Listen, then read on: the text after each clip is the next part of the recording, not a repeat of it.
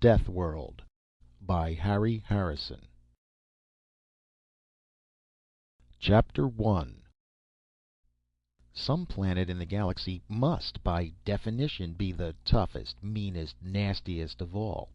If Pyrrus wasn't it, it was an awfully good approximation. Jason dinAlt sprawled in soft luxury on the couch, a large frosty stein held limply in one hand. His other hand rested casually on a pillow. The gun behind the pillow was within easy reach of his fingers. In his line of work, he never took chances. It was all highly suspicious. Jason didn't know a soul on this planet, yet the card sent by service tube from the hotel desk had read, "Kirk Pyrrus would like to see Jason dinAlt." Blunt and to the point. He signaled the desk to send the man up, then lowered his fingers a bit until they brushed the gun butt. The door slid open and the visitor stepped through. A retired wrestler. That was Jason's first thought. Kirk Pyrrus was a gray-haired rock of a man, his body seemingly chiseled out of flat slabs of muscle. Then Jason saw the gun strapped to the inside of the other man's forearm, and he let his fingers drop casually behind the pillow. "I'd appreciate it," Jason said, "if you'd take off your gun while you're in here." The other man stopped and scowled down at the gun as if he was seeing it for the first time. "No, I never take it off." He seemed mildly annoyed by the suggestion. Jason had his fingers on his own gun when he said, "I'm afraid I'll have to insist. I always feel a little uncomfortable around people who wear guns." He kept talking to distract attention while he pulled out his gun, fast and smooth.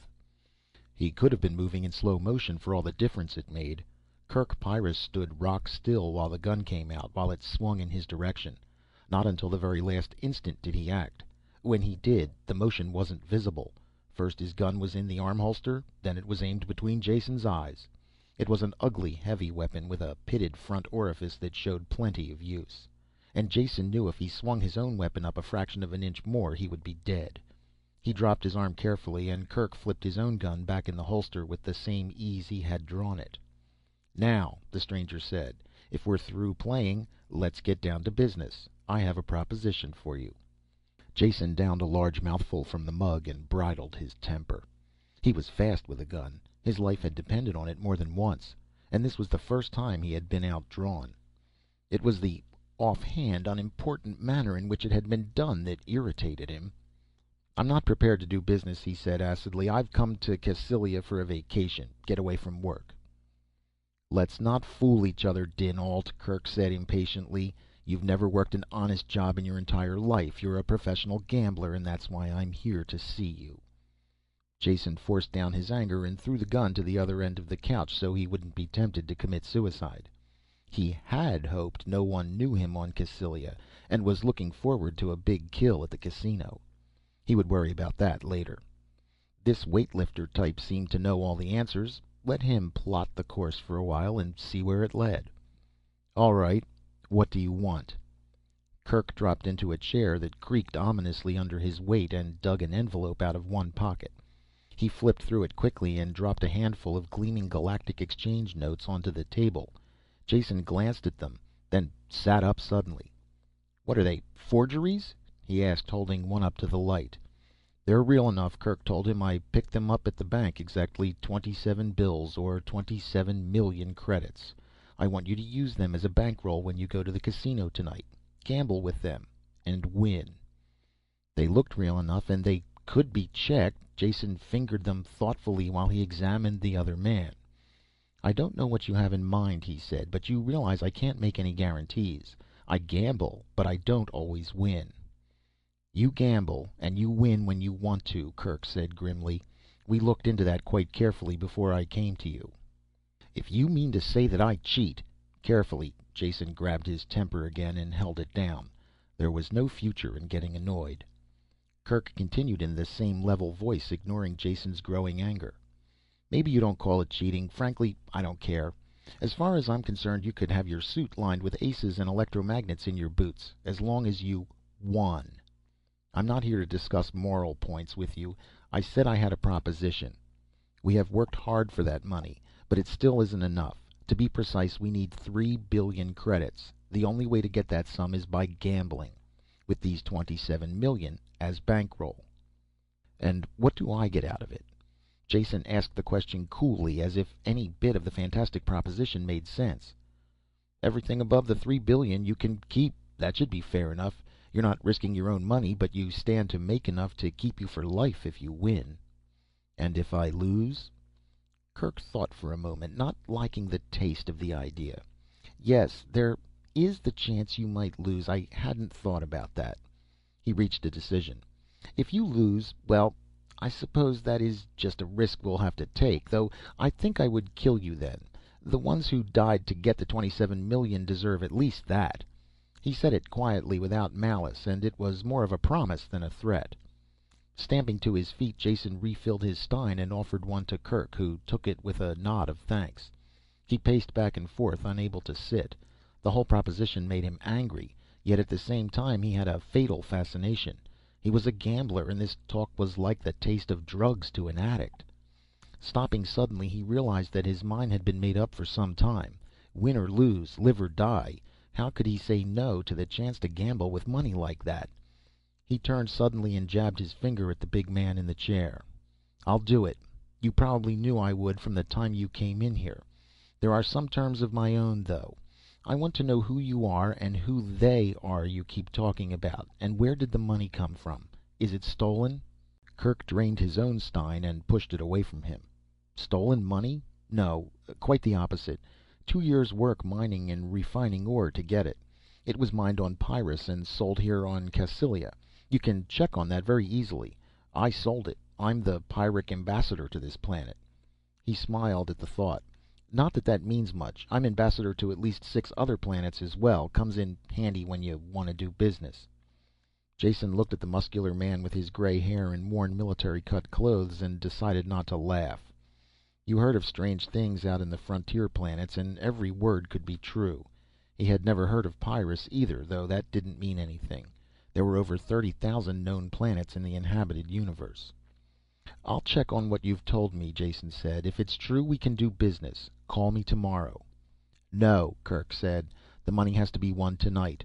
I've already issued a check for this 27 million. It will bounce as high as the Pleiades unless we deposit the money in the morning. So that's our time limit. With each moment, the whole affair became more fantastic and more intriguing for Jason. He looked at his watch. There was still enough time to find out if Kirk was lying or not. All right, we'll do it tonight, he said. Only I'll have to have one of those bills to check. Kirk stood up. Take them all. I won't be seeing you again until after you've won. I'll be at the casino, of course, but don't recognize me. It would be much better if they didn't know where your money was coming from or how much you had. Then he was gone, after a bone-crushing hand-clasp that closed on Jason's hand like vice jaws. Jason was alone with the money. Fanning the bills out like a hand of cards, he stared at their sepia and gold faces, trying to get the reality through his head. 27 million credits. What was to stop him from just walking out the door with them and vanishing? Nothing, really, except his own sense of honor. Kirk Pyrrus, the man with the same last name as the planet he was from, was the universe's biggest fool. Or he knew just what he was doing. From the way the interview had gone, the latter seemed the better bet. He knows I would much rather gamble with the money than steal it, he said wryly. Slipping a small gun into his waistband holster and pocketing the money, he went out. Chapter 2. The robot teller at the bank just pinged with electronic shock when he presented one of the bills and flashed a panel that directed him to see Vice President Wayne. Wayne was a smooth customer who bugged his eyes and lost some of his tan when he saw the sheaf of bills. "You wish to deposit these with us?" he asked while his fingers unconsciously stroked them. "Not today," Jason said. "They were paid to me as a debt. Would you please check that they are authentic and change them? I'd like 500,000 credit notes." Both of his inner chest pockets were packed tight when he left the bank. The bills were good, and he felt like a walking mint. This was the first time in his entire life that carrying a large sum of money made him uncomfortable. Waving to a passing helicab, he went directly to the casino, where he knew he would be safe for a while. Cassilia Casino was the play spot of the nearby cluster of star systems. It was the first time Jason had seen it, though he knew its type well. He had spent most of his adult life in casinos like this on other worlds. The decor differed, but they were always the same: gambling and socialites in public, and behind the scenes all the private vice you could afford. Theoretically, no limit games, but that was true only up to a certain point. When the house was really hurt, the honest games stopped being square, and the big winner had to watch his step very carefully. These were the odds Jason dinAlt had played against countless times before. He was wary, but not very concerned. The dining room was almost empty, and the major domo quickly rushed to the side of the relaxed stranger in the richly cut clothes. Jason was lean and dark, looking more like the bored scion of some rich family than a professional gambler. This appearance was important, and he cultivated it. The cuisine looked good, and the cellar turned out to be wonderful. He had a professional talk with the sommelier while waiting for the soup, then settled down to enjoy his meal. He ate leisurely, and the large dining room was filled before he was through. Watching the entertainment over a long cigar killed some more time. When he finally went to the gaming rooms, they were filled and active. Moving slowly around the room, he dropped a few thousand credits. He scarcely noticed how he played, giving more attention to the feel of the games. The play all seemed honest, and none of the equipment was rigged. That could be changed very quickly, he realized. Usually it wasn't necessary. House percentage was enough to assure a profit. Once he saw Kirk out of the corner of his eye, but he paid him no attention.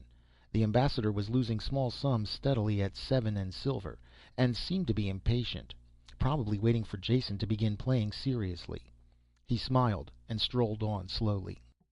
Jason settled on the dice table as he usually did. It was the surest way to make small winnings. And if I feel it tonight, I can clean this casino out. That was his secret, the power that won for him steadily, and every once in a while enabled him to make a killing and move on quickly before the hired thugs came to get the money back. The dice reached him, and he threw an 8 the hard way. Betting was light, and he didn't push himself, just kept away from the 7s. He made the point and passed a natural. Then he crapped out, and the dice moved on. Sitting there, making small automatic bets while the dice went around the table, he thought about the power. Funny, after all the years of work, we still don't know much about psi. They can train people a bit and improve skills a bit, but that's all. He was feeling strong tonight. He knew that the money in his pocket gave him the extra lift that sometimes helped him break through. With his eyes half closed, he picked up the dice and let his mind gently caress the pattern of sunken dots. Then they shot out of his hand, and he stared at a 7. It was there, stronger than he had felt it in years. The stiff weight of those million-credit notes had done it. The world all around was sharp-cut, clear, and the dice were completely in his control. He knew to the 10th credit how much the other players had in their wallets, and was aware of the cards in the hands of the players behind him. Slowly, carefully, he built up the stakes. There was no effort to the dice. They rolled and sat up like trained dogs. Jason took his time and concentrated on the psychology of the players and the stick man. It took almost 2 hours to build his money on the table to 700,000 credits. Then he caught the stick man signaling they had a heavy winner.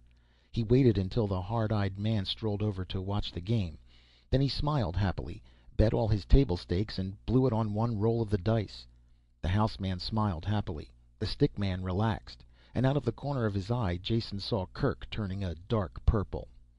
Sweating pale, his hand trembling ever so slightly, Jason opened the front of his jacket and pulled out one of the envelopes of new bills. Breaking the seal with his finger, he dropped 2 of them on the table. "Could we have a no-limit game?" he asked. "I'd like to win back some of my money." The stick man had trouble controlling his smile now. He glanced across at the house man, who nodded a quick yes. They had a sucker, and they meant to clean him. He'd been playing from his wallet all evening. Now he was cracking into a sealed envelope to try for what he had lost. A thick envelope, too, and probably not his money. Not that the house cared in the least. To them, money had no loyalties. The play went on, with the casino in a very relaxed mood, which was just the way Jason wanted it. He needed to get as deep into them as he could before someone realized they might be on the losing end. The rough stuff would start, and he wanted to put it off as long as possible. It would be hard to win smoothly then, and his psi power might go as quickly as it had come. That had happened before. He was playing against the house now. The 2 other players were obvious shills, and a crowd had jammed solidly around to watch. After losing and winning a bit, he hit a streak of naturals, and his pile of gold chips tottered higher and higher. There was nearly $1 billion there, he estimated roughly. The dice were still falling true, though he was soaked with sweat from the effort. Betting the entire stack of chips, he reached for the dice. The stick man reached faster and hooked them away. "House calls for new dice," he said flatly. Jason straightened up and wiped his hands, glad of the instant's relief. This was the third time the house had changed dice to try to break his winning streak. It was their privilege. The hard-eyed casino man opened his wallet as he had done before and drew out a pair at random. Stripping off their plastic cover, he threw them the length of the table to Jason. They came up a natural 7, and Jason smiled. When he scooped them up, the smile slowly faded. The dice were transparent, finely made, evenly weighted on all sides, and crooked. The pigment on the dots of 5 sides of each die was some heavy metal compound, probably lead. The 6th side was a ferrous compound. They would roll true unless they hit a magnetic field. That meant the entire surface of the table could be magnetized. He could never have spotted the difference if he hadn't looked at the dice with his mind. But what could he do about it? Shaking them slowly, he glanced quickly around the table. There was what he needed. An ashtray with a magnet in its base to hold it to the metal edge of the table. Jason stopped shaking the dice and looked at them quizzically, then reached over and grabbed the ashtray. He dropped the base against his hand.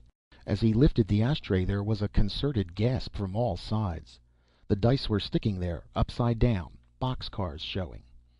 "Are these what you call honest dice?" he asked. The man who had thrown out the dice reached quickly for his hip pocket. Jason was the only one who saw what happened next. He was watching that hand closely, his own fingers near his gun butt. As the man dived into his pocket, a hand reached out of the crowd behind him. From its square-cut size, it could have belonged to only one person. The thick thumb and index finger clamped swiftly around the houseman's wrist. Then they were gone. The man screamed shrilly and held up his arm, his hand dangling limp as a glove from the broken wrist bone. With his flank well protected, Jason could go on with the game. "The old dice, if you don't mind," he said quietly. Dazedly, the stick man pushed them over. Jason shook quickly and rolled. Before they hit the table, he realized he couldn't control them. The transient psi power had gone. End over end they turned and faced up 7. Counting the chips as they were pushed over to him, he added up a bit under 2 billion credits. They would be winning that much if he left the game now, but it wasn't the 3 billion that Kerk needed. Well, it would have to be enough. As he reached for the chips, he caught Kerk's eye across the table, and the other man shook his head in a steady no. "Let it ride," Jason said wearily. "One more roll." He breathed on the dice, polishing them on his cuff, and wondered how he had ever gotten into this spot. Billions riding on a pair of dice. That was as much as the annual income of some planets. The only reason there could be stakes like that was because the planetary government had a stake in the casino. He shook as long as he could, reaching for the control that wasn't there, then let fly. Everything else had stopped in the casino, and people were standing on tables and chairs to watch. There wasn't a sound from that large crowd. The dice bounced back from the board with a clatter loud in the silence and tumbled over the cloth. A 5 and a 1. 6. He still had to make his point. Scooping up the dice, Jason talked to them, mumbled the ancient oaths that brought luck, and threw again. It took 5 throws before he made the 6. The crowd echoed his sigh, and their voices rose quickly. He wanted to stop, take a deep breath, but he knew he couldn't. Winning the money was only part of the job. They now had to get away with it. It had to look casual. A waiter was passing with a tray of drinks. Jason stopped him and tucked a 100-credit note in his pocket. "Drinks are on me," he shouted while he pried the tray out of the waiter's hands. Well-wishers cleared the filled glasses away quickly, and Jason piled the chips onto the tray. They more than loaded it, but Kerk appeared that moment with a second tray. "I'll be glad to help you, sir, if you will permit me," he said. Jason looked at him and laughed permission. It was the first time he had a clear look at Kerk in the casino. He was wearing loose purple evening pajamas over what must have been a false stomach. The sleeves were long and baggy, so he looked fat rather than muscular. It was a simple but effective disguise. Carefully carrying the loaded trays, surrounded by a crowd of excited patrons, they made their way to the cashier's window. The manager himself was there, wearing a sickly grin. Even the grin faded when he counted the chips. "Could you come back in the morning?" he said. "I'm afraid we don't have that kind of money on hand." "What's the matter?" Kerk shouted. "Trying to get out of paying him? You took my money easy enough when I lost. It works both ways." The onlookers, always happy to see the house lose, growled their disagreement. Jason finished the matter in a loud voice. "I'll be reasonable. Give me what cash you have and I'll take a check for the balance." There was no way out. Under the watchful eye of the gleeful crowd, the manager packed an envelope with bills and wrote a check. Jason took a quick glimpse at it, then stuffed it into an inside pocket. With the envelope under one arm, he followed Kerk towards the door. Because of the onlookers, there was no trouble in the main room. But just as they reached the side entrance, two men moved in, blocking the way. "Just a moment," one said. He never finished the sentence. Kerk walked into them without slowing, and they bounced away like 10-pins. Then Kerk and Jason were out of the building and walking fast. "Into the parking lot," Kerk said. "I have a car there." When they rounded the corner, there was a car bearing down on them. Before Jason could get his gun clear of the holster, Kerk was in front of him. His arm came up and his big, ugly gun burst through the cloth of his sleeve and jumped into his hand. A single shot killed the driver and the car swerved and crashed. The other two men in the car died coming out of the door, their guns dropping from their hands. After that they had no trouble. Kerk drove at top speed away from the casino, the torn sleeve of his pajamas whipping in the breeze, giving glimpses of the big gun back in the holster. "When you get a chance," Jason said, "you'll have to show me how that trick holster works." "When we get the chance," Kerk answered as he dived the car into the city access tube. Chapter 3. The building they stopped at was one of the finer residences in Cassylia. As they had driven, Jason counted the money and separated his share. Almost 16 million credits. It still didn't seem quite real. When they got out in front of the building, he gave Kerk the rest. "Here's your 3 billion. Don't think it was easy," he said. "It could have been worse," was his only answer. The recorded voice scratched in the speaker over the door. "Sir Ellis has retired for the night. Would you please call again in the morning? All appointments are made in advance." The voice broke off as Kerk pushed the door open. He did it almost effortlessly with the flat of his hand. As they went in, Jason looked at the remains of the torn and twisted metal that hung in the lock, and wondered again about his companion. Strength. More than physical strength. He's like an elemental force. I have the feeling that nothing can stop him. It made him angry, and at the same time fascinated him. He didn't want out of the deal until he found out more about Kerk and his planet, and they, who had died for the money he gambled. Sire Ellis was old, balding, and angry, not at all used to having his rest disturbed. His complaints stopped suddenly when Kerk threw the money down on the table. "Is the ship being loaded yet, Ellis? Here's the balance due." Ellis only fumbled the bills for a moment before he could answer Kerk's question. "The ship? But of course. We began loading it when you gave us the deposit. You'll have to excuse my confusion. This is a little irregular. We never handle transactions of this size in cash." "That's the way I like to do business," Kerk answered him. "I've canceled the deposit. This is the total sum. Now, how about a receipt?" Ellis made out the receipt before his senses returned. He held it tightly while he looked uncomfortably at the 3 billion spread out before him. "Wait, I can't take it now. You'll have to return in the morning to the bank, in normal business fashion," Ellis decided firmly. Kerk reached over and gently drew the paper out of Ellis's hand. "Thanks for the receipt," he said. "I won't be here in the morning, so this will be satisfactory. And if you're worried about the money, I suggest you get in touch with some of your planet guards or private police. You'll feel a lot safer." When they left through the shattered door, Ellis was frantically dialing numbers on his screen. Kerk answered Jason's next question before he could ask it. "I imagine you would like to live to spend that money in your pocket, so I've booked 2 seats on an interplanetary ship." He glanced at the car clock. "It leaves in about 2 hours, so we have plenty of time. I'm hungry. Let's find a restaurant. I hope you have nothing at the hotel worth going back for. It would be a little difficult." "Nothing worth getting killed for," Jason said.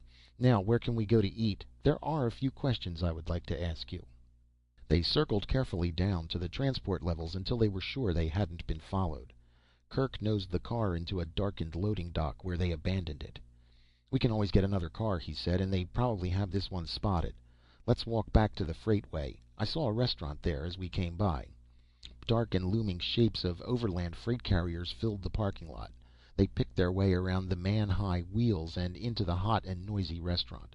The drivers and early morning workers took no notice of them as they found a booth in the back and dialed a meal. Kerk chiseled a chunk of meat off the slab in front of him and popped it cheerfully into his mouth. "Ask your questions," he said. "I'm feeling much better already."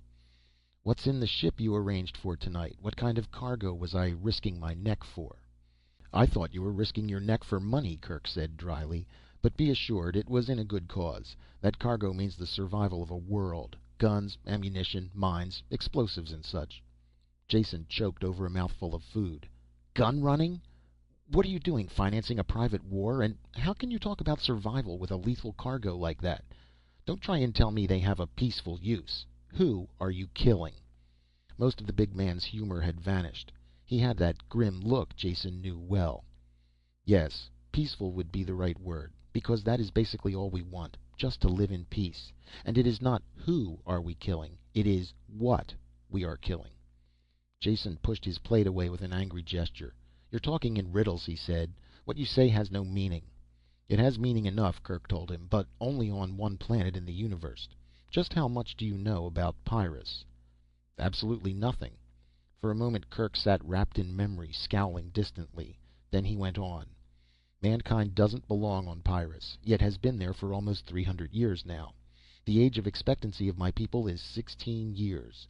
Of course, most adults live beyond that, but the high child mortality brings the average down. It is everything that a humanoid world should not be. The gravity is nearly twice Earth normal. The temperature can vary daily from Arctic to tropic. The climate, well, you have to experience it to believe it, like nothing you've ever seen anywhere else in the galaxy." "I'm frightened," Jason said dryly. "What do you have, methane or chlorine reactions? I've been down on planets like that." Kerk slammed his hand down hard on the table. The dishes bounced and the table legs creaked. "Laboratory reactions," he growled. "They look great on a bench, but what happens when you have a world filled with those compounds? In an eye wink of galactic time, all the violence is locked up in nice stable compounds. The atmosphere may be poisonous for an oxygen breather, but taken by itself it's as harmless as weak beer. There is only one setup that is pure poison as a planetary atmosphere: plenty of H2O, the most universal solvent you can find, plus free oxygen to work on." "Water and oxygen?" Jason broke in. "You mean Earth or a planet like Cassylia here? That's preposterous." "Not at all. Because you were born in this kind of environment, you accept it as right and natural. You take it for granted that metals corrode, coastlines change, and storms interfere with communication. These are normal occurrences on oxygen water worlds. On Pyrrus these conditions are carried to the nth degree. The planet has an axial tilt of almost 42 degrees, so there is a tremendous change in temperature from season to season. This is one of the prime causes of a constantly changing ice cap. The weather generated by this is spectacular, to say the least." "If that's all," Jason said, "I don't see why—" "That's not all. It's barely the beginning. The open seas perform the dual destructive function of supplying water vapor to keep the weather going and building up gigantic tides. Pyrrus's two satellites, Samus and Bessos, combine at times to pull the oceans up into 30-meter tides. And until you've seen one of these tides lap over into an active volcano, you've seen nothing. Heavy elements are what brought us to Pyrrus, and these same elements keep the planet at a volcanic boil. There have been at least 13 supernovas in the immediate stellar neighborhood. Heavy elements can be found on most of their planets, of course, as well as completely unbreathable atmospheres. Long-term mining and exploitation can't be done by anything but a self-sustaining colony, which meant Pyrrus, where the radioactive elements are locked in the planetary core, surrounded by a shell of lighter ones. While this allows for the atmosphere men need, it also provides unceasing volcanic activity as the molten plasma forces its way to the surface." For the first time Jason was silent, trying to imagine what life could be like on a planet constantly at war with itself. "I've saved the best for last," Kerk said with grim humor. "Now that you have an idea of what the environment is like, think of the kind of life forms that would populate it. I doubt if there is one off-world species that would live a minute. Plants and animals on Pyrrus are tough. They fight the world, and they fight each other. Hundreds of thousands of years of genetic weeding out have produced things that would give even an electronic brain nightmares. Armor-plated, poisonous, claw-tipped, and fanged-mouthed. That describes everything that walks, flaps, or just sits and grows. Ever see a plant with teeth that bite? I don't think you want to. You'd have to be on Pyrrus, and that means you would be dead within seconds of leaving the ship. Even I'll have to take a refresher course before I'll be able to go outside the landing buildings. The unending war for survival keeps the life forms competing and changing. Death is simple, but the ways of dealing it too numerous to list. Unhappiness rode like a weight on Kerk's broad shoulders. After long moments of thought he moved visibly to shake it off, returning his attention to his food and mopping the gravy from his plate. He voiced part of his feelings. "I suppose there is no logical reason why we should stay and fight this endless war, except that Pyrrus is our home." The last piece of gravy-soaked bread vanished and he waved the empty fork at Jason. "Be happy you're an off-worlder and will never have to see it." "That's where you're wrong," Jason said calmly as he could. "You see, I'm going back with you." Chapter 4. "Don't talk stupidly," Kerk said as he punched for a duplicate order of steak. "There are much simpler ways of committing suicide. Don't you realize that you're a millionaire now? With what you have in your pocket you can relax the rest of your life on the pleasure planets. Pyrrus is a death world, not a sightseeing spot for jaded tourists. I cannot permit you to return with me." Gamblers who lose their tempers don't last long. Jason was angry now. Yet it showed only in a negative way, in the lack of expression on his face and the calmness of his voice. "Don't tell me what I can or cannot do, Kerk Pyrrus. You're a big man with a fast gun, but that doesn't make you my boss. All you can do is stop me from going back on your ship, but I can easily afford to get there another way. And don't try to tell me I want to go to Pyrrus for sightseeing when you have no idea of my reasons."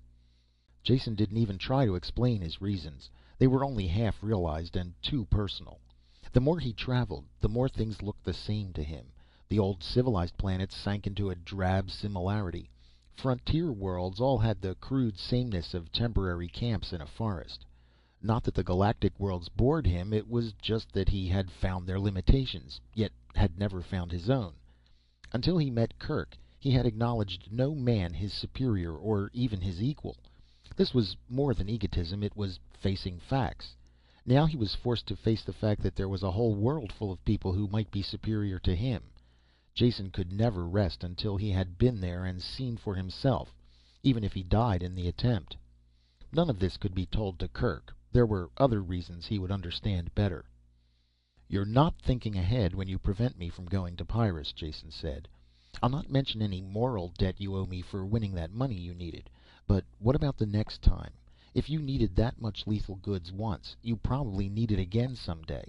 Wouldn't it be better to have me on hand, old tried and true, than dreaming up some new and possibly unreliable scheme?" Kerk chewed pensively on the second serving of steak. "That makes sense, and I must admit I hadn't thought of it before.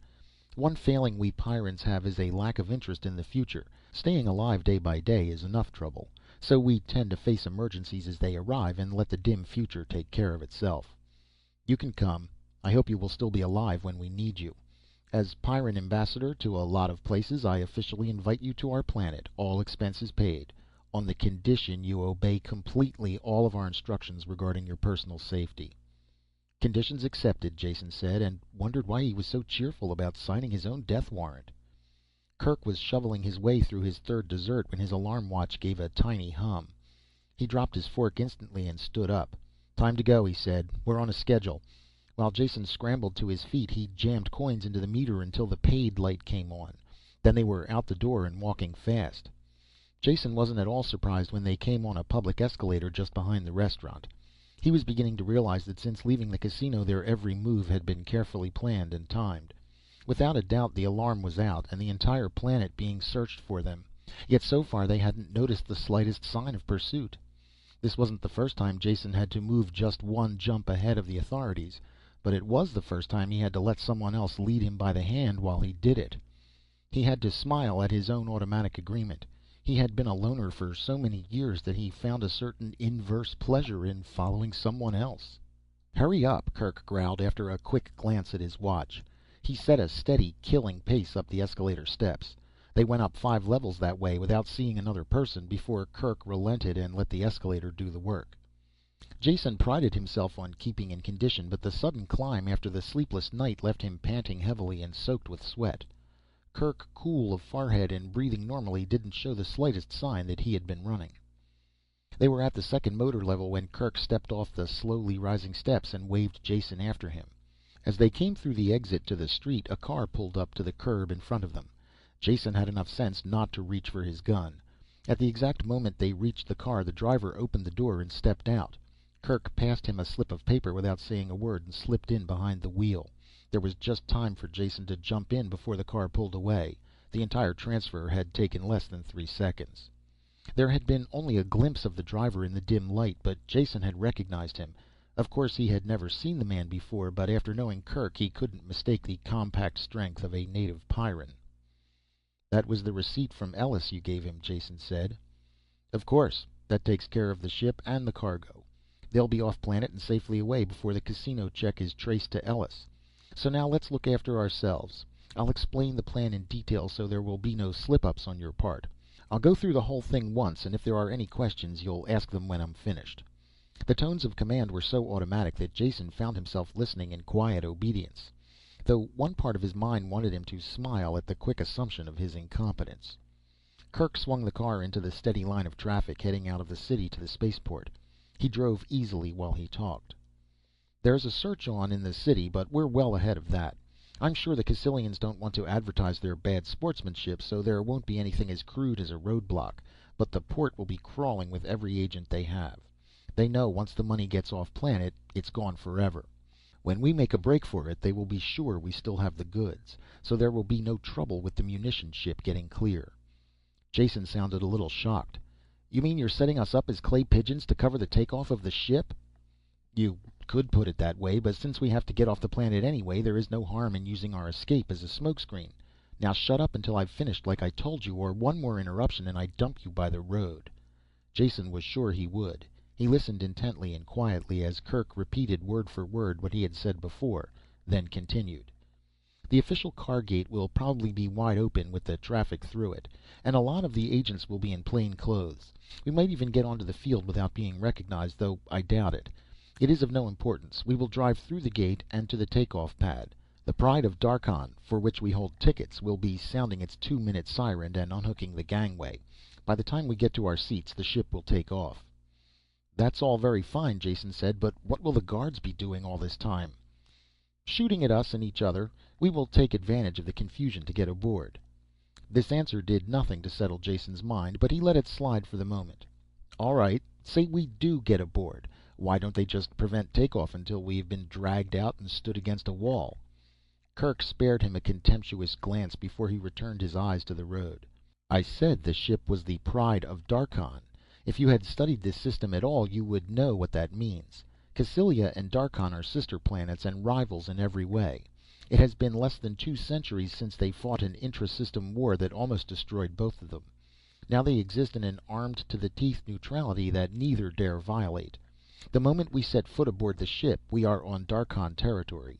There is no extradition agreement between the planets. Cassylia may want us, but not badly enough to start another war." That was all the explanation there was time for. Kerk swung the car out of the rush of traffic and onto a bridge marked "Official Cars Only." Jason had a feeling of nakedness as they rolled under the harsh port lights towards the guarded gate ahead. It was closed.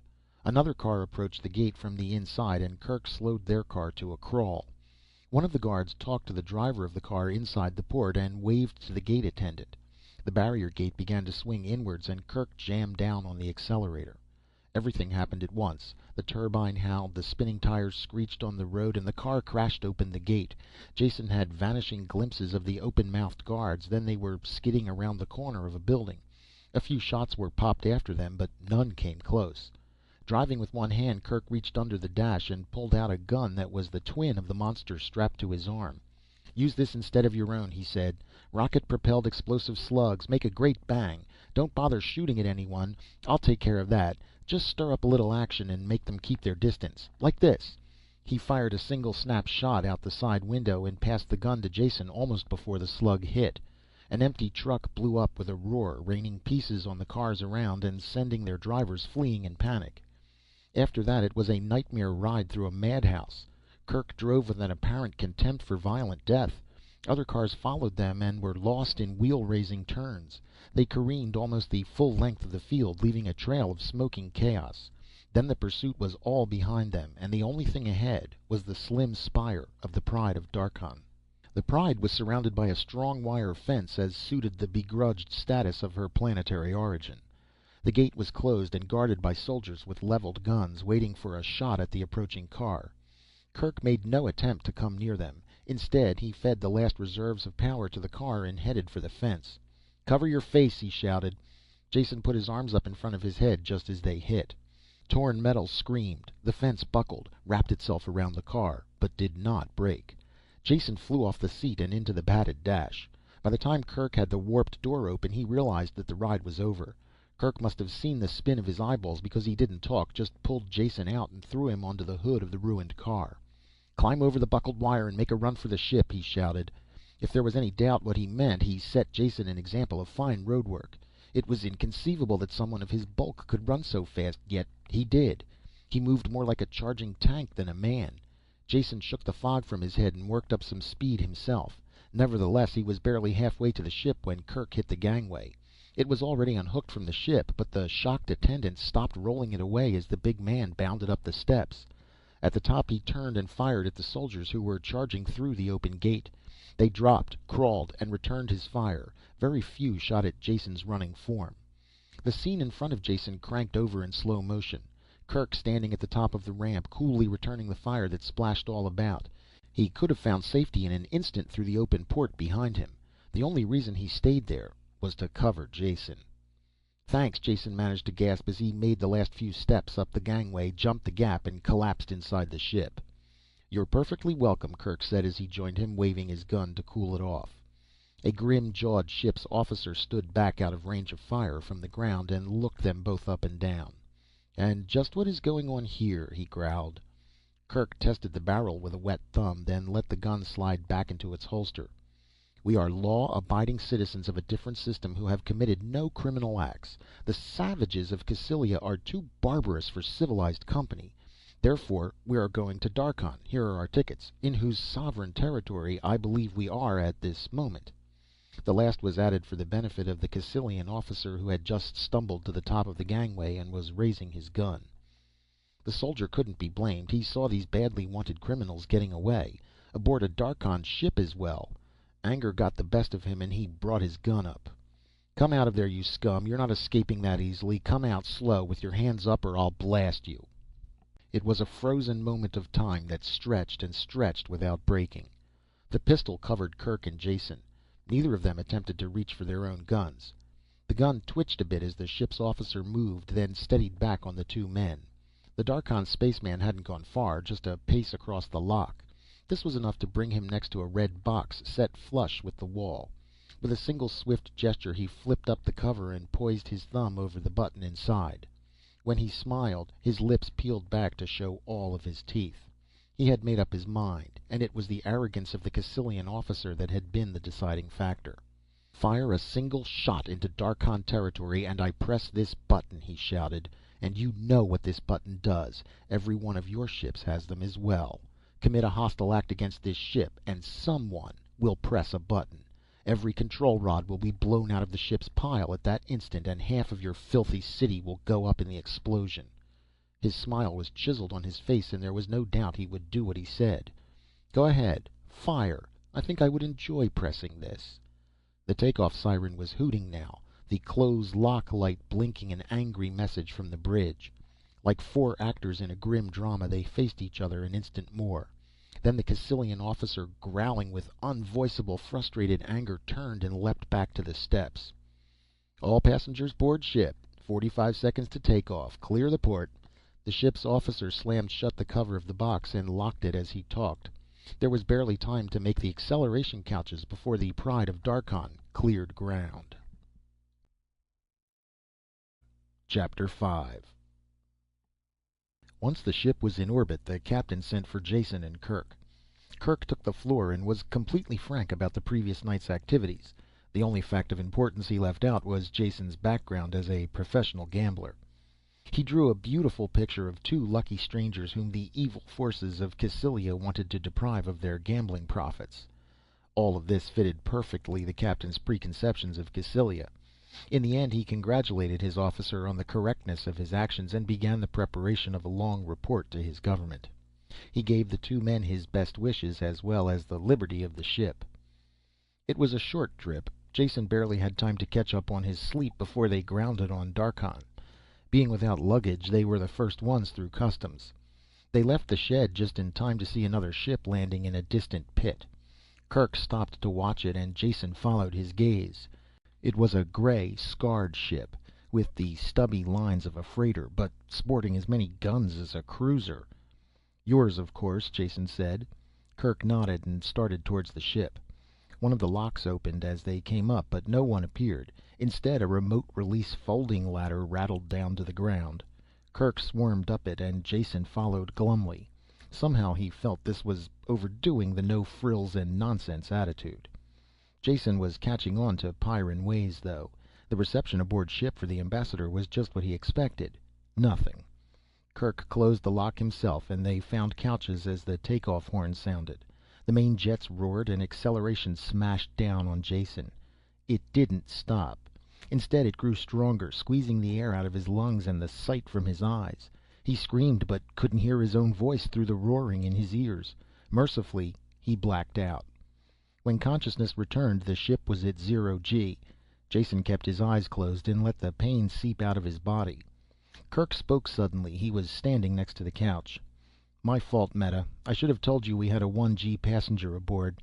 You might have eased up a bit on your usual bone-breaking takeoff." "It doesn't seem to have harmed him much, but what's he doing here?" Jason felt mild surprise that the second voice was a girl's, but he wasn't interested enough to go through the trouble of opening his sore eyes. "Going to Pyrrus. I tried to talk him out of it, of course, but I couldn't change his mind. It's a shame, too. I would like to have done more for him. He's the one who got the money for us." "Oh, that's awful," the girl said. Jason wondered why it was awful. It didn't make sense to his groggy mind. "It would have been much better if he stayed on Darkhan," the girl continued. "He's very nice looking. I think it's a shame he has to die." That was too much for Jason. He pried one eye open, then the other. The voice belonged to a girl, about 21, who was standing next to the bed, gazing down at Jason. She was beautiful. Jason's eyes opened wider as he realized she was very beautiful, with the kind of beauty never found in the civilized galaxy.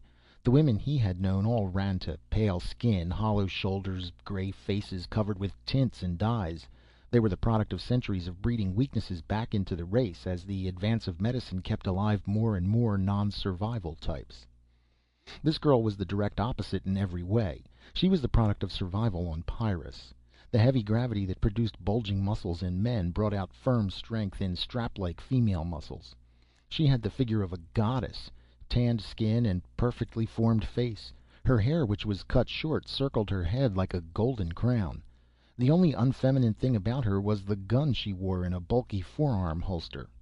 When she saw Jason's eyes open, she smiled at him. Her teeth were as even and as white as he had expected. "I'm Meta, pilot of this ship. And you must be?" "Jason dinAlt. That was a lousy takeoff, Meta." "I'm really very sorry," she laughed, "but being born on a 2 G planet does make one a little immune to acceleration. I save fuel, too, with the synergy curve."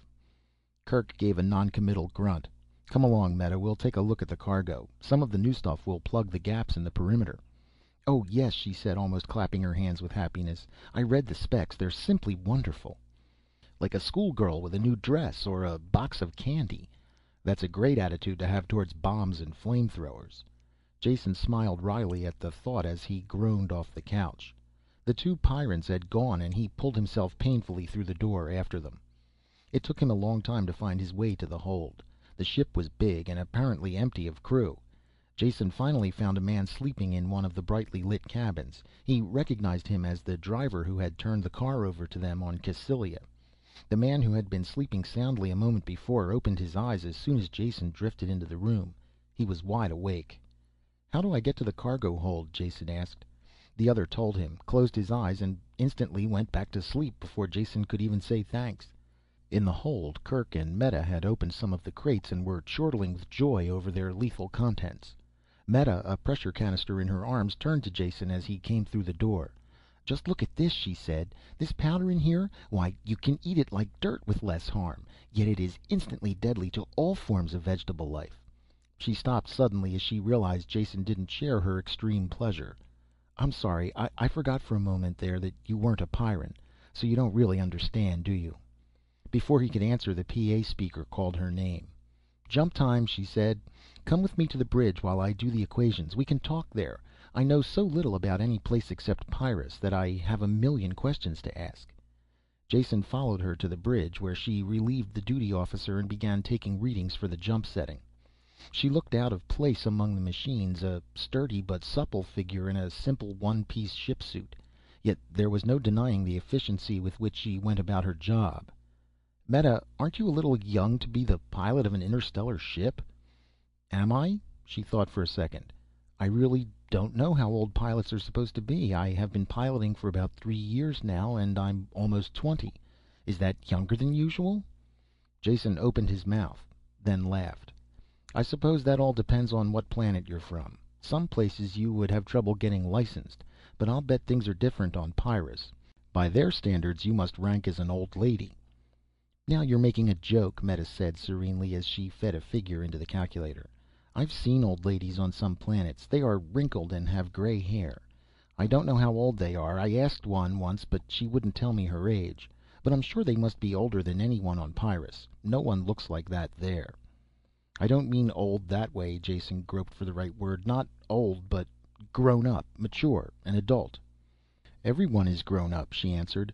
"At least soon after they leave the wards, and they do that when they're 6. My first child is grown up, and the second one would be too, only he's dead. So I surely must be." That seemed to settle the question for her, though Jason's thoughts jumped with the alien concepts and background inherent behind her words. Meta punched in the last setting, and the course tape began to chunk out of the case. She turned her attention back to Jason. "I'm glad you're aboard this trip, though I am sorry you're going to Pyrrus. But we'll have lots of time to talk. There are so many things I want to find out about other planets, and why people go around acting the way they do. Not at all like home, where you know why people are doing things all the time." She frowned over the tape for a moment, then turned her attention back to Jason. "What is your home planet like?" One after another, the usual lies he told people came to his lips and were pushed away. Why bother lying to a girl who really didn't care if you were serf or noble? To her, there were only 2 kinds of people in the galaxy: Pyrrans and the rest. For the first time since he had fled from Porgor Storsand, he found himself telling someone the truth of his origin. "My home planet? Just about the stuffiest, dullest dead end in the universe. You can't believe the destructive decay of a planet that is mainly agrarian, caste conscious, and completely satisfied with its own boring existence. Not only is there no change, but no one wants change. My father was a farmer, so I should have been a farmer too, if I had listened to the advice of my betters. It was unthinkable as well as forbidden for me to do anything else, and everything I wanted to do was against the law. I was 15 before I learned to read, out of a book stolen from a noble school. After that there was no turning back. By the time I stowed aboard an off-world freighter at 19, I must have broken every law on the planet, happily. Leaving home for me was just like getting out of prison." Meta shook her head at the thought. "I just can't imagine a place like that, but I'm sure I wouldn't like it there." "I'm sure you wouldn't," Jason laughed. "So once I was in space with no law-abiding talents or skills, I just wandered into one thing and another. In this age of technology, I was completely out of pace. Oh, I suppose I could have done well in some army, but I'm not so good at taking orders. Whenever I gamble, I do well, so little by little I just drifted into it. People are the same everywhere, so I managed to make out well wherever I end up." "I know what you mean about people being alike, but they are so different," she said. I'm not being clear at all, am I? What I mean is that at home I know what people will do and why they do it at the same time. People on all the other planets do act alike, as you said, yet I have very much trouble understanding why. For instance, I like to try the local food when we set down on a planet, and if there is time I always do. There are bars and restaurants near every spaceport, so I go there. And I always have trouble with the men. They want to buy me drinks, hold my hand. Well, a single girl in those port joints has to expect a certain amount of interest from the men." "Oh, I know that," she said. "What I don't understand is why they don't listen when I tell them I am not interested and to go away. They just laugh and pull up a chair, usually. But I have found that one thing works wherever I am. I tell them if they don't stop bothering me, I'll break their arm." "Does that stop them?" Jason asked. "No, of course not. But after I break their arm, they go away. And the others don't bother me either. It's a lot of fuss to go through, and the food is usually awful." Jason didn't laugh, particularly when he realized that this girl could break the arm of any spaceport thug in the galaxy. She was a strange mixture of naivete and strength, unlike anyone he had ever met before. Once again he realized that he had to visit the planet that produced people like her and Kerk. "Tell me about Pyrrus," he asked. "Why is it that you and Kerk assume automatically that I will drop dead as soon as I land? What is the planet like?" All the warmth was gone from her face now. "I can't tell you. You will have to see for yourself. I know that much after visiting some of the other worlds. Pyrrus is like nothing you galaxy people have ever experienced. You won't really believe it until it's too late. Will you promise me something?" "No," he answered. "At least not until I hear what it is and decide." "Don't leave the ship when we land. You should be safe enough aboard, and I'll be flying a cargo out within a few weeks." "I'll promise nothing of the sort. I'll leave when I want to leave." Jason knew there was logic in her words, but his back was up at her automatic superiority. Meta finished the jump settings without another word. There was a tension in the room that prevented them both from talking. It was the next ship day before he saw her again. Then it was completely by accident. She was in the astrogation dome when he entered, looking up at the sparkling immensity of the jump sky. For the first time he saw her off duty, wearing something other than a ship suit. This was a loose, soft robe that accentuated her beauty. She smiled at him. "The stars are so wonderful," she said. "Come look." Jason came close to her and with an unthinking, almost automatic movement put his arm around her. Neither did she resent it, for she covered his hand with hers. Then they kissed, and it was just the way he knew it would be. Chapter 6. After that they were together constantly. When Meta was on duty he brought her meals to the bridge and they talked. Jason learned little more about her world, since by unspoken agreement they didn't discuss it. He talked of the many planets he had visited and the people he had known. She was an appreciative listener, and the time went quickly by. They enjoyed each other's company, and it was a wonderful trip. Then it ended. There were 14 people aboard the ship, yet Jason had never seen more than 2 or 3 at a time. There was a fixed rotation of duties that they followed in the ship's operation. When not on duty, the Pyrrans minded their own business in an intense and self-sufficient manner. Only when the ship came out of jump and the PA barked assembly did they all get together. Kerk was giving orders for the landing, and questions were snapped back and forth. It was all technical, and Jason didn't bother following it. It was the attitude of the Pyrrans that drew his attention. Their talk tended to be faster now, as were their motions. They were like soldiers preparing for battle. Their sameness struck Jason for the first time. Not that they looked alike or did the same things. It was the way they moved and reacted that caused the striking similarity. They were like great stalking cats, walking fast, tense, and ready to spring at all times, their eyes never still for an instant. Jason tried to talk to Meta after the meeting, but she was almost a stranger. She answered in monosyllables, and her eyes never met his, just brushed over them and went on. There was nothing he could really say, so she moved to leave. He started to put his hand out to stop her, then thought better of it. There would be other times to talk. Kerk was the only one who took any notice of him, and then only to order him to an acceleration couch. Meta's landings were infinitely worse than her takeoffs, at least when she landed on Pyrrus. There were sudden acceleration surges in every direction. At one point there was free fall that seemed endless. There were loud thuds against the hull that shook the framework of the ship. It was more like a battle than a landing, and Jason wondered how much truth there was in that. When the ship finally landed, Jason didn't even know it. The constant 2 Gs felt like deceleration. Only the descending moan of the ship's engines convinced him they were down. Unbuckling the straps and sitting up was an effort. 2 Gs don't seem that bad at first. Walking required the same exertion as would carrying a man of his own weight on his shoulders. When Jason lifted his arm to unlatch the door, it was heavy as two arms. He shuffled slowly towards the main lock. They were all there ahead of him, two of the men rolling transparent cylinders from a nearby room. From their obvious weight and the way they clanged when they bumped, Jason knew they were made of transparent metal. He couldn't conceive any possible use for them. Empty cylinders a meter in diameter, longer than a man, one end solid, the other hinged and sealed. It wasn't until Kerk spun the sealing wheel and opened one of them that their use became apparent. "Get in," Kerk said.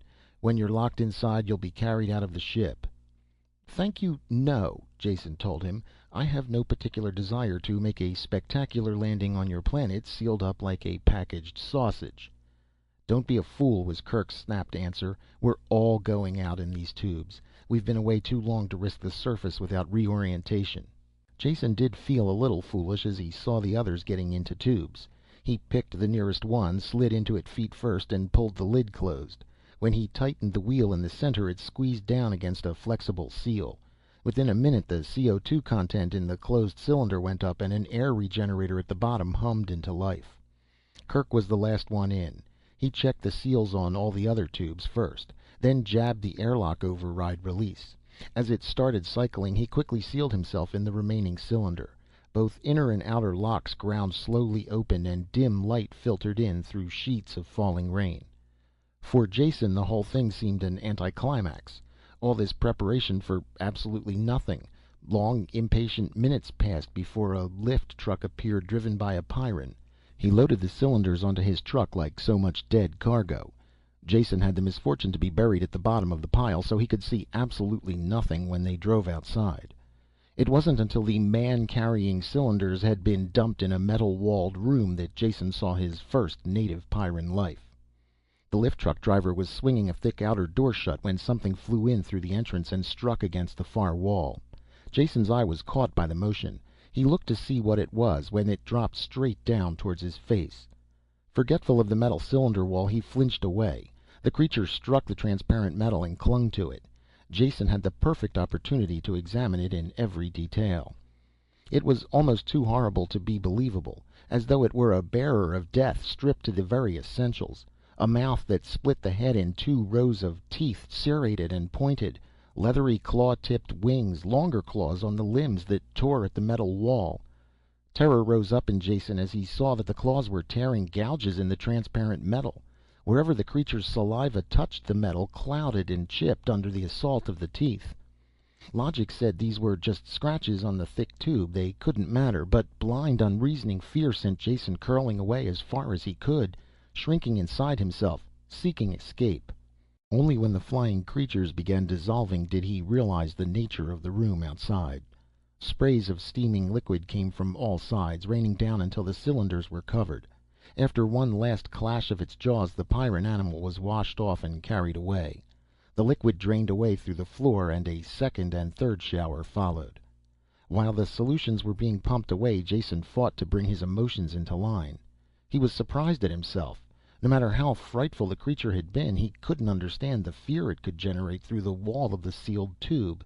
His reaction was all out of proportion to the cause. Even with the creature destroyed and washed out of sight, it took all of his willpower to steady his nerves and bring his breathing back to normal. Meta walked by outside, and he realized the sterilization process was finished. He opened his own tube and climbed wearily out. Meta and the others had gone by this time, and only a hawk-faced stranger remained waiting for him. "I'm Brucco, in charge of the adaptation clinic. Kerk told me who you were. I'm sorry you're here. Now come along. I want some blood samples." "Now I feel right at home," Jason said. "The old Pyrran hospitality." Brucco only grunted and stamped out. Jason followed him down a bare corridor into a sterile lab. The double gravity was tiring, a constant drag on sore muscles. While Brucco ran tests on the blood sample, Jason rested. He had almost dozed off into a painful sleep when Brucco returned with a tray of bottles and hypodermic needles. "Amazing," he announced. "Not an antibody in your system that would be of any use on this planet. I have a batch of antigens here that will make you sick as a beast for at least a day. Take off your shirt." "Have you done this often?" Jason asked. "I mean, juice up another outlander so he can enjoy the pleasures of your world?" Bruco jammed in a needle that felt like it grated on the bone. "Not often at all. Last time was years ago. A half dozen researchers from some institute willing to pay well for the chance to study the local life forms. We didn't say no. Always need more galaxy currency." Jason was already beginning to feel lightheaded from the shots. "How many of them lived?" he mumbled vaguely. "One. We got him off in time. Made them pay in advance, of course." At first Jason thought the Pyrran was joking. Then he remembered they had very little interest in humor of any kind. If one half of what Meta and Kerk had told him was true, 6-to-1 odds weren't bad at all. There was a bed in the next room and Bruco helped him to it. Jason felt drugged, and probably was. He fell into a deep sleep and into the dream. Fear and hatred mixed in equal parts and washed over him red hot. If this was a dream, he never wanted to sleep again. If it wasn't a dream, he wanted to die. He tried to fight up against it, but only sank in more deeply. There was no beginning and no end to the fear, and no way to escape. When consciousness returned, Jason could remember no detail of the nightmare. Just the fear remained. He was soaked with sweat and ached in every muscle. It must have been the massive dose of shots, he finally decided. That and the brutal gravity. That didn't take the taste of fear out of his mouth, though. Bruco stuck his head in the door and then looked Jason up and down. "Thought you were dead," he said. "Slept the clock around. Don't move. I'll get something to pick you up." The pickup was in the form of another needle and a glassful of evil-looking fluid. It settled his thirst, but made him painfully aware of the gnawing hunger. "Want to eat?" Bruco asked. "I'll bet you do. I've speeded up your metabolism so you'll build muscle faster. Only way you'll ever beat the gravity. Give you quite an appetite for a while, though."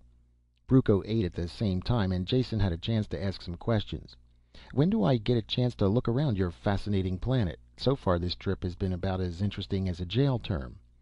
"Relax and enjoy your food. Probably be months before you're able to go outside, if at all." Jason felt his jaw hanging and closed it with a snap. "Could you possibly tell me why?" "Of course. You will have to go through the same training course that our children take. It takes them 6 years. Of course it's their first 6 years of life, so you might think that you as an adult could learn faster. Then again, they have the advantage of heredity. All I can say is you'll go outside these sealed buildings when you're ready." Bruco had finished eating while he talked, and sat staring at Jason's bare arms with growing disgust. "The first thing we want to get you is a gun," he said. "It gives me a sick feeling to see someone without one." Of course Bruco wore his own gun continually, even within these sealed buildings. "Every gun is fitted to its owner and would be useless on anyone else," Bruco said.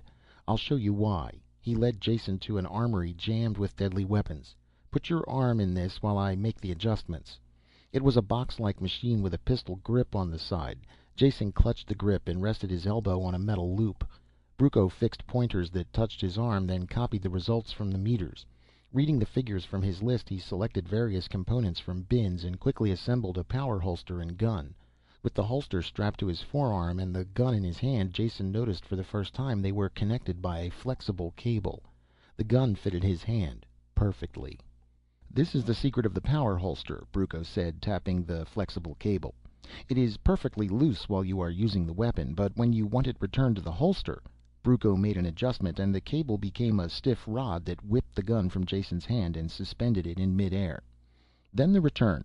The rod cable whirred and snapped the gun back into the holster. "The drawing action is the opposite of this, of course." "A great gadget," Jason said, "but how do I draw? Do I whistle or something for the gun to pop out?" "No, it's not sonic control," Bruco answered with a sober face. "It is much more precise than that. Here, take your left hand and grasp an imaginary gun butt. Tense your trigger finger. Do you notice the pattern of the tendons in the wrist? Sensitive actuators touch the tendons in your right wrist. They ignore all patterns except the one that says, 'Hand ready to receive gun.' After a time, the mechanism becomes completely automatic. When you want the gun, it's in your hand. When you don't, it's in the holster." Jason made grasping motions with his right hand, crooked his index finger. There was a sudden smashing pain against his hand and a loud roar. The gun was in his hand, half the fingers were numb, and smoke curled up from the barrel. "Of course there are only blank cartridges in the gun until you learn control. Guns are always loaded. There is no safety.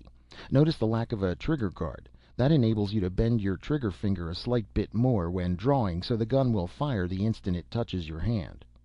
It was without a doubt the most murderous weapon Jason had ever handled, as well as being the hardest to manage. Working against the muscle-burning ache of high gravity, he fought to control the devilish device.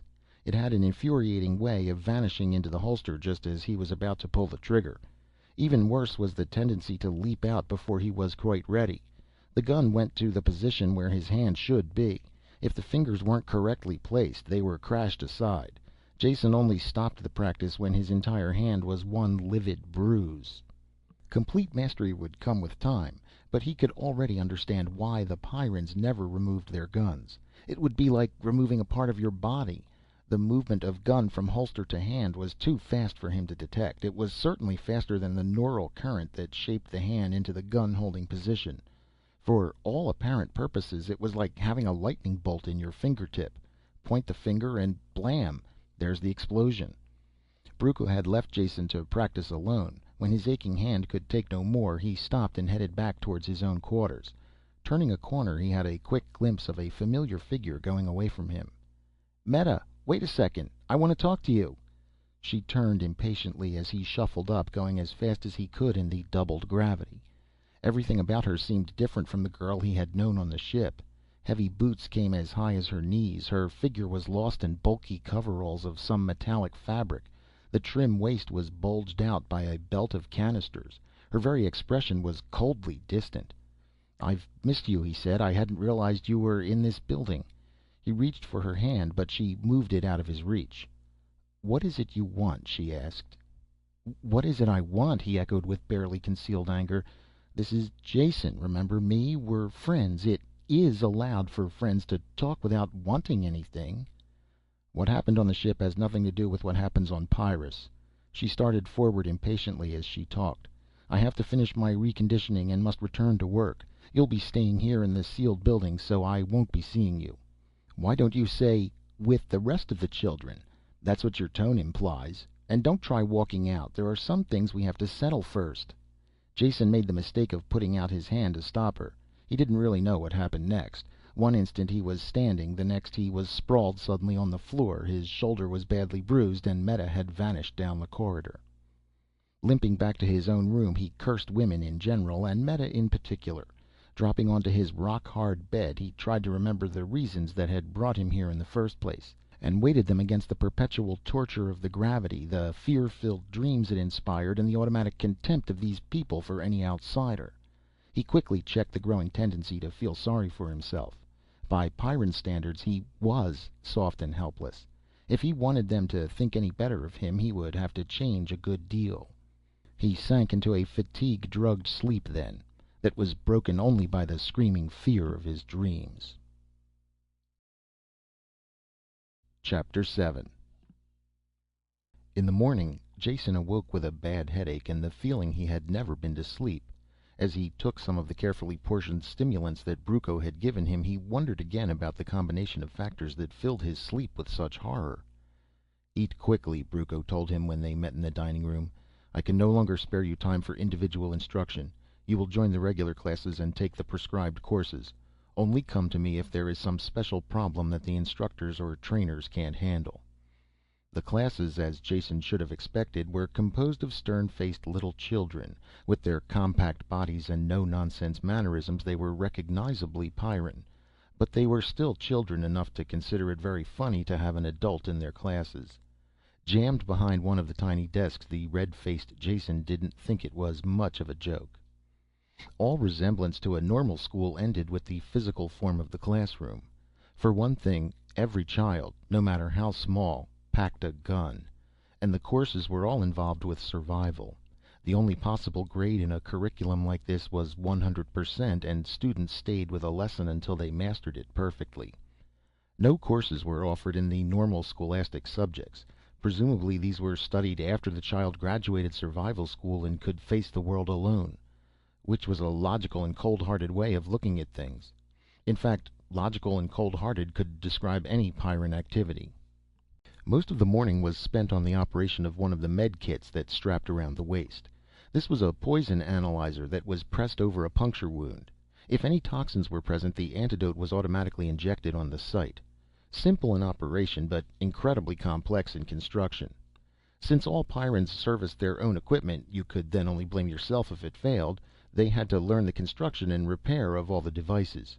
Jason did much better than the child students, though the effort exhausted him. In the afternoon he had his first experience with a training machine. His instructor was a 12-year-old boy whose cold voice didn't conceal his contempt for the soft off-worlder. All the training machines are physical duplicates of the real surface of the planet, corrected constantly as the life forms change. The only difference between them is the varying degree of deadliness. This first machine you will use is of course the one infants are put into. You're too kind, Jason murmured. Your flattery overwhelms me.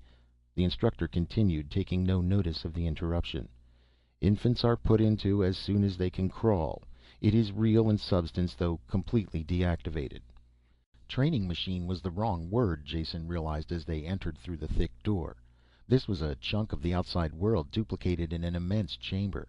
It took a very little suspension of reality for him to forget the painted ceiling and artificial sun high above and imagine himself outdoors at last. The scene seemed peaceful enough, though clouds banking on the horizon threatened a violent Pyrran storm. You must wander around and examine things, the instructor told Jason. Whenever you touch something with your hand, you will be told about it. Like this. The boy bent over and pushed his finger against a blade of the soft grass that covered the ground. Immediately a voice barked from hidden speakers. Poison grass. Boots to be worn at all times. Jason kneeled and examined the grass. The blade was tipped with a hard, shiny hook. He realized with a start that every single blade of grass was the same. The soft green lawn was a carpet of death. As he straightened up, he glimpsed something under a broad-leafed plant. A crouching, scale-covered animal whose tapered head terminated in a long spike. "What's that in the bottom of my garden?" he asked. "You certainly give the babies pleasant playmates." Jason turned and realized he was talking to air. The instructor was gone. He shrugged and petted the scaly monster. "Horn devil," the impersonal voice said from midair. "Clothing and shoes no protection. Kill it." A sharp crack shattered the silence as Jason's gun went off. The horn devil fell on its side, keyed to react to the blank charge.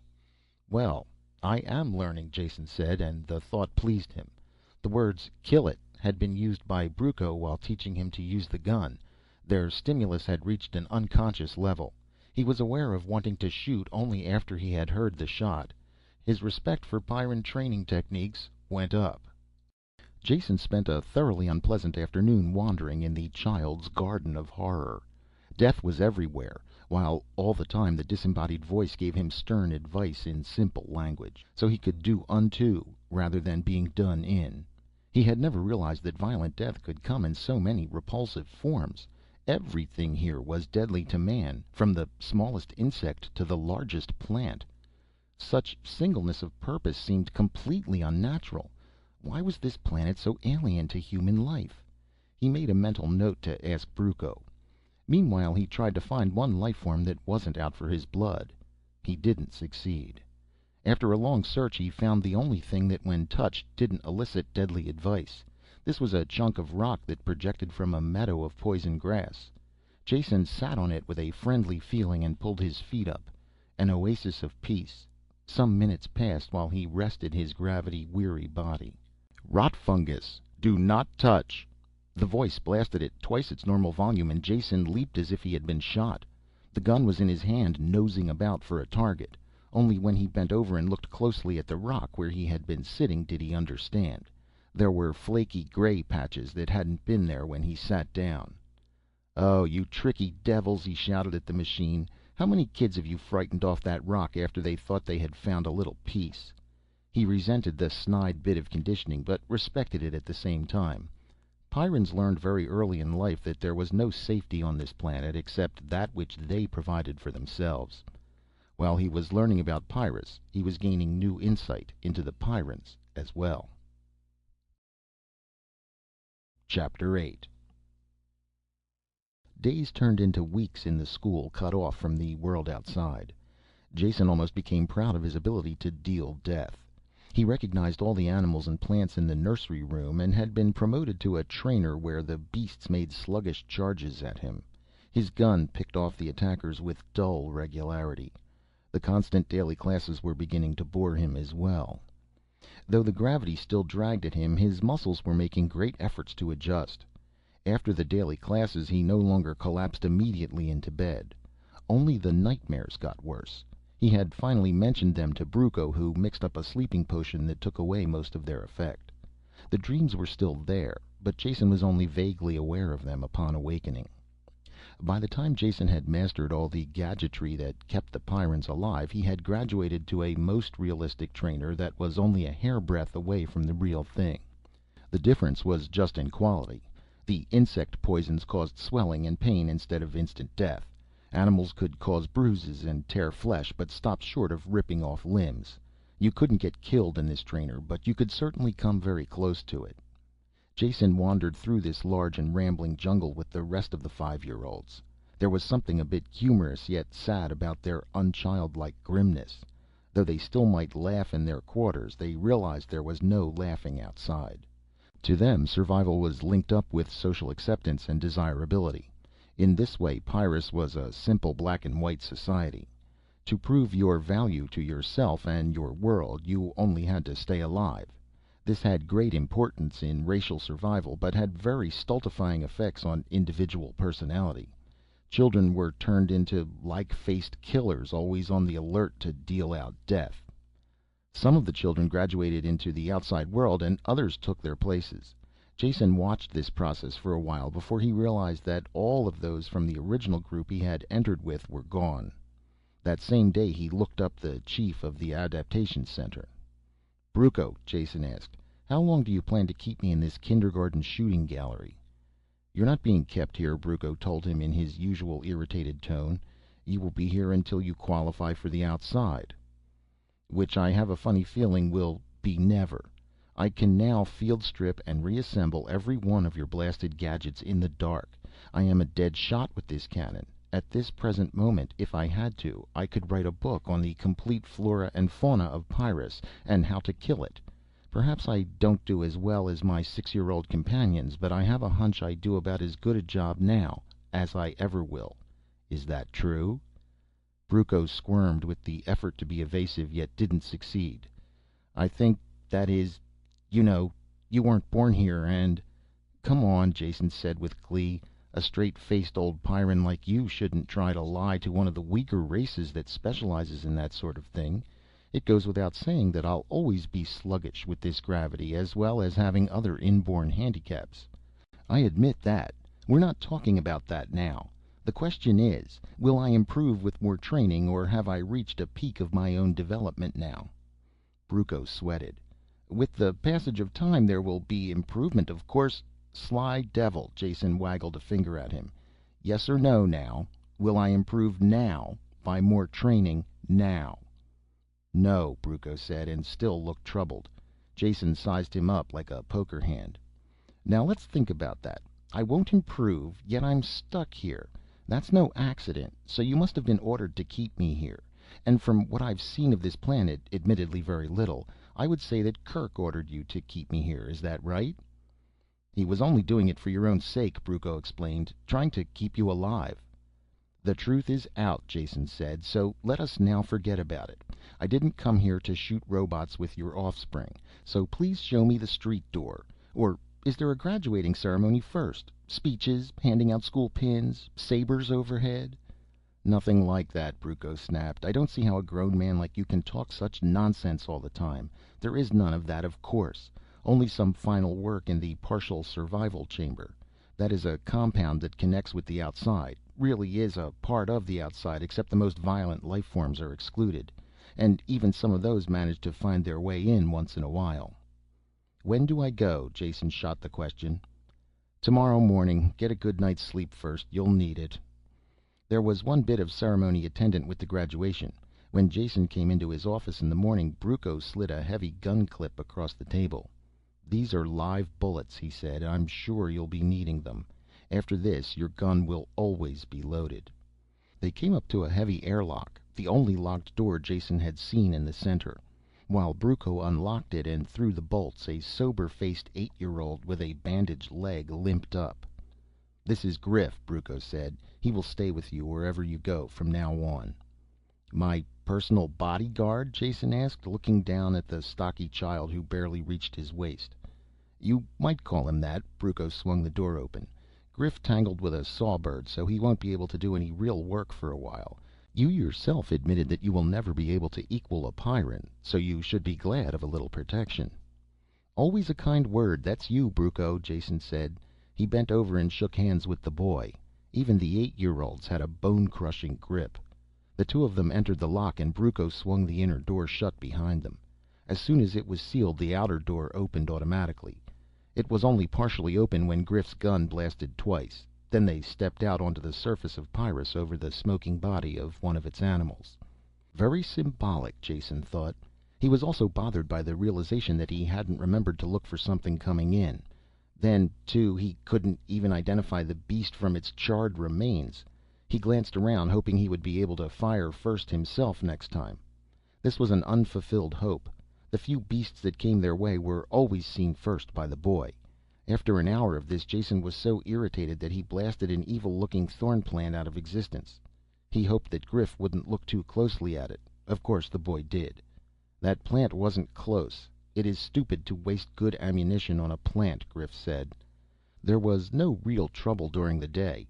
Jason ended by being bored, though soaked by the frequent rainstorms. If Griff was capable of carrying on a conversation, he didn't show it. All Jason's gambits failed. The following day went the same way. On the third day, Brucco appeared and looked Jason carefully up and down. "I don't like to say it, but I suppose you are as ready to leave now as you will ever be. Change the virus filter nose plugs every day. Always check boots for tears and metal cloth suiting for rips. Med kit supplies renewed once a week." "And wipe my nose and wear my galoshes. Anything else?" Jason asked.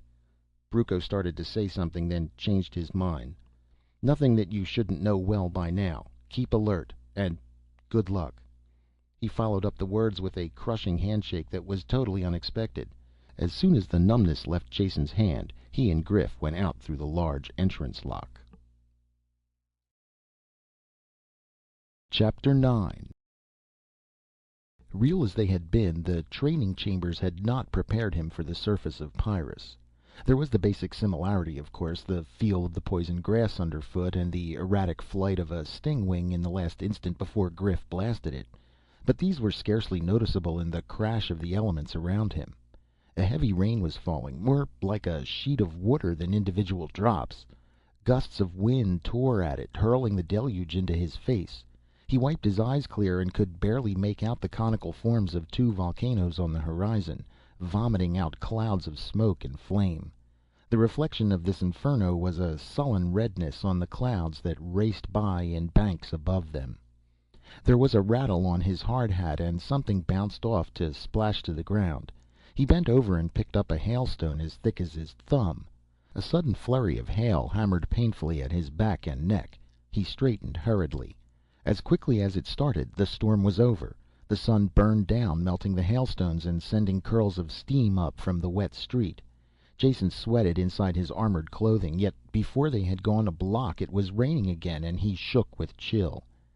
Griff trudged steadily along, indifferent to the weather or the volcanoes that rumbled on the horizon and shook the ground beneath their feet. Jason tried to ignore his discomfort and match the boy's pace. The walk was a depressing one. The heavy, squat buildings loomed grayly through the rain, more than half of them in ruins. They walked on a pedestrian way in the middle of the street. The occasional armored trucks went by on both sides of them. The mid-street sidewalk puzzled Jason until Griff blasted something that hurtled out of a ruined building towards them.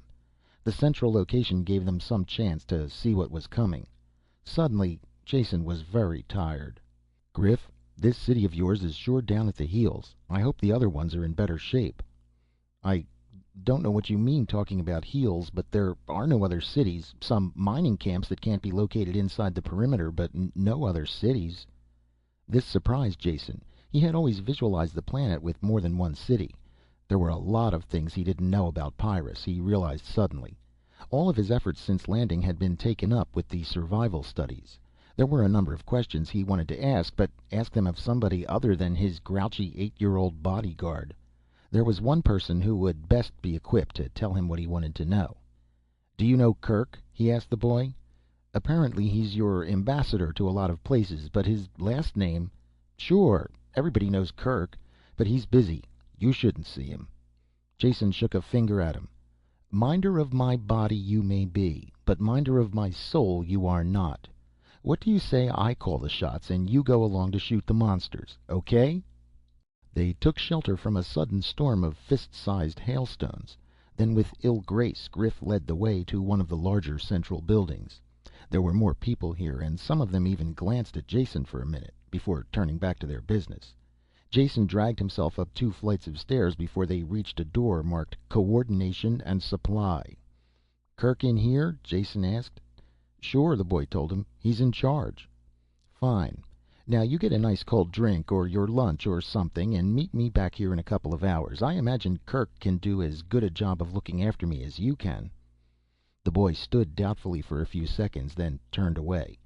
Jason wiped off some more sweat and pushed through the door. There were a handful of people in the office beyond. None of them looked up at Jason or asked his business. Everything has a purpose on Pyrrus. If he came there, he must have had a good reason. No one would ever think to ask him what he wanted. Jason, used to the petty officialdom of 1,000 worlds, waited for a few moments before he understood. There was only one other door. He shuffled over and opened it. Kirk looked up from a desk strewed about with papers and ledgers. I was wondering when you would show up, he said.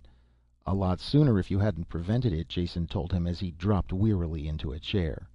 It finally dawned on me that I could spend the rest of my life in your bloodthirsty nursery school if I didn't do something about it. So, here I am. Ready to return to the civilized worlds now that you've seen enough of Pyrrus? I am not, Jason said, and I'm getting very tired of everyone telling me to leave. I'm beginning to think that you and the rest of the Pyrrans are trying to hide something. Kirk smiled at the thought. What could we have to hide? I doubt if any planet has as simple and one-directional an existence as ours. If that's true, then you certainly wouldn't mind answering a few direct questions about Pyrrus. Kirk started to protest, then laughed. Well done. I should know better by now than to argue with you. What do you want to know? Jason tried to find a comfortable position on the hard chair, then gave up. What's the population of your planet? He asked. For a second Kirk hesitated, then said, roughly 30,000. That is not very much for a planet that has been settled this long, but the reason for that is obvious. All right, population 30,000, Jason said. Now, how about surface control of your planet? I was surprised to find out that this city within its protective wall, the perimeter, is the only one on the planet. Let's not consider the mining camps, since they are obviously just extensions of the city. Would you say then that you people control more or less of the planet's surface than you did in the past? Kirk picked up a length of steel pipe from the desk that he used as a paperweight and toyed with it as he thought. The thick steel bent like rubber at his touch as he concentrated on the answer. That's hard to say offhand. There must be records of that sort of thing, though I wouldn't know where to find them. It depends on so many factors. Let's forget that for now, Jason said. I have another question that's really more relevant. Wouldn't you say that the population of Pyrrus is declining steadily year after year? There was a sharp twang as the steel snapped in Kirk's fingers, the pieces dropping to the floor. He stood over Jason, his hands extended towards the smaller man, his face flushed and angry. Don't ever say that, he roared. Don't let me ever hear you say that again. Jason sat as quietly as he could, talking slowly and picking out each word with care. His life hung in the balance. Don't get angry, Kirk. I meant no harm. I'm on your side, remember?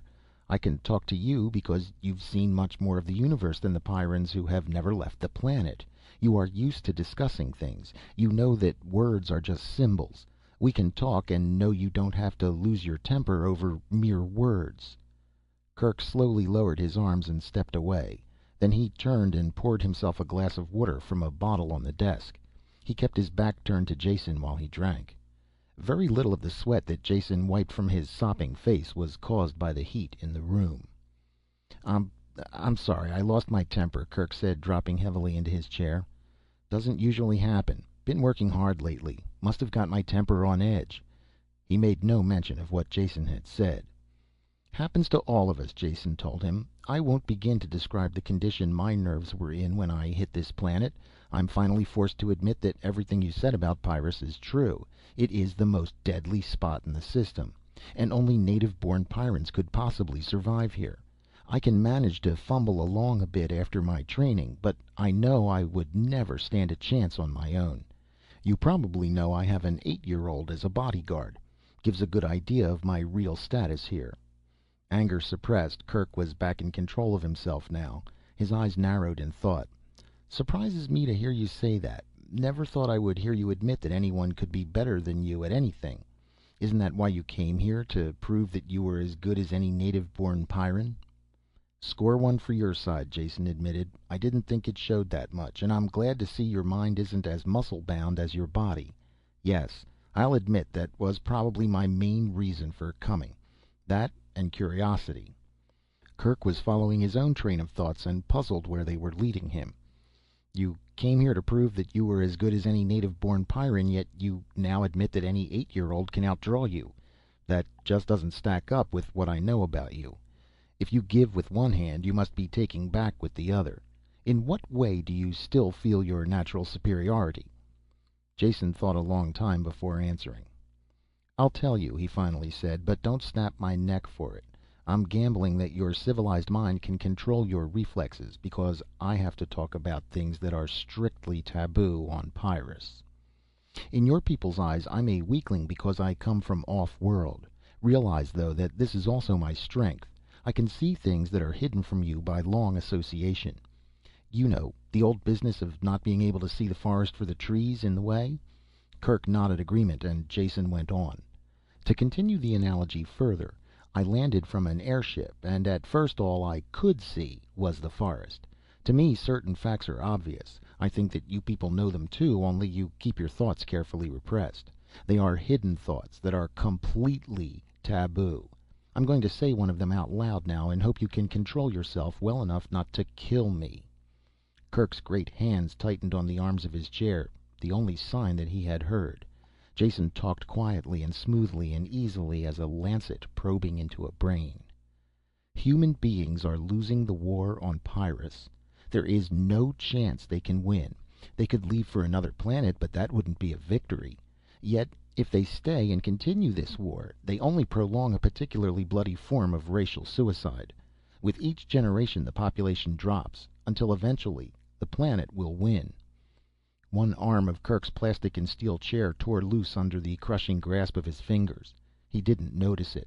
The rest of his body was rock still, and his eyes fixed on Jason. Looking away from the fractured chair, Jason sought for the right words. "This is not a real war, but a disastrous treating of symptoms, like cutting off cancerous fingers one by one. The only result can be ultimate death. None of you seems to realize that. All you see are the trees. It has never occurred to you that you could treat the causes of this war and end it forever." Kerk dropped the arm of the chair, clattering to the floor. He sat up, astonished. "What the devil do you mean? You sound like a grubber." Jason didn't ask what a grubber was, but he filed the name. "Call me a Pyrran by adoption. I want this planet to survive as much as you do. I think this war can be ended by finding the causes and changing them, whatever they are." "You're talking nonsense," Kerk said. "This is just an alien world that must be battled. The causes are self-obvious facts of existence." "No, they're not," Jason insisted. "Consider for a second. When you are away for any length of time from this planet, you must take a refresher course to see how things have changed for the worse while you were gone. Well, that's a linear progression. If things get worse when you extend into the future, then they have to get better if you extend into the past. It is also good theory, though I don't know if the facts will bear me out, to say that if you extend it far enough into the past, you will reach a time when mankind and Pyrrus were not at war with each other." Kerk was beyond speech now, only capable of sitting and listening while Jason drove home the blows of inescapable logic. "There is evidence to support this theory. Even you will admit that I, if I am no match for Pyrran life, am surely well versed in it. And all Pyrran flora and fauna I've seen have one thing in common. They're not functional. None of their immense armory of weapons is used against each other. Their toxins don't seem to operate against Pyrran life. They are good only for dispensing death to Homo sapiens, and that is a physical impossibility. In the 300 years that men have been on this planet, the life forms couldn't have naturally adapted in this manner." "But they have done it!" Kerk bellowed. "You are so right," Jason told him calmly. "And if they have done it, there must be some agency at work. Operating how, I have no idea, but something has caused the life on Pyrrus to declare war, and I'd like to find out what that something is. What was the dominant life form here when your ancestors landed?" "I'm sure I wouldn't know," Kerk said. "You're not suggesting, are you, that there are sentient beings on Pyrrus other than those of human descent? Creatures who are organizing the planet to battle us?" "I'm not suggesting it. You are. That means you're getting the idea. I have no idea what caused this change, but I would sure like to find out, then see if it can be changed back. Nothing promised, of course. You'll agree, though, that it is worth investigating." Fist smacking into his palm, his heavy footsteps shaking the building, Kerk paced back and forth the length of the room. He was at war with himself. New ideas fought old beliefs. It was so sudden, and so hard not to believe. Without asking permission, Jason helped himself to some chilled water from the bottle and sank back into the chair, exhausted. Something whizzed in through the open window, tearing a hole in the protective screen. Kerk blasted it without changing stride, without even knowing he had done it. The decision didn't take long. Geared to swift activity, the big Pyrran found it impossible not to decide quickly. The pacing stopped, and a finger stabbed at Jason. "I don't say you have convinced me, but I find it impossible to find a ready answer to your arguments. So until I do, we will have to operate as if they are true. Now, what do you plan to do? What can you do?" Jason ticked the points off on his fingers. 1. I'll need a place to live and work that is well protected, so instead of spending my energies on just remaining alive, I can devote some study to this project. 2. I want someone to help me and act as a bodyguard at the same time. And someone, please, with a little more scope of interest than my present watchdog. I would suggest Meta for the job." "Meta?" Kerk was surprised. "She is a space pilot and defense screen operator. What good could she possibly be on a project like this?" "The most good possible. She has had experience on other worlds and can shift her point of view, at least a bit. And she must know as much about this planet as any other educated adult, and can answer any questions I ask." Jason smiled. "In addition to which, she is an attractive girl whose company I enjoy." Kerk grunted. "I was wondering if you would get around to mentioning that last reason. The others make sense, though, so I'm not going to argue. I'll round up a replacement for her and have Meta sent here. There are plenty of sealed buildings you can use." After talking to one of the assistants from the outer office, Kerk made some calls on the screen. The correct orders were quickly issued. Jason watched it all with interest. "Pardon me for asking," he finally said, "but are you the director of this planet? You just snap your fingers and they'll all jump?" "I suppose it looks that way," Kerk admitted, "but that is just an illusion. No one is in complete charge on Pyrrus. Neither is there anything resembling a democratic system. After all, our total population is about the size of an army division. Everyone does the job they are best qualified for. Various activities are separated into departments with the most qualified person in charge. I run coordination and supply, which is about the loosest category. We fill in the gaps between departments and handle procuring from off-planet." Meta came in then and talked to Kerk. She completely ignored Jason's presence. "I was relieved and sent here," she said. "What is it? Change in flight schedule?" "You might call it that," Kerk said. "As of now, you are dismissed from all your old assignments and assigned to a new department. Investigation and Research. That tired-looking fellow there is your department head." "A sense of humor," Jason said. "The only native-born one on Pyrrus. Congratulations. There's hope for the planet yet." Meta glanced back and forth between them. "I don't understand. I can't believe it. I mean, a new department. Why?"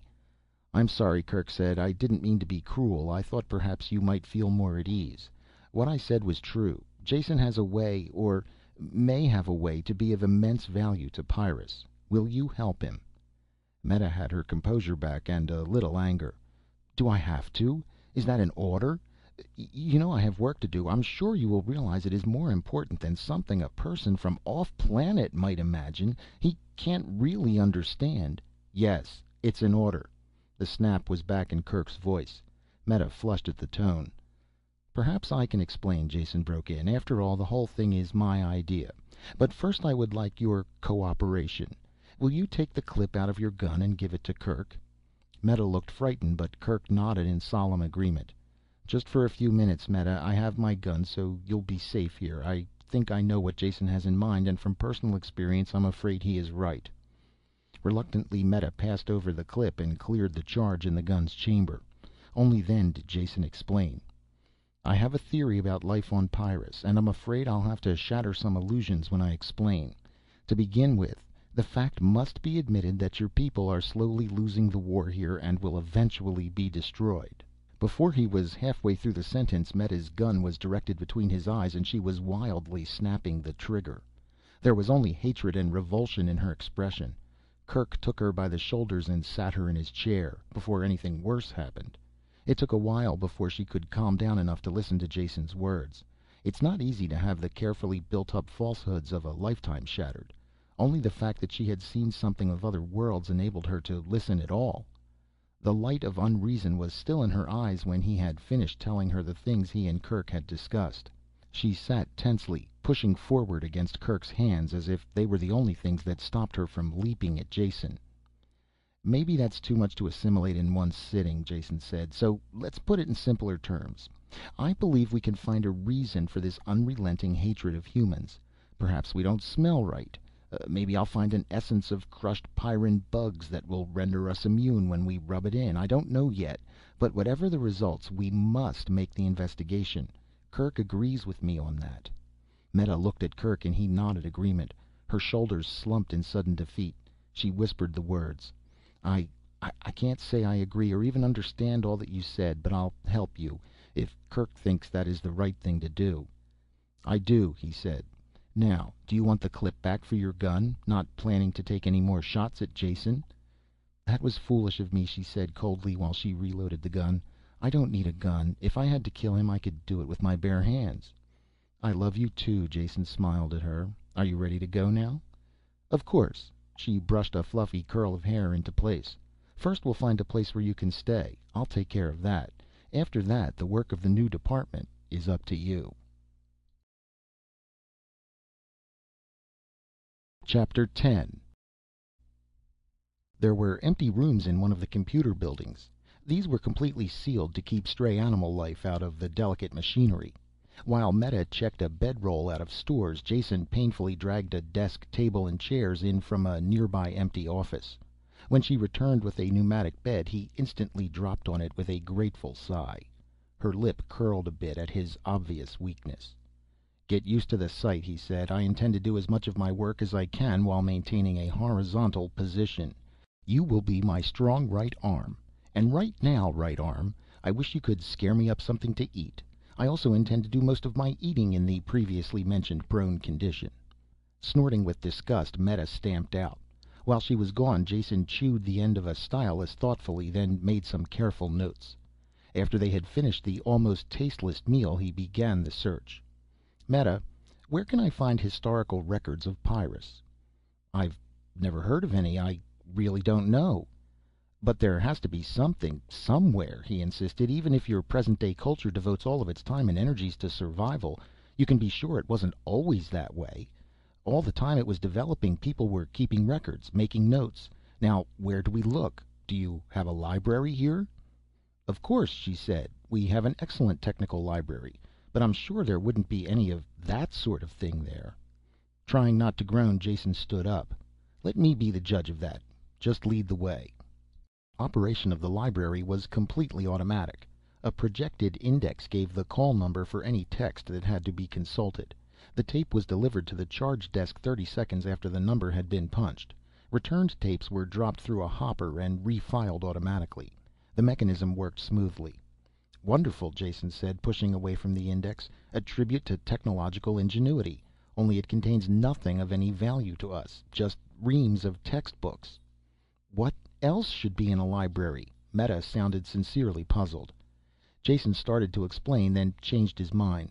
"Later we will go into that," he said. "Much later. Now we have to find a lead. Is it possible that there are any tapes or even printed books that aren't filed through this machine?" "It seems unlikely, but we could ask Poli. He lives here somewhere and is in charge of the library, filing new books and tending the machinery." The single door into the rear of the building was locked, and no amount of pounding could rouse the caretaker. "If he's alive, this should do it," Jason said. He pressed the "out of order" button on the control panel. It had the desired effect. Within 5 minutes the door opened and Poli dragged himself through it. Death usually came swiftly on Pyrrus.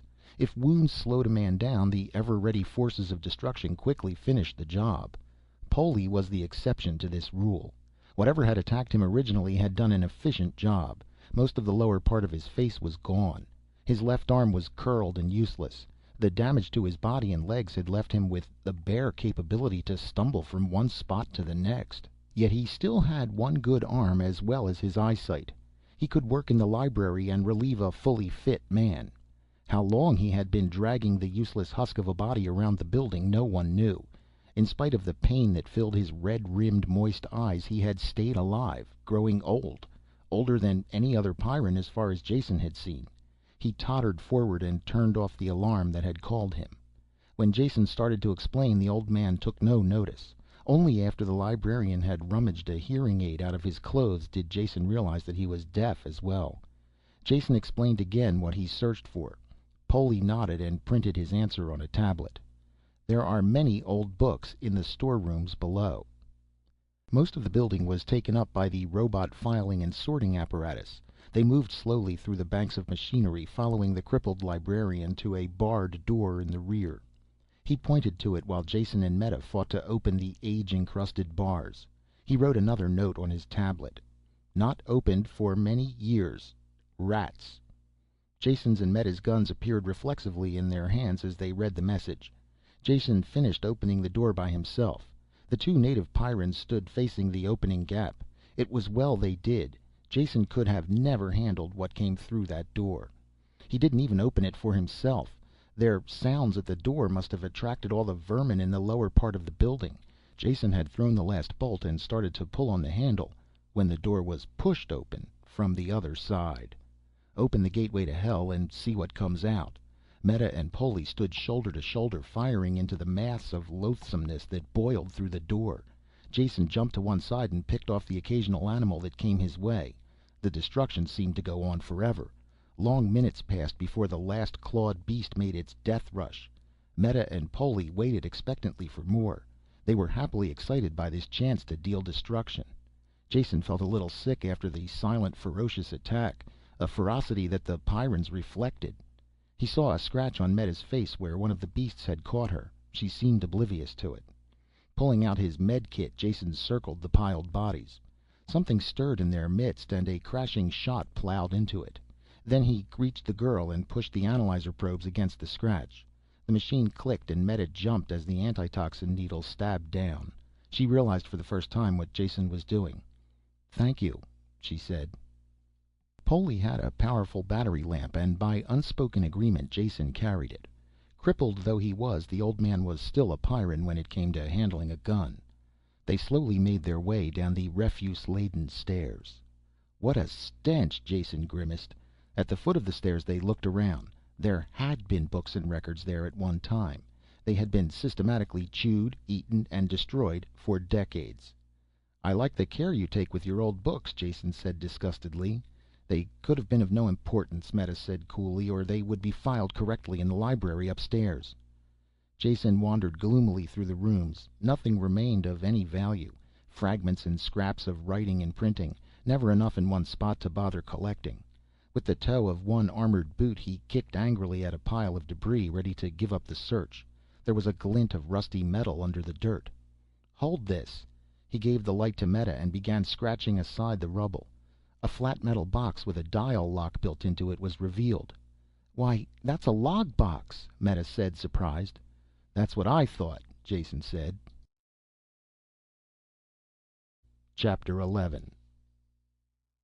Resealing the cellar, they carried the box back to Jason's new office. Only after spraying with decontaminant did they examine it closely. Meta picked out engraved letters on the lid.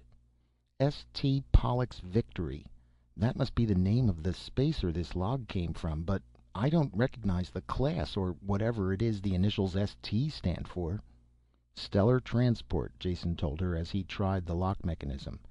I've heard of them, but I've never seen one. They were built during the last wave of galactic expansion. Really nothing more than gigantic metal containers put together in space. After they were loaded with people, machinery, and supplies, they would be towed to whatever planetary system had been chosen. These same tugs and one-shot rockets would break the STs in for a landing, then leave them there. The hull was a ready source of metal, and the colonists could start right in building their new world. And they were big. All of them held at least 50,000 people. Only after he had said it did he realize the significance of his words. Meta's deadly stare drove it home. There were now less people on Pyrrus than had been in the original settlement. And human population without rigid birth controls usually increased geometrically. Jason dinAlt suddenly remembered Meta's itchy trigger finger. "But we can't be sure how many people were aboard this one," he said hurriedly. "Or even if this is the log of the ship that settled Pyrrus. Can you find something to pry this open with? The lock is corroded into a single lump." Meta took her anger out on the box. Her fingers managed to force a gap between lid and bottom. She wrenched at it. Rusty metal screeched and tore. The lid came off in her hands and a heavy book thudded to the table. The cover legend destroyed all doubt. Log of St. Pollux Victory, outward bound Setani to Pyrrus. 55,000 settlers aboard. Meta couldn't argue now. She stood behind Jason with tight clenched fists and read over his shoulder as he turned the brittle yellowed pages. He quickly skipped through the opening part that covered the sailing preparations and trip out. Only when he had reached the actual landing did he start reading slowly. The impact of the ancient words leaped out at him. "Here it is," Jason shouted. "Proof positive that we're on the right trail. Even you will have to admit that. Read it, right here. Second day since the tugs left. We are completely on our own now. The settlers still haven't grown used to the planet, though we have orientation talks every night, as well as the morale agents who I have working 20 hours a day. I suppose I really can't blame the people. They all lived in the underways of Setani, and I doubt if they saw the sun once a year. This planet has weather with a vengeance worse than anything I've seen on 100 other planets. Was I wrong during the original planning stages not to insist on settlers from one of the agrarian worlds, people who could handle the outdoors? These citified Setanis are afraid to go out in the rain. But of course they have adapted completely to their native 1.5 gravity, so the 2G here doesn't bother them much. That was the factor that decided us. Anyway, too late now to do anything about it. Or about the unending cycle of rain, snow, hail, hurricanes, and such. Answer will be to start the mines going, sell the metals, and build completely enclosed cities. The only thing on this forsaken planet that isn't actually against us are the animals. A few large predators at first, but the guards made short work of them. The rest of the wildlife leaves us alone. Glad of that. They have been fighting for existence so long that I have never seen a more deadly looking collection.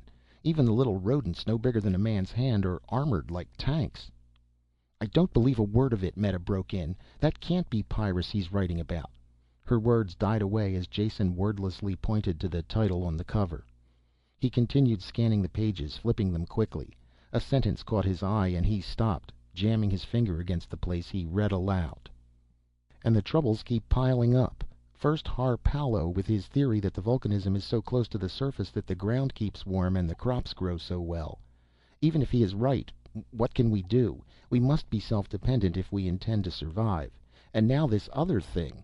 It seems that the forest fire drove a lot of new species our way. Animals, insects, and even birds have attacked the people. Note for Har. Check if possible seasonal migration might explain attacks. There have been 14 deaths from wounds and poisoning. We'll have to enforce the rules for insect lotion at all times, and I suppose build some kind of perimeter defense to keep the larger beasts out of the camp." "This is the beginning," Jason said. "At least now we are aware of the real nature of the battle we're engaged in. It doesn't make Pyrrus any easier to handle, or make the life forms less dangerous, to know that they were once better disposed towards mankind. All this does is point the way. Something took the peaceful life forms, shook them up, and turned this planet into one big death trap for mankind. That something is what I want to uncover." Chapter 12. Further reading of the log produced no new evidence. There was a good deal more information about the early animal and plant life and how deadly they were, as well as the first defenses against them. Interesting historically, but of no use whatsoever in countering the menace. The captain apparently never thought that the life forms were altering on Pyrrus, believing instead that dangerous beasts were being discovered. He never lived to change his mind. The last entry in the log, less than 2 months after the first attack, was very brief and in a different handwriting. Captain Kurkowski died today of poisoning following an insect bite. His death is greatly mourned. The why of the planetary revulsion had yet to be uncovered. Kirk must see this book, Jason said. He should have some idea of the progress being made. Can we get transportation, or do we walk to City Hall? Walk, of course, Meta said. Then you bring the book. At 2 Gs I find it very hard to be a gentleman and carry the packages. They had just entered Kirk's outer office when a shrill screaming burst out of the phone screen. It took Jason a moment to realize that it was a mechanical signal, not a human voice. "What is it?" he asked. Kirk burst through the door and headed for the street entrance. Everyone else in the office was going the same way. Meta looked confused, leaning towards the door, then looking back at Jason. "What does it mean? Can't you tell me?" He shook her arm. "Sector alarm. A major breakthrough of some kind at the perimeter. Everyone but other perimeter guards has to answer." "Well, go then," he said. "Don't worry about me. I'll be all right." His words acted like a trigger release. Meta's gun was in her hand and she was gone before he had finished speaking. Jason sat down wearily in the deserted office. The unnatural silence in the building began to get on his nerves. He shifted his chair over to the phone screen and switched it on to receive. The screen exploded with color and sound. At first Jason could make no sense of it at all, just a confused jumble of faces and voices. It was a multi-channel set designed for military use. A number of images were carried on the screen at one time, rows of heads or hazy backgrounds where the user had left the field of view. Many of the heads were talking at the same time, and the babble of their voices made no sense whatsoever. After examining the controls and making a few experiments, Jason began to understand the operation. Though all stations were on the screen at all times, their audio channels could be controlled. In that way 2, 3, or more stations could be hooked together in a link-up. They would be in round-robin communication with each other, yet never out of contact with the other stations. Identification between voice and sound was automatic. Whenever one of the picture images spoke, the image would glow red. By trial and error, Jason brought in the audio for the stations he wanted and tried to follow the course of the attack. Very quickly he realized this was something out of the ordinary. In some way, no one made it clear, a section of the perimeter had been broken through and emergency defenses had been thrown up to encapsulate it. Kirk seemed to be in charge, at least he was the only one with an override transmitter. He used it for general commands. The many tiny images faded and his face appeared on top of them, filling the entire screen.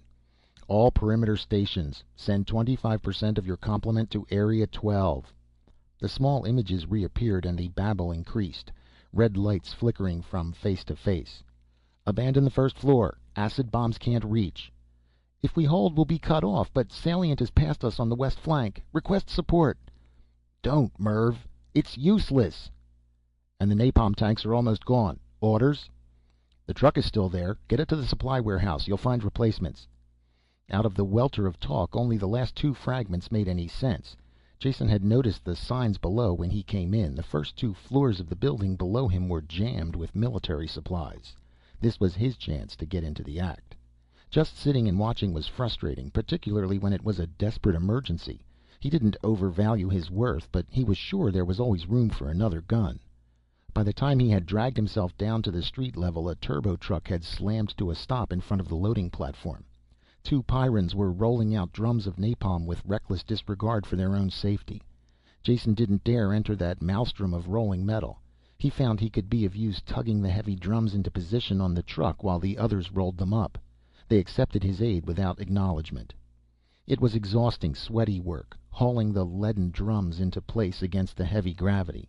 After a minute, Jason worked by touch through a red haze of hammering blood.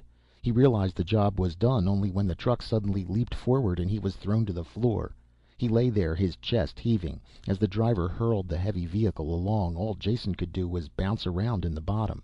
He could see well enough, but was still gasping for breath when they braked at the fighting zone.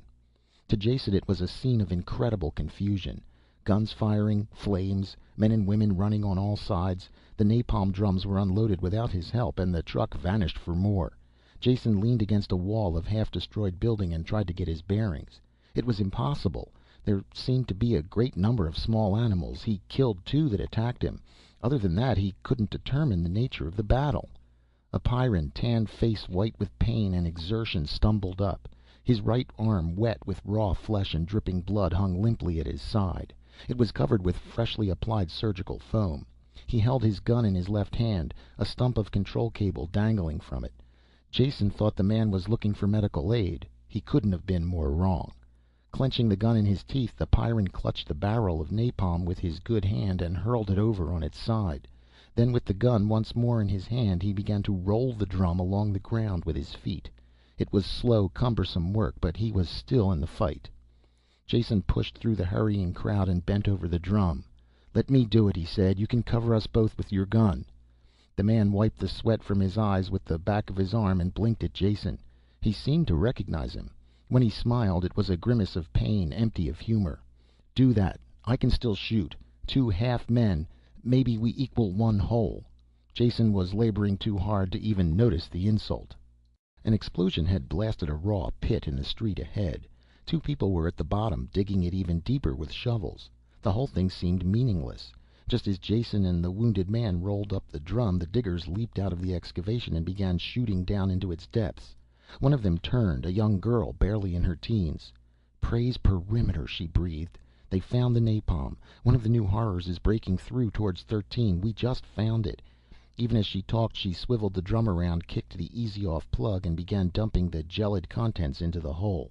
When half of it had gurgled down, she kicked the drum itself in. Her companion pulled a flare from his belt, lit it, and threw it after the drum. "Back, quick! They don't like heat," he said. This was putting it very mildly. The napalm caught. Tongues of flame and roiling, greasy smoke climbed up to the sky. Under Jason's feet, the earth shifted and moved. Something black and long stirred in the heart of the flame, then arched up into the sky over their heads. In the midst of the searing heat, it still moved with alien, jolting motions. It was immense, at least 2 meters thick, and with no indication of its length. The flames didn't stop it at all, just annoyed it.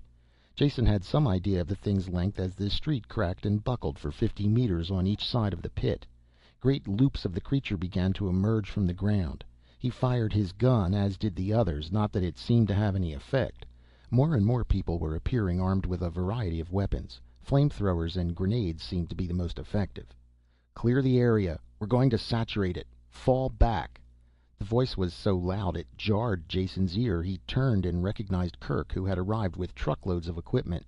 He had a power speaker on his back, the mike hung in front of his lips. His amplified voice brought an instant reaction from the crowd. They began to move. There was still doubt in Jason's mind what to do. Clear the area? But what area?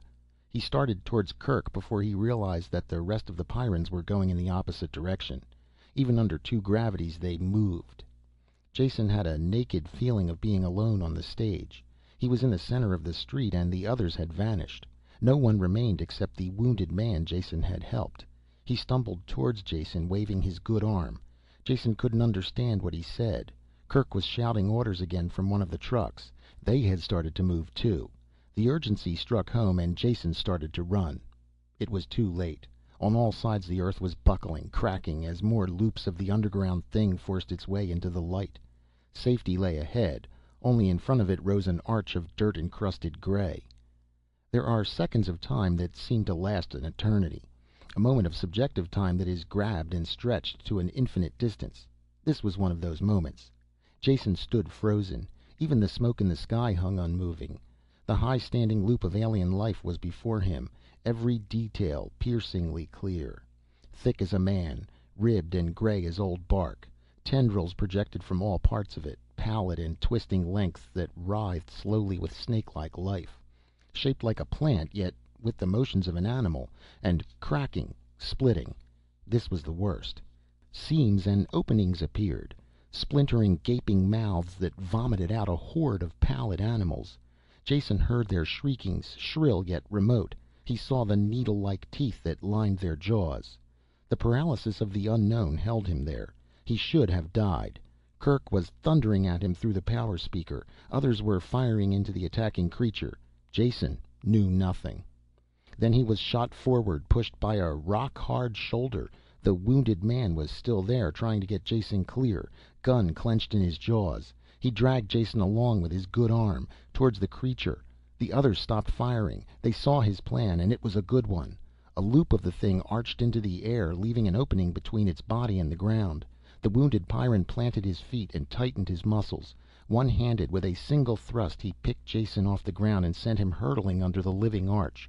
Moving tendrils brushed fire along his face. Then he was through, rolling over and over on the ground. The wounded Pyrran leapt after him. It was too late. There had been a chance for one person to get out. The Pyrran could have done it easily. Instead, he had pushed Jason first. The thing was aware of movement when Jason brushed its tendrils. It dropped and caught the wounded man under its weight. He vanished from sight as the tendrils wrapped around him and the animals swarmed over. His trigger must have pulled back to full automatic, because the gun kept firing a long time after he should have been dead. Jason crawled. Some of the fanged animals ran towards him but were shot. He knew nothing about this. Then rude hands grabbed him up and pulled him forward. He slammed into the side of a truck, and Kerk's face was in front of his, flushed and angry. One of the giant fists closed on the front of Jason's clothes, and he was lifted off his feet, shaken like a limp bag of rags. He offered no protest, and could not have, even if Kerk had killed him. When he was thrown to the ground, someone picked him up and slid him into the back of the truck. He did not lose consciousness as the truck bounced away, yet he could not move. In a moment the fatigue would go away and he would sit up. That was all he was, just a little tired. Even as he thought this, he passed out. Chapter 13. "Just like old times," Jason said when Brucco came into the room with a tray of food. Without a word, Brucco served Jason and the wounded men in the other beds, then left. "Thanks," Jason called after his retreating back. A joke, a twist of a grin, like it always was, sure. But even as he grinned and his lips shaped a joke, Jason felt them like a veneer on the outside. Something plastered on with a life of its own. Inside he was numb and immovable. His body was stiff and his eyes still watched that arch of alien flesh descend and smother the one-armed Pyrran with its million burning fingers. He could feel himself under the arch. After all, hadn't the wounded man taken his place? He finished the meal without realizing that he ate. Ever since that morning when he had recovered consciousness, it had been like this. He knew that he should have died out there in that battle-torn street. His life should have been snuffed out for making the mistake of thinking that he could actually help the battling Pyrrans instead of being underfoot and in the way. If it hadn't been for Jason, the man with the wounded arm would have been brought here to the safety of the reorientation buildings. He knew he was lying in the bed that belonged to that man. The man who had given his life for Jason's. The man whose name he didn't even know. There were drugs in the food and they made him sleep. The medicated pads soaked the pain and rawness out of the burns where the tentacles had seared his face.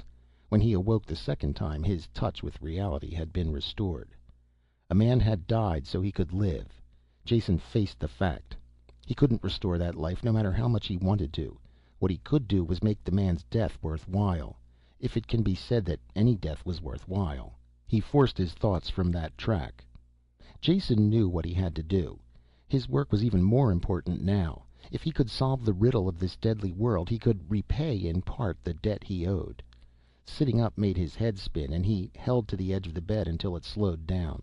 The others in the room ignored him as he slowly and painfully dragged on his clothes. Brucco came in, saw what he was doing, and left again without a word. Dressing took a long time, but it was finally done. When Jason finally left the room, he found Kerk waiting for him. "Kerk, I want to tell you." "Tell me nothing." The thunder of Kerk's voice bounced back from the ceiling and walls.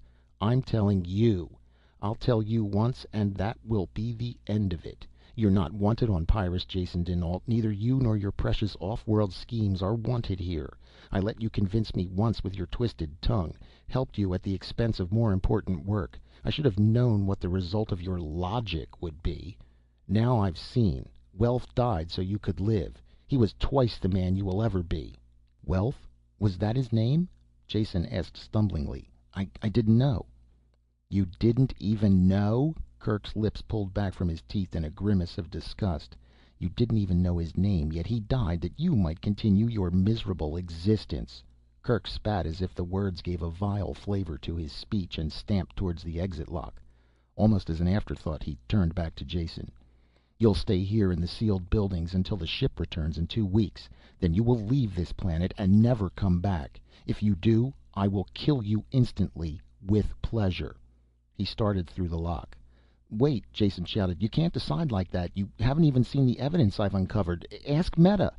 The lock thumped shut and Kirk was gone. The whole thing was just too stupid. Anger began to replace the futile despair of a moment before.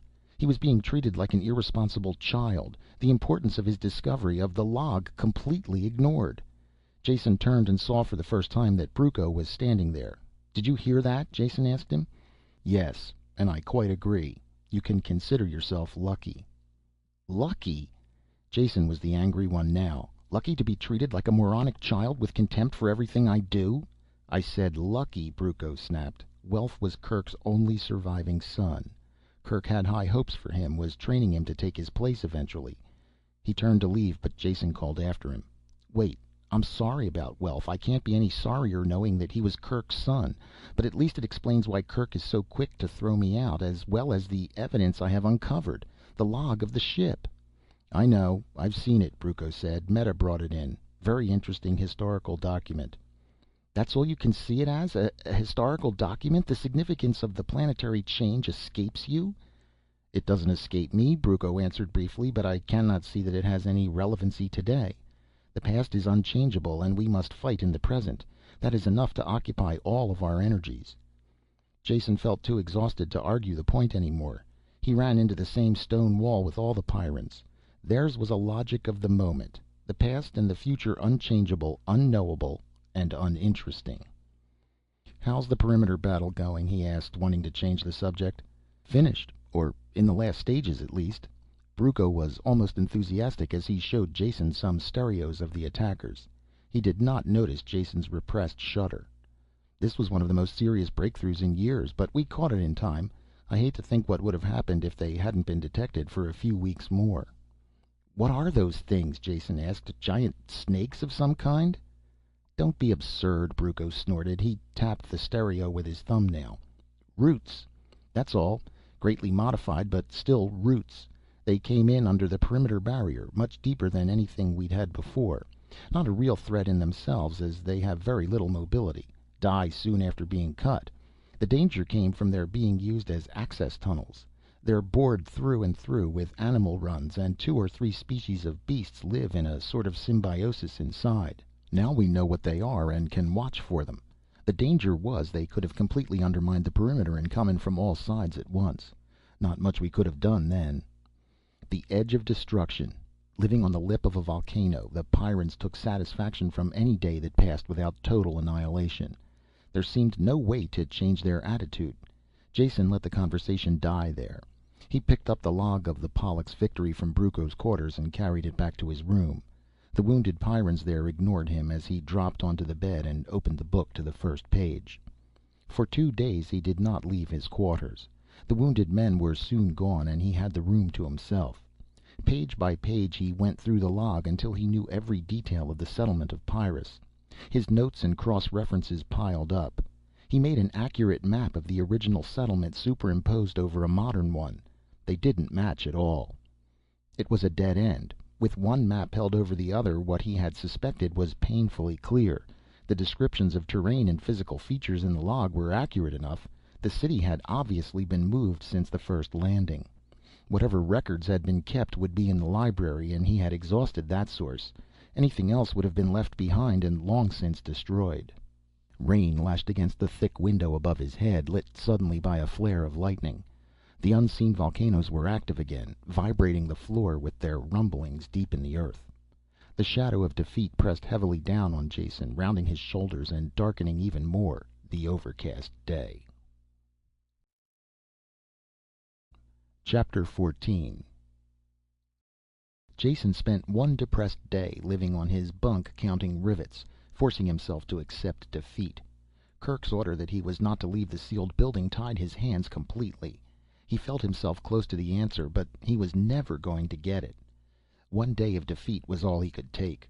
Kerk's attitude was completely emotional, untempered by the slightest touch of logic. This fact kept driving home until Jason could no longer ignore it.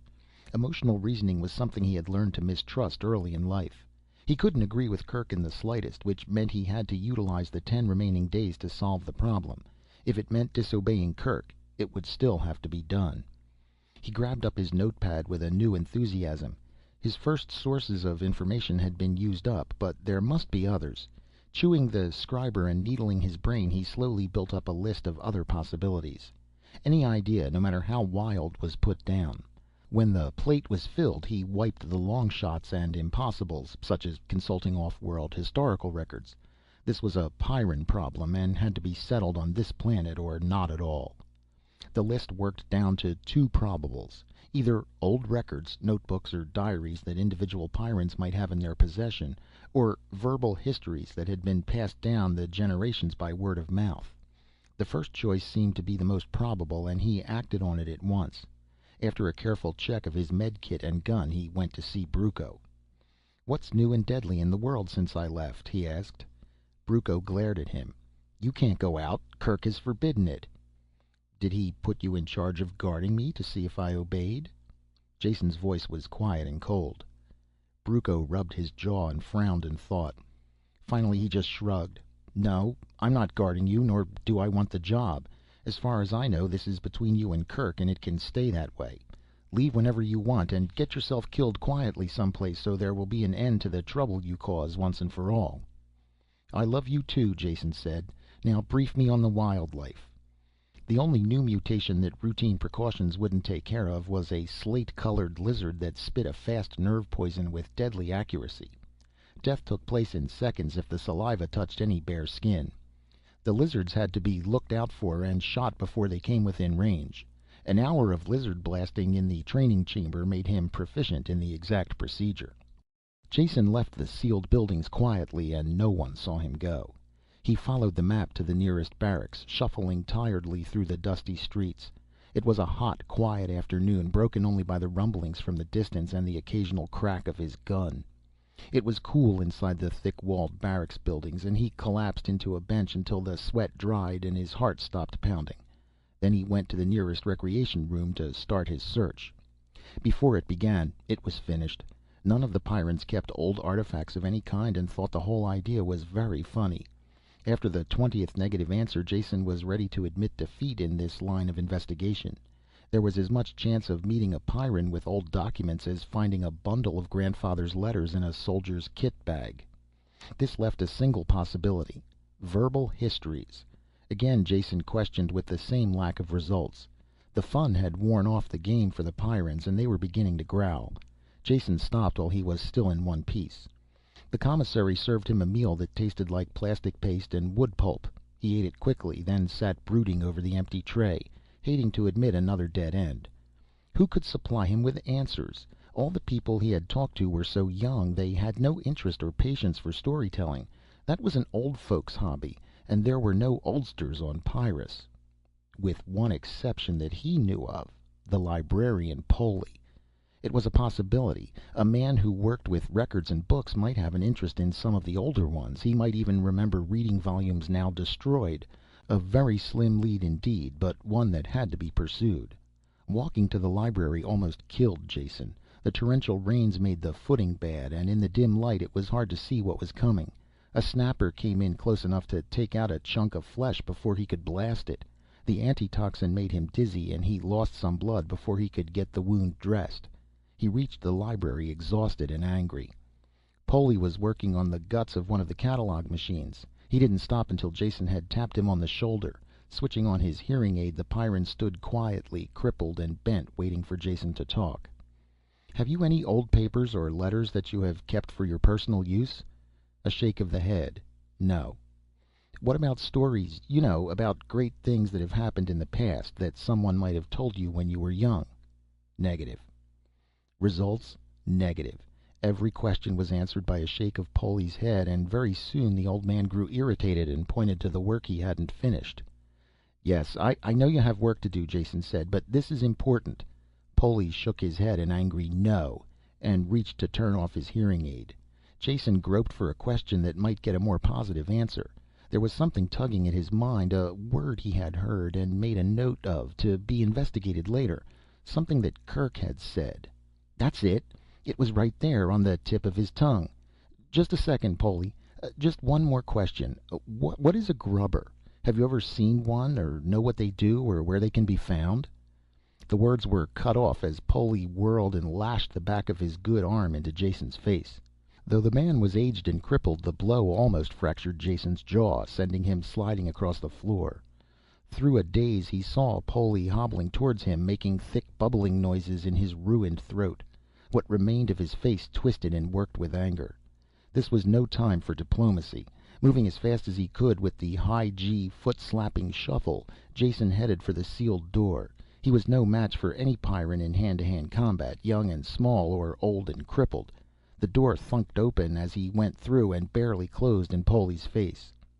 Outside, the rain had turned to snow, and Jason trudged wearily through the slush, rubbing his sore jaw and turning over the only fact he had. Grubber was a key, but to what? And who did he dare ask for more information? Kerk was the man he had talked to best, but not anymore. That left only Meta as a possible source. He wanted to see her at once, but sudden exhaustion swept through him. It took all of his strength to stumble back to the school buildings. In the morning he ate and left early. There was only a week left. It was impossible to hurry, and he cursed as he dragged his double-weight body to the assignment center. Meta was on night perimeter duty and should be back to her quarters soon. He shuffled over there and was lying on her bunk when she came in. "Get out," she said in a flat voice, "or do I throw you out?" "Patience, please," he said as he sat up.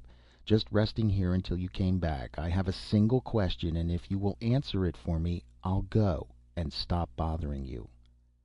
"What is it?" she asked, tapping her foot with impatience, but there was also a touch of curiosity in her voice. Jason thought carefully before he spoke. "Now, please, don't shoot me. You know I'm an off-worlder with a big mouth, and you have heard me say some awful things without taking a shot at me. Now I have another one. Will you please show your superiority to the other people of the galaxy by holding your temper and not reducing me to component atoms?" His only answer was a tap of the foot, so he took a deep breath and plunged in. "What is a grubber?" For a long moment she was quiet, unmoving. Then she curled her lips back in disgust. "You find the most repulsive topics." "That may be so," he said, "but it still doesn't answer my question." "It's, well, the sort of thing people just don't talk about." "I do," he assured her. "Well, I don't. It's the most disgusting thing in the world, and that's all I'm going to say. Talk to Krannon, but not to me." She had him by the arm while she talked, and he was half dragged into the hall. The door slammed behind him, and he muttered, "Lady wrestler," under his breath. His anger ebbed away as he realized that she had given him a clue in spite of herself.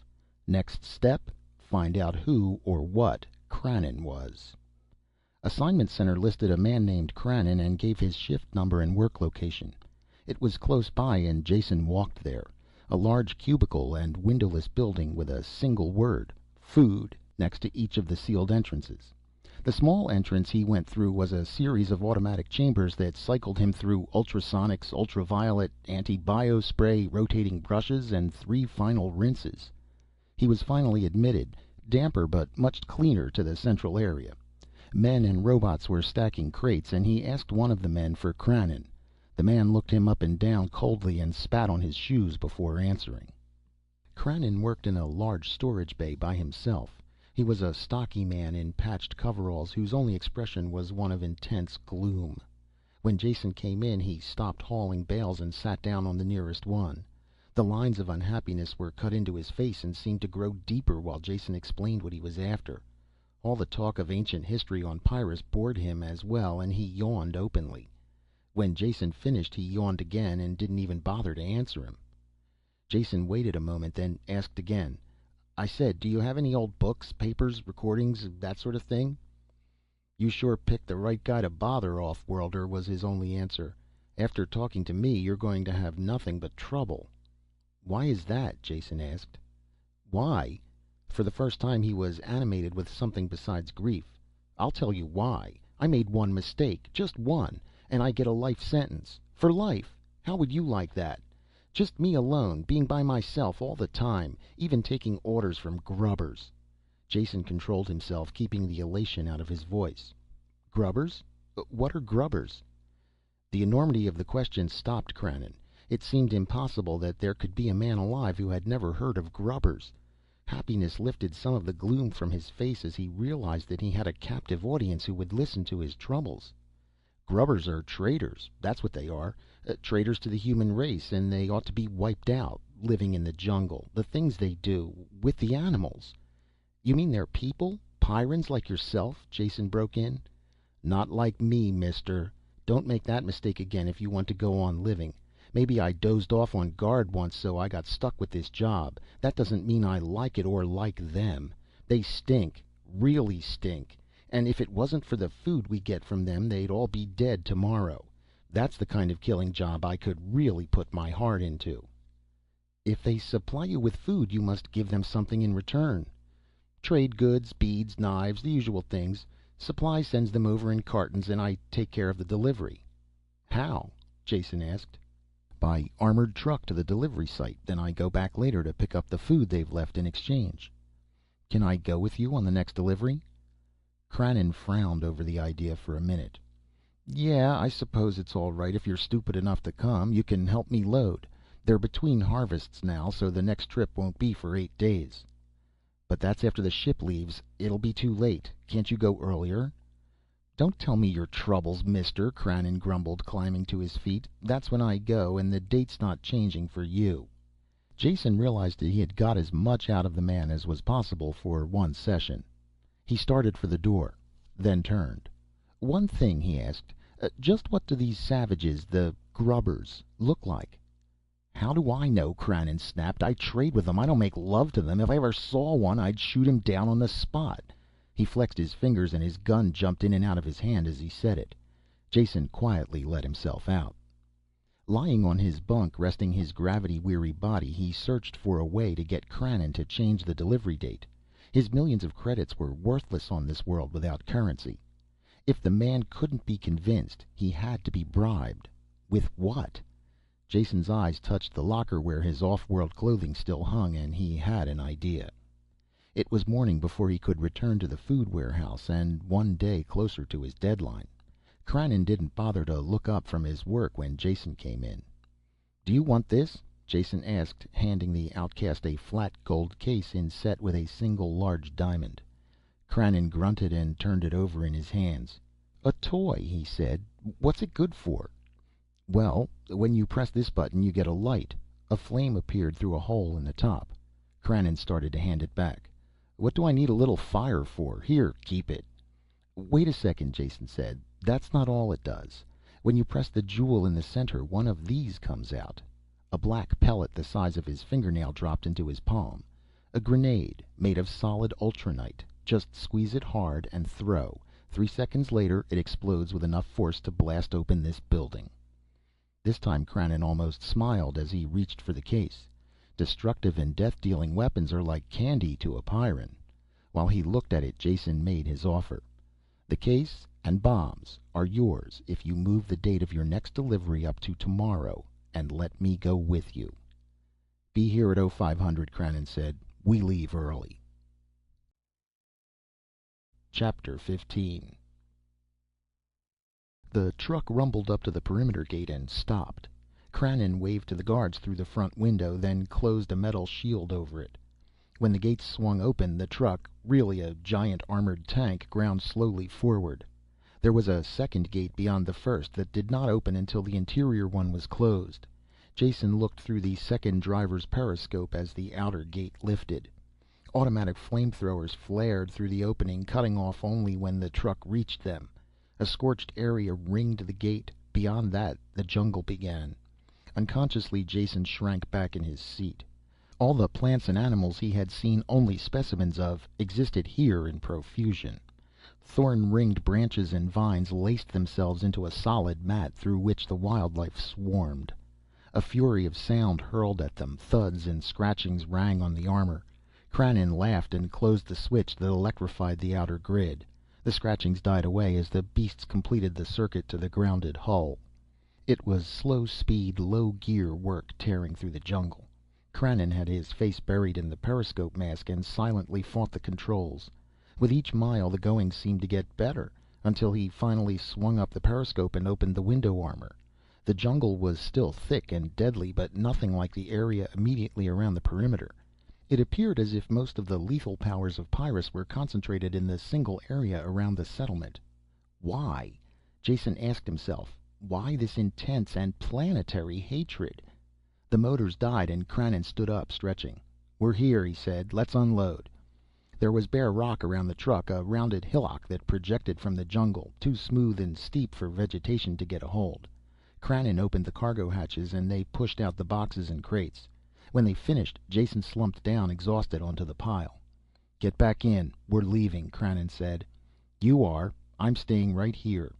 Krannon looked at him coldly. "Get in the truck or I'll kill you." "No one stays out here. For one thing, you couldn't live an hour alone. But worse than that, the grubbers would get you. Kill you at once, of course, but that's not important.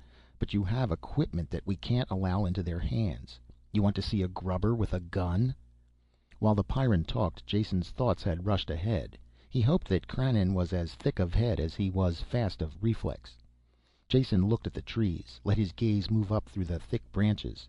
Though Krannon was still talking, he was automatically aware of Jason's attention. When Jason's eyes widened and his gun jumped into his hand, Krannon's own gun appeared and he turned in the same direction. "There, in the top!" Jason shouted, and fired into the tangle of branches. Krannon fired too. As soon as he did, Jason hurled himself backwards, curled into a ball, rolling down the inclined rock. The shots had covered the sounds of his movements, and before Krannon could turn back, the gravity had dragged him down the rock into the thick foliage. Crashing branches slapped at him, but slowed his fall. When he stopped moving, he was lost in the tangle. Krannon's shots came too late to hit him. Lying there, tired and bruised, Jason heard the Pyrran cursing him out. He stamped around the rock, fired a few shots, but knew better than to enter the trees. Finally he gave up and went back to the truck. The motor gunned into life and the treads clanked and scraped down the rock and back into the jungle. There were muted rumblings and crashes that slowly died away. Then Jason was alone. Up until that instant he hadn't realized quite how alone he would be. Surrounded by nothing but death, the truck already vanished from sight, he had to force down an overwhelming desire to run after it. What was done was done. This was a long chance to take, but it was the only way to contact the grubbers. They were savages, but still they had come from human stock, and they hadn't sunk so low as to stop barter with the civilized Pyrrans. He had to contact them, befriend them, find out how they had managed to live safely on this madhouse world. If there had been another way to lick the problem, he would have taken it. He didn't relish the role of martyred hero, but Kerk and his deadline had forced his hand. The contact had to be made fast, and this was the only way. There was no telling where the savages were, or how soon they would arrive. If the woods weren't too lethal, he could hide there, pick his time to approach them. If they found him among the supplies, they might skewer him on the spot with a typical Pyrran reflex. Walking warily, he approached the line of trees. Something moved on a branch, but vanished as he came near. None of the plants near a thick-trunked tree looked poisonous, so he slipped behind it. There was nothing deadly in sight, and it surprised him. He let his body relax a bit, leaning against the rough bark. Something soft and choking fell over his head. His body was seized in a steel grip. The more he struggled, the tighter it held him, until the blood thundered in his ears and his lungs screamed for air. Only when he grew limp did the pressure let up. His first panic ebbed a little when he realized that it wasn't an animal that attacked him. He knew nothing about the grubbers, but they were human, so he still had a chance. His arms and legs were tied, the power holster ripped from his arm. He felt strangely naked without it. The powerful hands grabbed him again, and he was hurled into the air to fall face down across something warm and soft. Fear pressed in again. It was a large animal of some kind, and all Pyrran animals were deadly. When the animal moved off, carrying him, panic was replaced by a feeling of mounting elation. The grubbers had managed to work out a truce of some kind with at least one form of animal life. He had to find out how. If he could get that secret, and get it back to the city, it would justify all his work and pain, It might even justify Welf's death if the age-old war could be slowed or stopped. Jason's tightly bound limbs hurt terribly at first, but grew numb with the circulation shut off. The jolting ride continued endlessly. He had no way of measuring the time. A rainfall soaked him, then he felt his clothes steaming as the sun came out. The ride was finally over. He was pulled from the animal's back and dumped down. His arms dropped free as someone loosed the bindings. The returning circulation soaked him in pain as he lay there, struggling to move. When his hands finally obeyed him, he lifted them to his face and stripped away the covering, a sack of thick fur. Light blinded him as he sucked in breath after breath of clean air. Blinking against the glare, he looked around. He was lying on a floor of crude planking, the setting sun shining into his eyes through the doorless entrance of the building. There was a plowed field outside, stretching down the curve of hill to the edge of the jungle. It was too dark to see much inside the hut. Something blocked the light of the doorway, a tall, animal-like figure. On second look, Jason realized it was a man with long hair and thick beard. He was dressed in furs, even his legs were wrapped in fur leggings. His eyes were fixed on his captive, while one hand fondled an axe that hung from his waist. "Who are you? What do you want?" the bearded man asked suddenly. Jason picked his words slowly, wondering if this savage shared the same hair-trigger temper as the city dwellers. "My name is Jason. I come in peace. I want to be your friend." "Lies!" the man grunted and pulled the axe from his belt. "Junk man tricks. I saw you hide. Wait to kill me. Kill you first." He tested the edge of the blade with a horny thumb, then raised it. "Wait," Jason said desperately. "You don't understand." The axe swung down. "I'm from off-world and—" A solid thunk shook him as the axe buried itself in the wood next to his head. At the last instant the man had twitched it aside. He grabbed the front of Jason's clothes and pulled him up until their faces touched. "It's true?" he shouted. "You from off-world?" His hand opened and Jason dropped back before he could answer. The savage jumped over him towards the dim rear of the hut. "Reese must know of this," he said as he fumbled with something on the wall. Light sprang out. All Jason could do was stare. The hairy, fur-covered savage was operating a communicator. The calloused, dirt-encrusted fingers deftly snapped open the circuits and dialed a number. Chapter 16. It made no sense. Jason tried to reconcile the modern machine with the barbarian and couldn't. Who was he calling? The existence of one communicator meant there was at least another. Was Reese a person or a thing? With a mental effort he grabbed hold of his thoughts and braked them to a stop. There was something new here, factors he hadn't counted on. He kept reassuring himself that there was an explanation for everything once you had the facts straight. Jason closed his eyes, shutting out the glaring rays of the sun where it cut through the treetops, and reconsidered his facts. They separated evenly into two classes, those he had observed for himself and those he had learned from the city dwellers. This last class of facts he would hold, to see if they fitted with what he learned. There was a good chance that most or all of them would prove false. "Get up," the voice jarred into his thoughts. "We're leaving." His legs were still numb and hardly usable. The bearded man snorted in disgust and hauled him to his feet, propping him against the outer wall. Jason clutched the knobby bark of the logs when he was left alone. He looked around, soaking up impressions. It was the first time he had been on a farm since he had run away from home. A different world with a different ecology, but the similarity was apparent enough to him. A new sown field stretched down the hill in front of the shack, plowed by a good farmer, even well-cast furrows that followed the contour of the slope. Another large log building was next to this one, probably a barn. There was a snuffling sound behind him and Jason turned quickly and froze. His hand called for the missing gun and his fingers tightened down on a trigger that wasn't there. It had come out of the jungle and padded up quietly behind him. It had 6 thick legs with clawed feet that dug into the ground. The 2-meter-long body was covered with matted yellow and black fur, all except the skull and shoulders. These were covered with overlapping horny plates. Jason could see all this because the beast was that close. He waited to die. The mouth opened, a frog-like division of the hairless skull revealing double rows of jagged teeth. "Here, Fido," the bearded man said, coming up behind Jason and snapping his fingers at the same time. The thing bounded forward, brushing past the dazed Jason, and rubbed his head against the man's leg. "Nice doggy," the man said, his fingers scratching under the edge of the carapace where it joined the flesh. The bearded man had brought two of the riding animals out of the barn, saddled and bridled. Jason barely noticed the details of smooth skin and long legs as he swung up on one. His feet were quickly lashed to the stirrups. When they started, the skull-headed beast followed them. "Nice doggy," Jason said, and for no reason started to laugh. The bearded man turned and scowled at him until he was quiet. By the time they entered the jungle it was dark. It was impossible to see under the thick foliage, and they used no lights. The animals seemed to know the way. There were scraping noises and shrill calls from the jungle around them, but it did not bother Jason too much.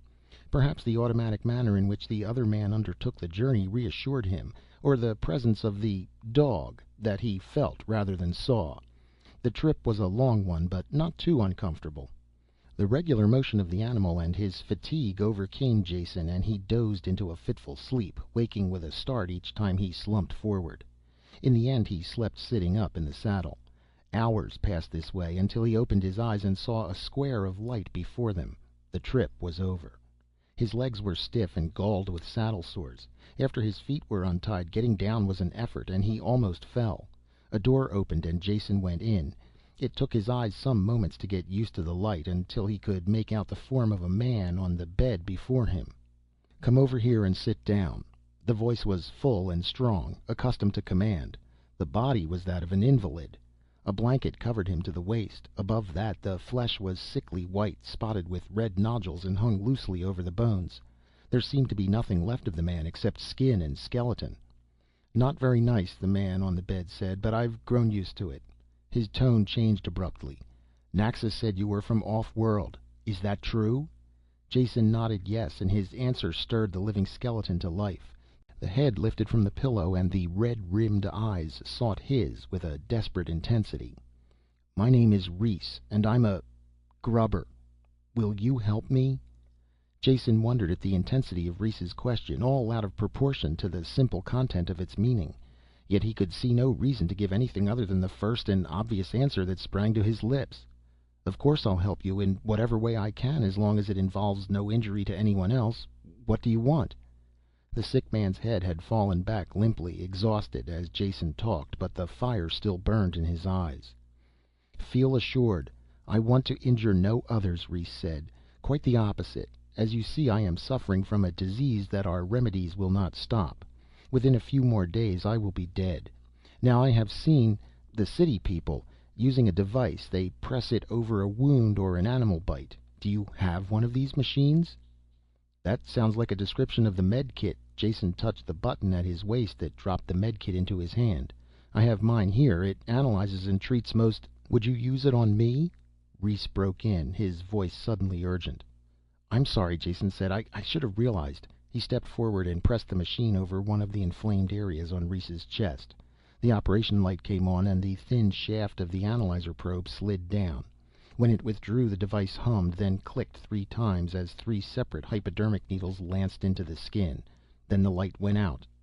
"Is that all?" Rhys asked, as he watched Jason stow the med kit back in his belt. Jason nodded, then looked up and noticed the wet marks of tears on the sick man's face. Rhys became aware at the same time and brushed at them angrily. "When a man is sick," he growled, "the body and all its senses become traitor.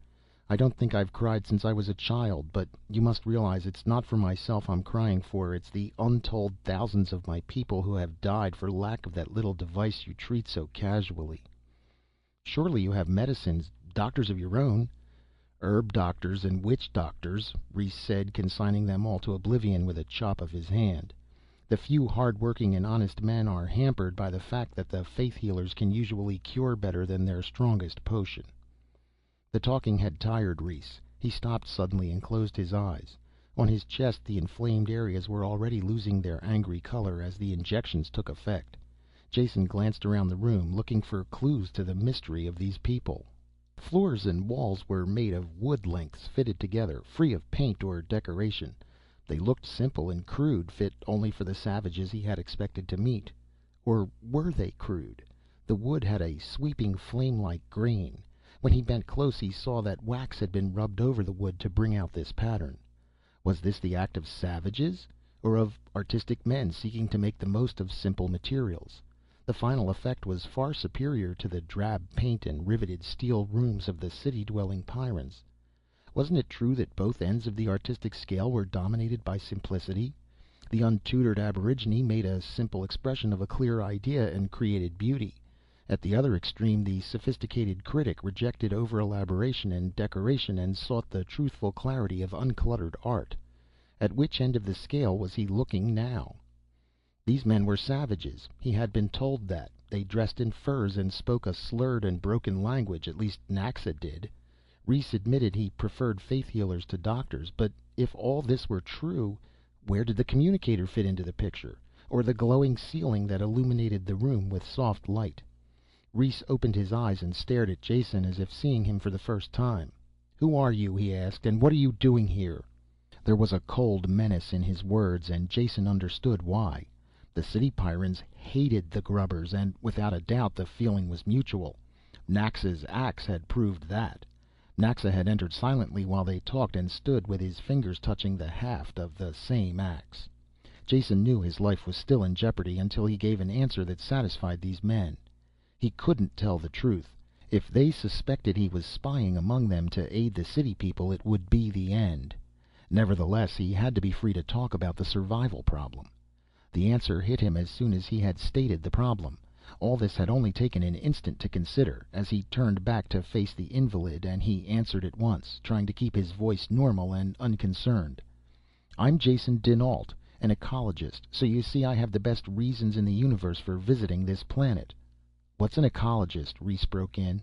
There was nothing in his voice to indicate whether he meant the question seriously or as a trap. All traces of the ease of their earlier conversation were gone. His voice had the deadliness of a stingwing's poison. Jason chose his words carefully. "Simply stated, it is that branch of biology that considers the relations between organisms and their environment, how climatic and other factors affect the life forms, and how the life forms in turn affect each other and the environment." That much Jason knew was true, but he really knew very little more about the subject, so he moved on quickly. "I heard reports of this planet and finally came here to study it firsthand. I did what work I could in the shelter of the city, but it wasn't enough. The people there think I'm crazy, but they finally agreed to let me make a trip out here." "What arrangements have been made for your return?" Naxa snapped. "None," Jason told him. "They seemed quite sure that I would be killed instantly and had no hope of me coming back. In fact, they refused to let me go, and I had to break away." This answer seemed to satisfy Reese, and his face cracked into a mirthless smile. "They would think that, those junk men.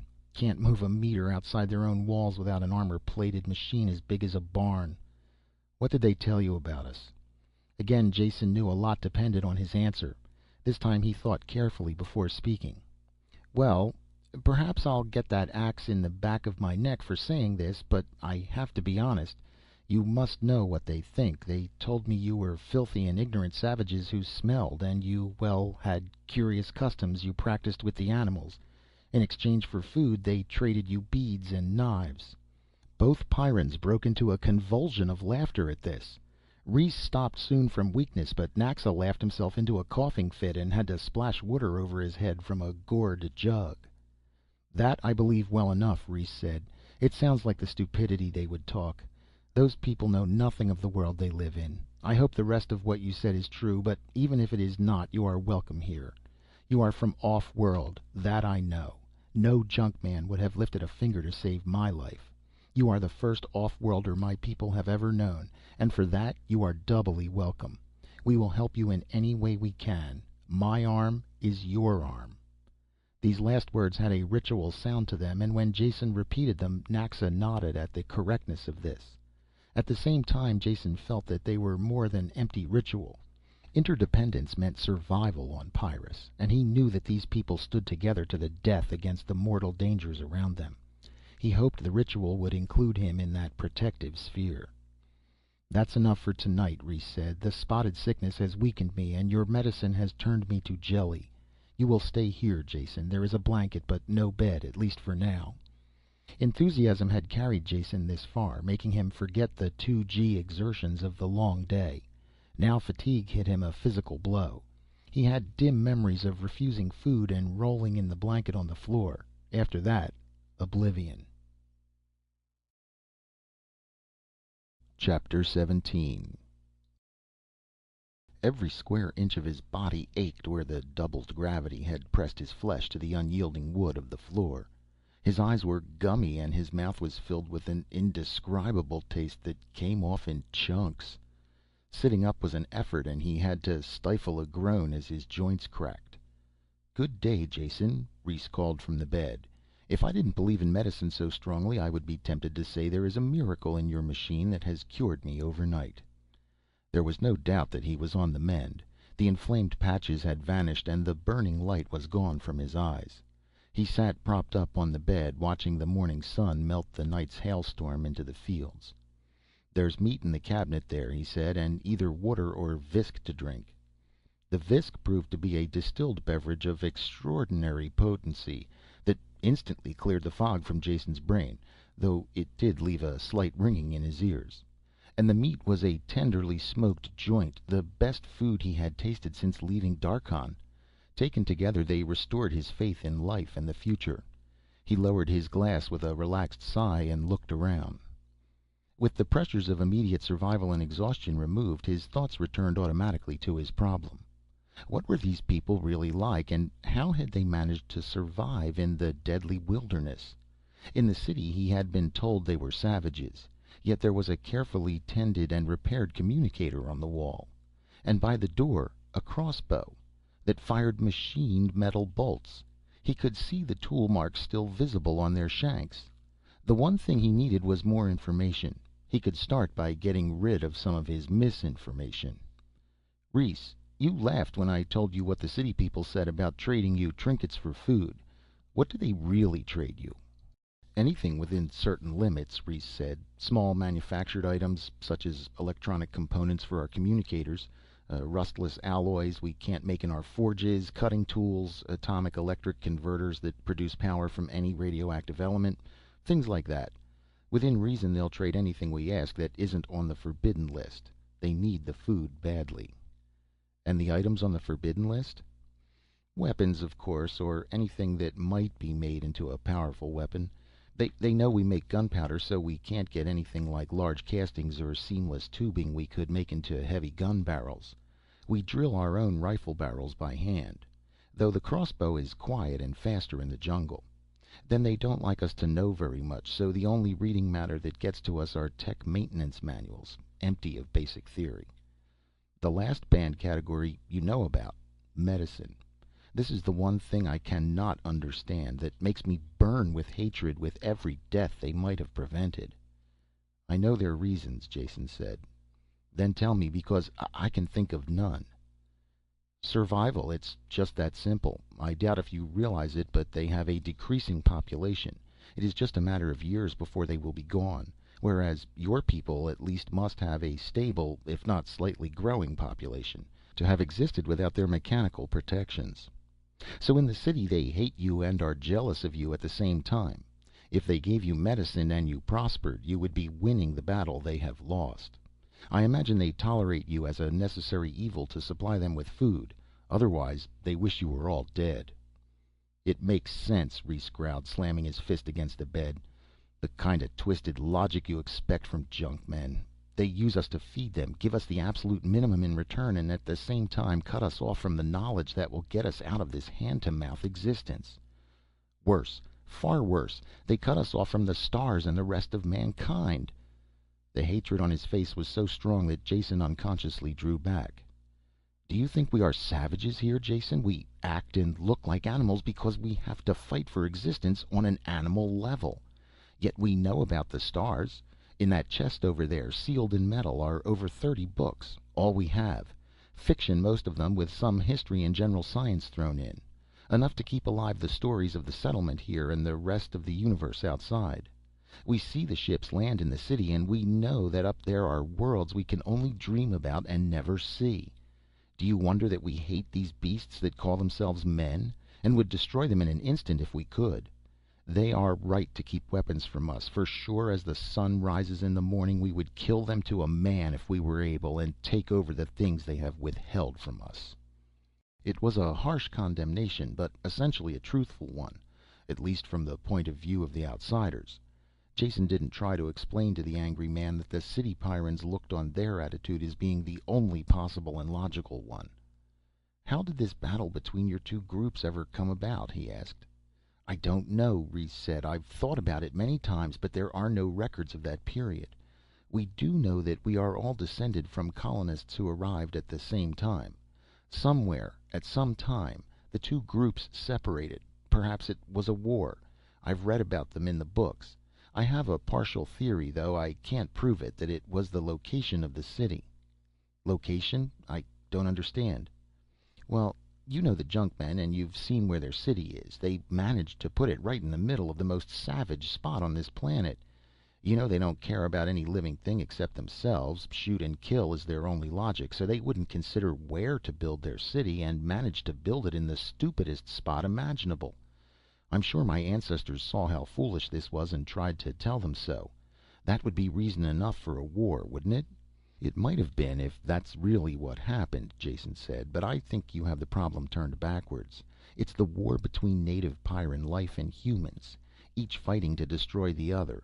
The life forms change continually, seeking that final destruction of the invader."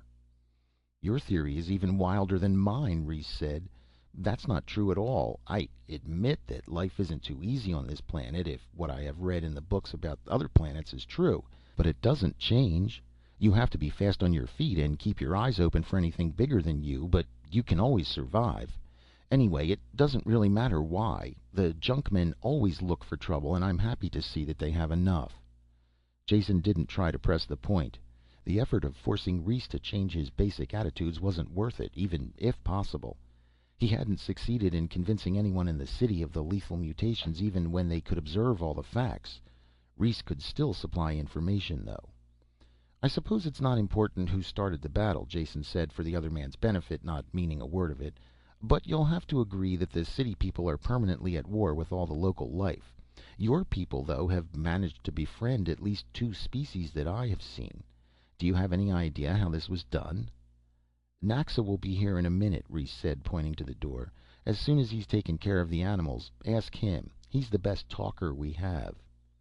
"Talker?" Jason asked. "I had the opposite idea about him. He didn't talk much, and what he did say was, well, a little hard to understand at times." "Not that kind of talking," Reese broke in impatiently. "The talkers look after the animals. They train the dogs and Dorum, and the better ones like Naxa are always trying to work with other beasts. They dress crudely, but they have to. I've heard them say that the animals don't like chemicals, metal, or tanned leather, so they wear untanned furs for the most part. But don't let the dirt fool you. It has nothing to do with his intelligence."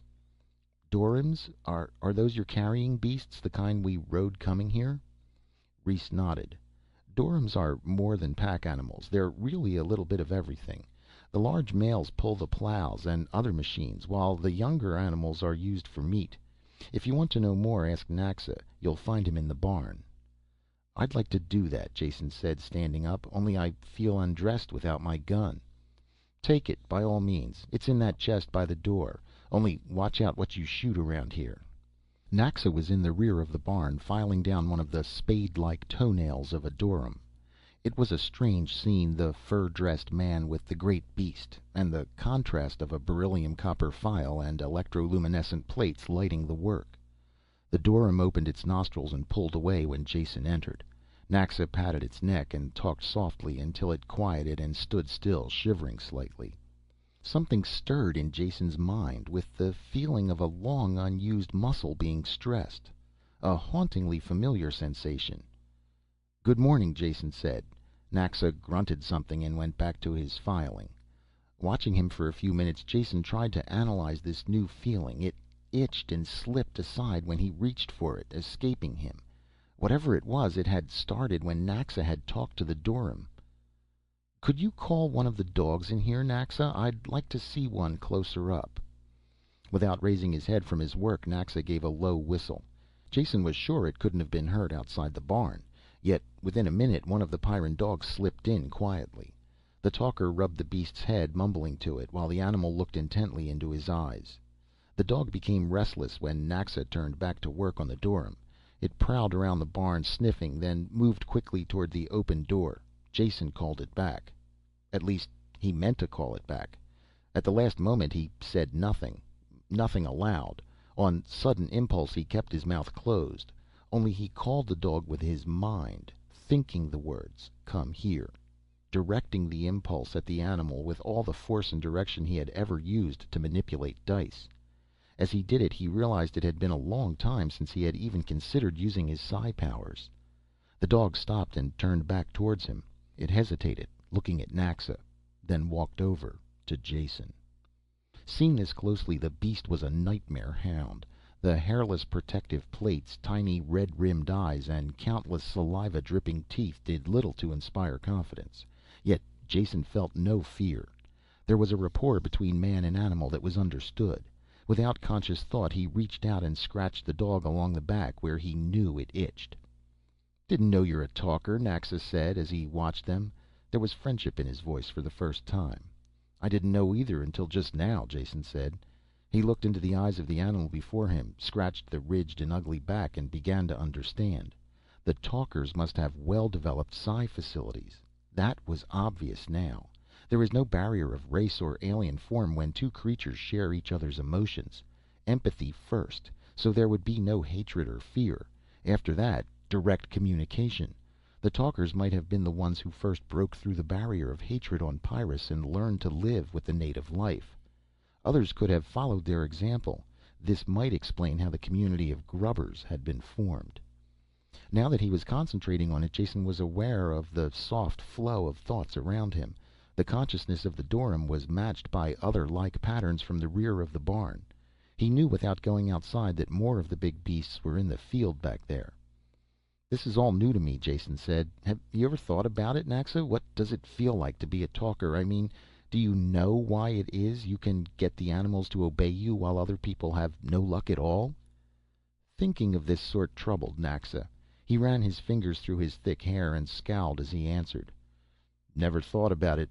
Just do it. Just get to know the beast real good. Then you can guess what they're going to do. That's all." It was obvious that Naxa had never thought about the origins of his ability to control animals. And if he hadn't, probably no one else had. They had no reason to. They simply accepted the powers of talkers as one of the facts of life. Ideas slipped towards each other in his mind like the pieces of a puzzle joining together. He had told Kerk that the native life on Pyrrus had joined in battle against mankind. He didn't know why. Well, he still didn't know why, but he was getting an idea of how. "About how far are we from the city?" Jason asked. "Do you have an idea how long it would take us to get there by dorym?" "Half a day there, half back. Why? You want to go?" "I don't want to get into the city, not yet, but I would like to get close to it," Jason told him. "See what Rhys says," was Naxa's answer. Rhys granted instant permission without asking any questions. They saddled up and left at once, in order to complete the round trip before dark. They had been traveling less than an hour before Jason knew they were going in the direction of the city. With each minute the feeling grew stronger. Naxa was aware of it too, stirring in the saddle with unvoiced feelings. They had to keep touching and reassuring their mounts, which were growing skittish and restless. "This is far enough," Jason said. Naxa gratefully pulled to a stop. The wordless thought beat through Jason's mind, filling it. He could feel it on all sides, only much stronger ahead of them in the direction of the unseen city. Naxa and the doryms reacted in the same way, restless, uncomfortable, not knowing the cause.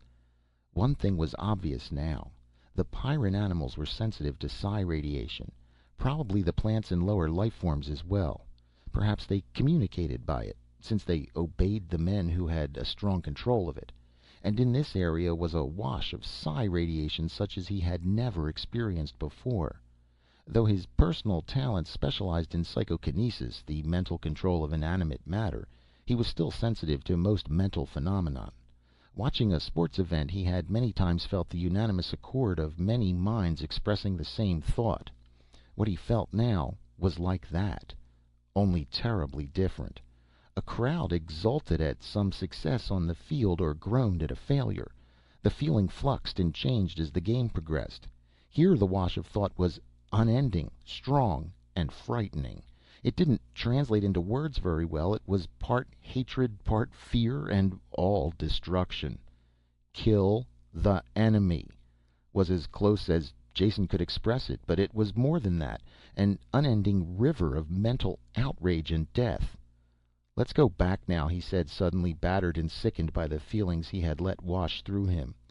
As they started the return trip, he began to understand many things. His sudden unspeakable fear when the Pyrran animal had attacked him that first day on the planet.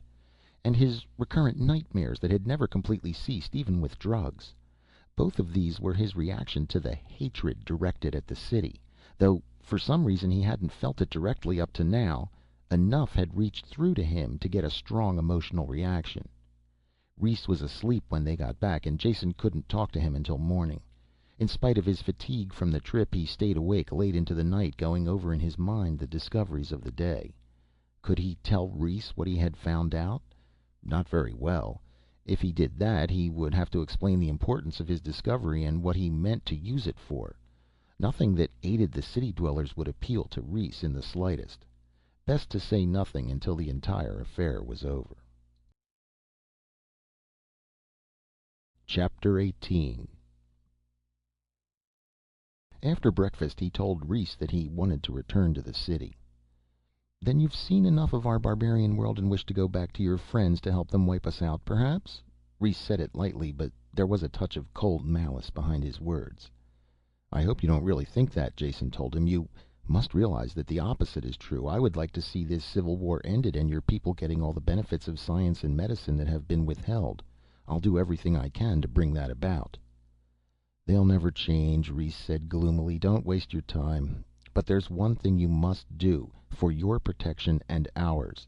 Don't admit or even hint that you've talked to any grubbers." "Why not?" "Why not? Suffering death. Are you that simple? They will do anything to see that we don't rise too high, and would much prefer to see us all dead. Do you think they would hesitate to kill you if they as much as suspected you had contacted us? They realize, even if you don't, that you can single-handedly alter the entire pattern of power on this planet. The ordinary junkman may think of us as being only one step above the animals, but the leaders don't. They know what we need and what we want. They could probably guess just what it is I'm going to ask you. Help us, Jason dinAlt. Get back among those human pigs and lie. Say you never talked to us, that you hid in the forest and we attacked you and you had to shoot to save yourself. We'll supply some recent corpses to make that part of your story sound good.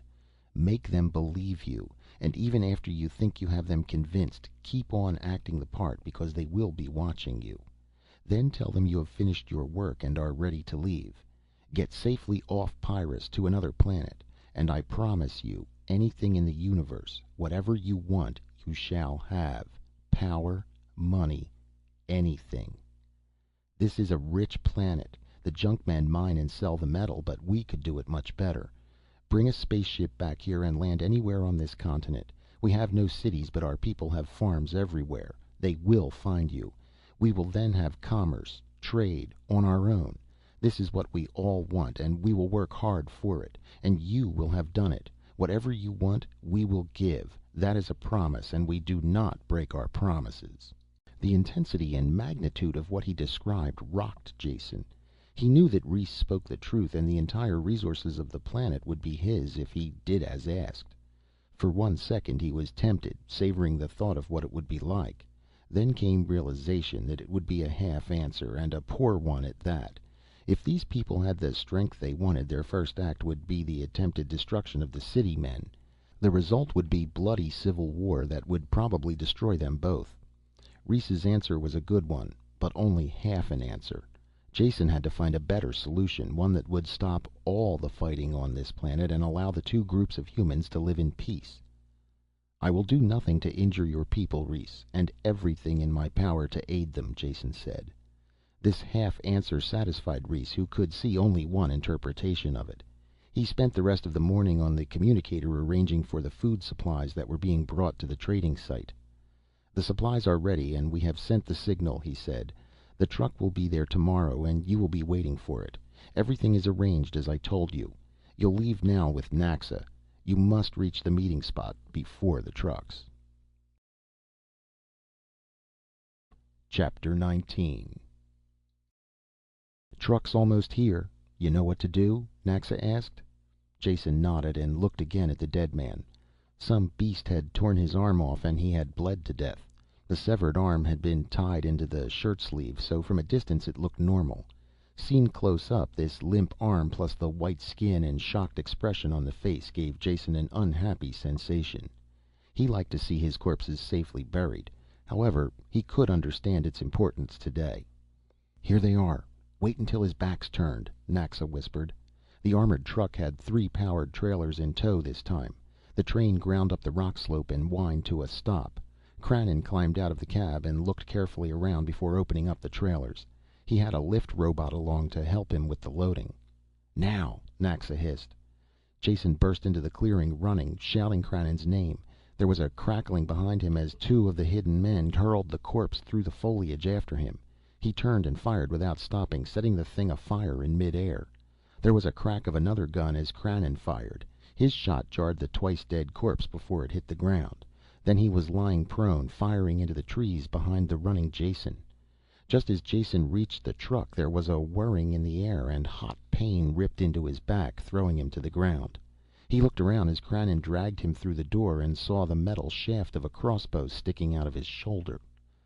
"Lucky," the Pyrran said. "An inch lower would have got your heart. I warned you about those grubbers. You're lucky to get off with only this." He lay next to the door and snapped shots into the now quiet wood. Taking out the bolt hurt much more than it had going in. Jason cursed the pain as Krannon put on a dressing, and admired the singleness of purpose of the people who had shot him.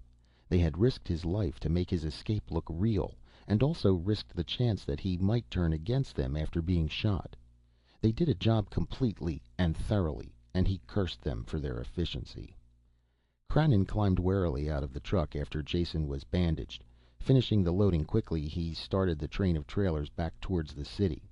Jason had an anti-pain shot and dozed off as soon as they started. While he slept, Krannon must have radioed ahead, because Kerk was waiting when they arrived. As soon as the truck entered the perimeter, he threw open the door and dragged Jason out. The bandage pulled and Jason felt the wound tear. He ground his teeth together. Kerk would not have the satisfaction of hearing him cry out. "I told you to stay in the buildings until the ship left. Why did you leave? Why did you go outside? You talked to the grubbers, didn't you?" With each question he shook Jason again. "I didn't talk to anyone," Jason managed to get the words out. "They tried to take me. I shot 2. Hid out until the trucks came back." "Got another one then," Krannon said. "I saw it. Good shooting. Think I got some too. Let him go, Kerk. They shot him in the back before he could reach the truck." That's enough explanations, Jason thought to himself. Don't overdo it. Let him make up his mind later. Now's the time to change the subject. There's one thing that will get his mind off the grubbers. "I've been fighting your war for you, Kerk, while you stayed safely inside the perimeter."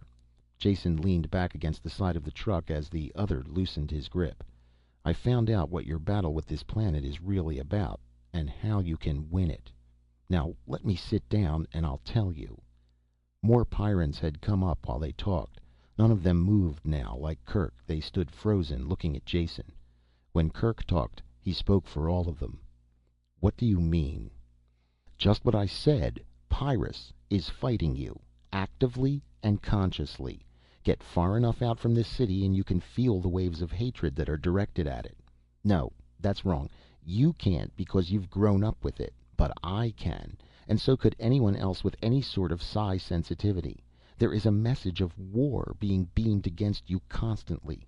The life forms of this planet are psi sensitive and respond to that order. They attack and change and mutate for your destruction, and they'll keep on doing so until you're all dead, unless you can stop the war." "How?" Kerk snapped the word and every face echoed the question. "By finding whoever or whatever is sending that message. The life forms that attack you have no reasoning intelligence. They are being ordered to do so. I think I know how to find the source of these orders. After that, it will be a matter of getting across a message, asking for a truce and an eventual end to all hostilities." A dead silence followed his words as the Pyrrans tried to comprehend the ideas. Kerk moved first, waving them all away. "Go back to your work. This is my responsibility and I'll take care of it. As soon as I find out what truth there is here, "If any. I'll make a complete report." The people drifted away silently, looking back as they went. Chapter 20. "From the beginning now," Kerk said, "and leave out nothing. There is very little more I can add to the physical facts. I saw the animals, understood the message, I even experimented with some of them, and they reacted to my mental commands. What I must do now is track down the source of the orders that keep this war going. I'll tell you something that I have never told anyone else. I'm not only lucky at gambling, I have enough psi ability to alter probability in my favor. It's an erratic ability that I have tried to improve for obvious reasons. During the past 10 years I managed to study at all of the centers that do psi research. Compared to other fields of knowledge, it's amazing how little they know. Basic psi talents can be improved by practice, and some machines have been devised that act as psionic amplifiers. One of these, used correctly, is a very good directional indicator." "You want to build this machine?" Kerk asked. "Exactly. Build it and take it outside the city in the ship. Any signal strong enough to keep this centuries-old battle going should be strong enough to track down. I'll follow it, contact the creatures who are sending it, and try to find out why they're doing it. I assume you'll go along with any reasonable plan that will end this war." "Anything reasonable," Kerk said coldly. "How long will it take you to build this machine?" "Just a few days if you have all the parts here," Jason told him. "Then do it. I'm canceling the flight that's leaving now, and I'll keep the ship here ready to go. When the machine is built, I want you to track the signal and report back to me." "Agreed," Jason said, standing up. "As soon as I have this hole in my back looked at, I'll draw up a list of things needed." A grim, unsmiling man named Skop was assigned to Jason as a combination guide and guard.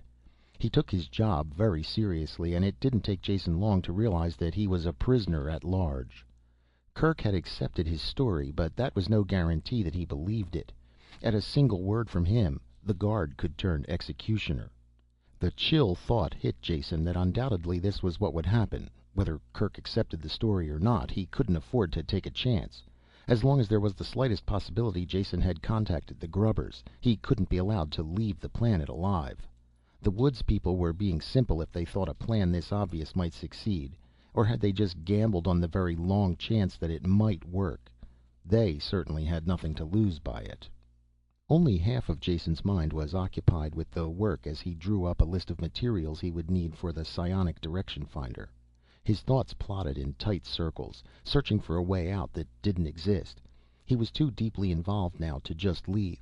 Kerk would see to that. Unless he could find a way to end the war and settle the grubber question, he was marooned on Pyrrus for life. A very short life. When the list was ready, he called supply. With a few substitutions, everything he might possibly need was in stock and would be sent over. Skop sank into an apparent doze in his chair, and Jason, his head propped against the pull of gravity by one arm, began a working sketch of his machine. Jason looked up suddenly, aware of the silence. He could hear machinery in the building and voices in the hall outside. What kind of silence, then? Mental silence. He had been so preoccupied since his return to the city that he hadn't noticed the complete lack of any kind of psi sensation. The constant wash of animal reactions was missing, as was the vague tactile awareness of his PK. With sudden realization, he remembered that it was always this way inside the city. He tried to listen with his mind, and stopped almost before he began. There was a constant press of thought about him that he was made aware of when he reached out. It was like being in a vessel far beneath the ocean, with your hand on the door that held back the frightening pressure. Touching the door without opening it, you could feel the stresses, the power pushing in and waiting to crush you. It was this way with the psi pressure on the city. The unvoiced, hate-filled screams of Pyrrus could instantly destroy any mind that received them. Some function of his brain acted as a psi circuit breaker, shutting off awareness before his mind could be blasted. There was just enough leak through to keep him aware of the pressure and supply the raw materials for his constant nightmares. There was only one fringe benefit. The lack of thought pressure made it easier for him to concentrate. In spite of his fatigue, the diagram developed swiftly. Meta arrived late that afternoon, bringing the parts he had ordered. She slid the long box onto the workbench, started to speak, but changed her mind and said nothing. Jason looked up at her and smiled. "Confused?" he asked. "I don't know what you mean," she said. "I'm not confused, just annoyed. The regular trip has been canceled and our supply schedule will be thrown off for months to come. And instead of piloting or perimeter assignment, all I can do is stand around and wait for you. Then take some silly flight following your directions. Do you wonder that I'm annoyed?" Jason carefully set the parts out on the chassis before he spoke. "As I said, you're confused. I can point out how you're confused, which will make you even more confused. A temptation that I frankly find hard to resist." She looked across the bench at him, frowning, one finger unconsciously curling and uncurling a short lock of hair. Jason liked her this way. As a Pyrran operating at full blast, she had as much personality as a gear in a machine. Once out of that pattern, she reminded him more of the girl he had known on that first flight to Pyrrus. He wondered if it was possible to really get across to her what he meant. "I'm not being insulting when I say confused, Meta. With your background, you couldn't be any other way. You have an insular personality. Admittedly, Pyrrus is an unusual island with a lot of high-power problems that you are an expert at solving. That doesn't make it any less of an island. When you face a cosmopolitan problem, you are confused, or even worse, when your island problems are put into a bigger context. That's like playing your own game, only having the rules change constantly as you go along." "You're talking nonsense," she snapped at him.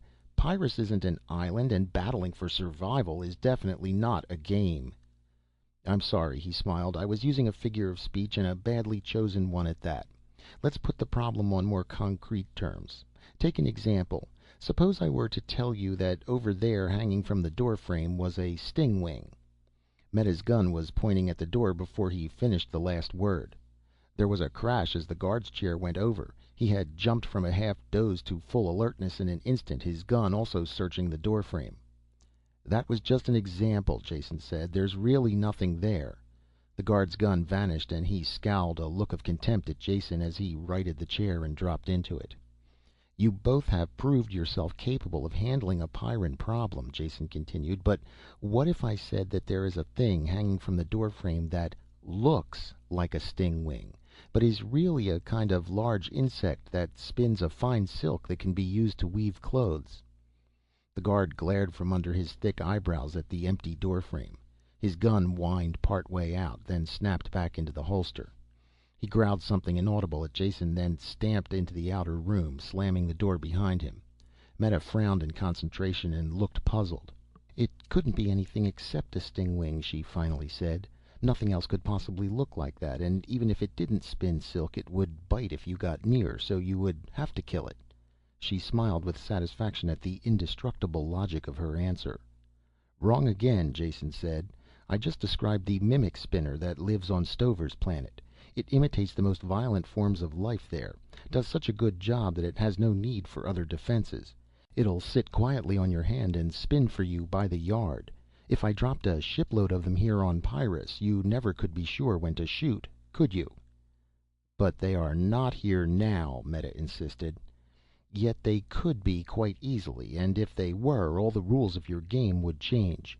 Getting the idea now? There are some fixed laws and rules in the galaxy, but they're not the ones you live by. Your rule is war, unending, with the local life. I want to step outside your rule book and end that war. Wouldn't you like that? Wouldn't you like an existence that was more than just an endless battle for survival? A life with a chance for happiness, love, music, art, all the enjoyable things you have never had time for." All the Pyrran sternness was gone from her face as she listened to what he said, letting herself follow these alien concepts. He had put his hand out automatically as he talked and had taken hers. It was warm and her pulse fast to the touch. Meta suddenly became conscious of his hand and snapped hers away, rising to her feet at the same time. As she started blindly towards the door, Jason's voice snapped after her.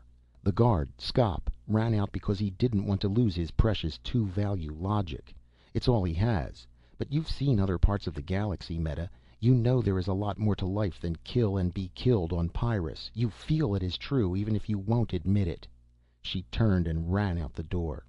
Jason looked after her, his hand scraping the bristle on his chin thoughtfully. "Meta, I have the faint hope that the woman is winning over the Pyrran. I think that I saw, perhaps for the first time in the history of this bloody, war-torn city, a tear in one of its citizens' eyes. Chapter 21. "Drop that equipment and Kerk will undoubtedly pull both your arms off," Jason said. "He's over there now, looking as sorry as possible that I ever talked him into this." Skop cursed under the bulky mass of the psi detector, passing it up to Meta, who waited in the open port of the spaceship. Jason supervised the loading and blasted all the local life that came to investigate. Horn devils were thick this morning and he shot 4 of them. He was last aboard and closed the lock behind him. "Where are you going to install it?" Meta asked.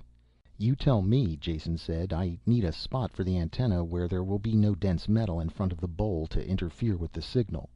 Thin plastic will do, or if worse comes to worse I can mount it outside the hull with a remote drive." "You may have to," she said. "The hull is an unbroken unit. We do all viewing by screen and instruments. I don't think wait, there is one place that might do." She led the way to a bulge in the hull that marked one of the lifeboats. They went in through the always open lock, Skop struggling after them with the apparatus. "These lifeboats are half buried in the ship," Meta explained. "They have transparent front ports covered by friction shields that withdraw automatically when the boat is launched." "Can we pull back the shields now?" "I think so," she said. She traced the launching circuits to a junction box and opened the lid. When she closed the shield relay manually, the heavy plates slipped back into the hull. There was a clear view, since most of the viewport projected beyond the parent ship. "Perfect," Jason said. "I'll set up here. Now how do I talk to you in the ship?" "Right here," she said. "There's a pre-tuned setting on this communicator. Don't touch anything else, and particularly not this switch." She pointed to a large pull handle set square into the center of the control board. "Emergency launching. 2 seconds after that is pulled, the lifeboat is shot free. And it so happens this boat has no fuel." "Hands off for sure," Jason said. "Now have Husky there run me in a line with ship's power and I'll get this stuff set up." The detector was simple, though the tuning had to be precise. A dish-shaped antenna pulled in the signal for the delicately balanced detector. There was a sharp fall-off on both sides of the input, so direction could be precisely determined. The resulting signal was fed to an amplifier stage. Unlike the electronic components of the first stage, this one was drawn in symbols on white paper. Carefully glued on input and output leads ran to it. When everything was ready and clamped into place, Jason nodded to Meta's image on the screen. "Take her up, and easy please. None of your 9G specials. Go into a slow circle around the perimeter until I tell you differently." Under steady power the ship lifted and grabbed for altitude, then eased into its circular course. They made 5 circuits of the city before Jason shook his head. "The thing seems to be working fine, but we're getting too much noise from all the local life. Get 30 kilometers out of the city and start a new circuit." The results were better this time. A powerful signal came from the direction of the city, confined to less than a degree of arc. With the antenna fixed at a right angle to the direction of the ship's flight, the signal was fairly constant. Meta rotated the ship on its main axis until Jason's lifeboat was directly below. "Going fine now," he said. "Just hold your controls as they are and keep the nose from drifting." After making a careful mark on the setting circle, Jason turned the receiving antenna through 180 degrees of arc. As the ship kept to its circle, he made a slow collecting sweep of any signals beamed at the city. They were halfway around before he got a new signal. It was there all right, narrow but strong. Just to be sure he let the ship complete 2 more sweeps, and he noted the direction on the gyro compass each time. They coincided. The 3rd time around he called to Meta. "Get ready for a full right turn, or whatever you call it. I think I have our bearing. Get ready. Now." It was a slow turn and Jason never lost the signal. A few times it wavered, but he brought it back on. When the compass settled down, Meta pushed on more power. They set their course towards the native Pyrrans. An hour's flight at close to top atmospheric speed brought no change. Meta complained, but Jason kept her on course. The signal never varied and was slowly picking up strength. They crossed the chain of volcanoes that marked the continental limits, the ship bucking in the fierce thermals. Once the shore was behind and they were over water, Skop joined Meta in grumbling. He kept his turret spinning, but there was very little to shoot at this far from land. When the islands came over the horizon, the signal began to dip. "Slow now," Jason called. "Those islands ahead look like our source." A continent had been here once, floating on Pyrrus's liquid core. Pressures changed, land masses shifted, and the continent had sunk beneath the ocean. All that was left now of the teeming life of that landmass was confined to a chain of islands, once the mountain peaks of the highest range of mountains. These islands, whose sheer sides rose straight from the water, held the last inhabitants of the lost continent.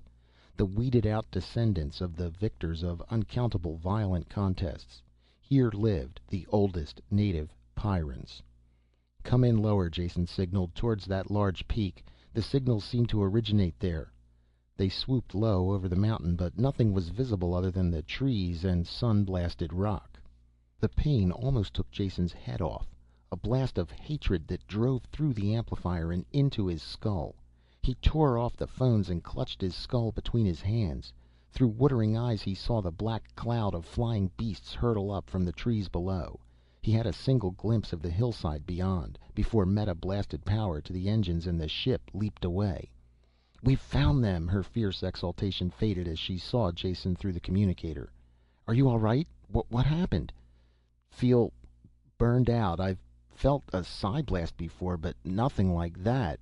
I had a glimpse of an opening, looked like a cave mouth, just before the blast hit. Seemed to come from there." "Lie down," Meta said. "I'll get you back as fast as I can. I'm calling ahead to Kerk. He has to know what happened." A group of men were waiting in the landing station when they came down. They stormed out as soon as the ship touched, shielding their faces from the still hot tubes. Kerk burst in as soon as the port was cracked, peering around until he spotted Jason stretched out on an acceleration couch. "Is it true?" he barked. "You traced the alien criminals who started this war?" "Slow, man, slow," Jason said. "I've traced the source of the psi message that keeps your war going. I found no evidence as to who started this war, and certainly wouldn't go so far as to call them criminals." "I'm tired of your wordplay," Kerk broke in. "You've found these creatures and their location has been marked?" "On the chart," Meta said. "I could fly there blindfolded." "Fine, fine," Kerk said, rubbing his hands together so hard they could hear the harsh rasp of the calluses. "It takes a real effort to grasp the idea that after all these centuries the war might be coming to an end. But it's possible now. Instead of simply killing off these self-renewing legions of the damned that attack us, we can get to the leaders, search them out, carry the war to them for a change, and blast their stain from the face of this planet." "Nothing of the sort," Jason said, sitting up with an effort. "Nothing doing. Since I came to this planet I have been knocked around and risked my life 10 times over. Do you think I have done this just to satisfy your bloodthirsty ambitions? It's peace I'm after, not destruction. You promised to contact these creatures, attempt to negotiate with them. Aren't you a man of honor who keeps his word?" "I'll ignore the insult, though I'd have killed you for it at any other time," Kerk said. "You've been of great service to our people, and we are not ashamed to acknowledge an honest debt. At the same time, do not accuse me of breaking promises that I never made. I recall my exact words. I promised to go along with any reasonable plan that would end this war. That is just what I intend to do. Your plan to negotiate a peace is not reasonable. Therefore, we are going to destroy the enemy." "Think first," Jason called after Kerk, who had turned to leave. "What is wrong with trying negotiation or an armistice? Then, if it fails, you can try your way." The compartment was getting crowded as other Pyrrans pushed in. Kerk, almost to the door, turned back to face Jason. "I'll tell you what's wrong with armistice," he said. "It's a coward's way out, that's what it is. It's all right for you to suggest it. You're from off-world and don't know any better. But do you honestly think I could entertain such a defeatist notion for one instant? When I speak not only for myself, but for all of us here. We don't mind fighting, and we do know how to do it. We know that if this war was over, we could build a better world here. At the same time, if we have the choice of continued war or a cowardly peace, we vote for war. This war will only be over when the enemy is utterly destroyed." The listening Pyrrans shouted in agreement, and when Kerk pushed out through the crowd, some of them patted his shoulders as he went by. Jason slumped back on the couch, worn out by his exertions and exhausted by the attempt to win the violent Pyrrans over to a peaceful point of view. When he looked up, they were gone, all except Meta. She had the same look of bloodthirsty elation as the others, but it drained away when she glanced at him. "What about it, Meta?" he asked bitterly. "No doubts? Do you think that destruction is the only way to end this war?" "I don't know," she said. "I can't be sure. For the first time in my life, I find myself with more than one answer to the same question." "Congratulations," he said. "It's a sign of growing up." Chapter 22. Jason stood to one side and watched the deadly cargo being loaded into the hold of the ship. The Pyrrans were in good humor as they stowed away riot guns, grenades, and gas bombs. When the backpack atom bomb was put aboard, one of them broke into a marching song, and the others picked it up. Maybe they were happy, but the approaching carnage only filled Jason with an intense gloom. He felt that somehow he was a traitor to life. Perhaps the life form he had found needed destroying, and perhaps it didn't. Without making the slightest attempt at conciliation, destruction would be plain murder. Kerk came out of the operations building, and the starter pumps could be heard whining inside the ship. They would leave within minutes. Jason forced himself into a foot-dragging rush and met Kerk halfway to the ship. "I'm coming with you, Kerk. You owe me at least that much for finding them." Kerk hesitated, not liking the idea.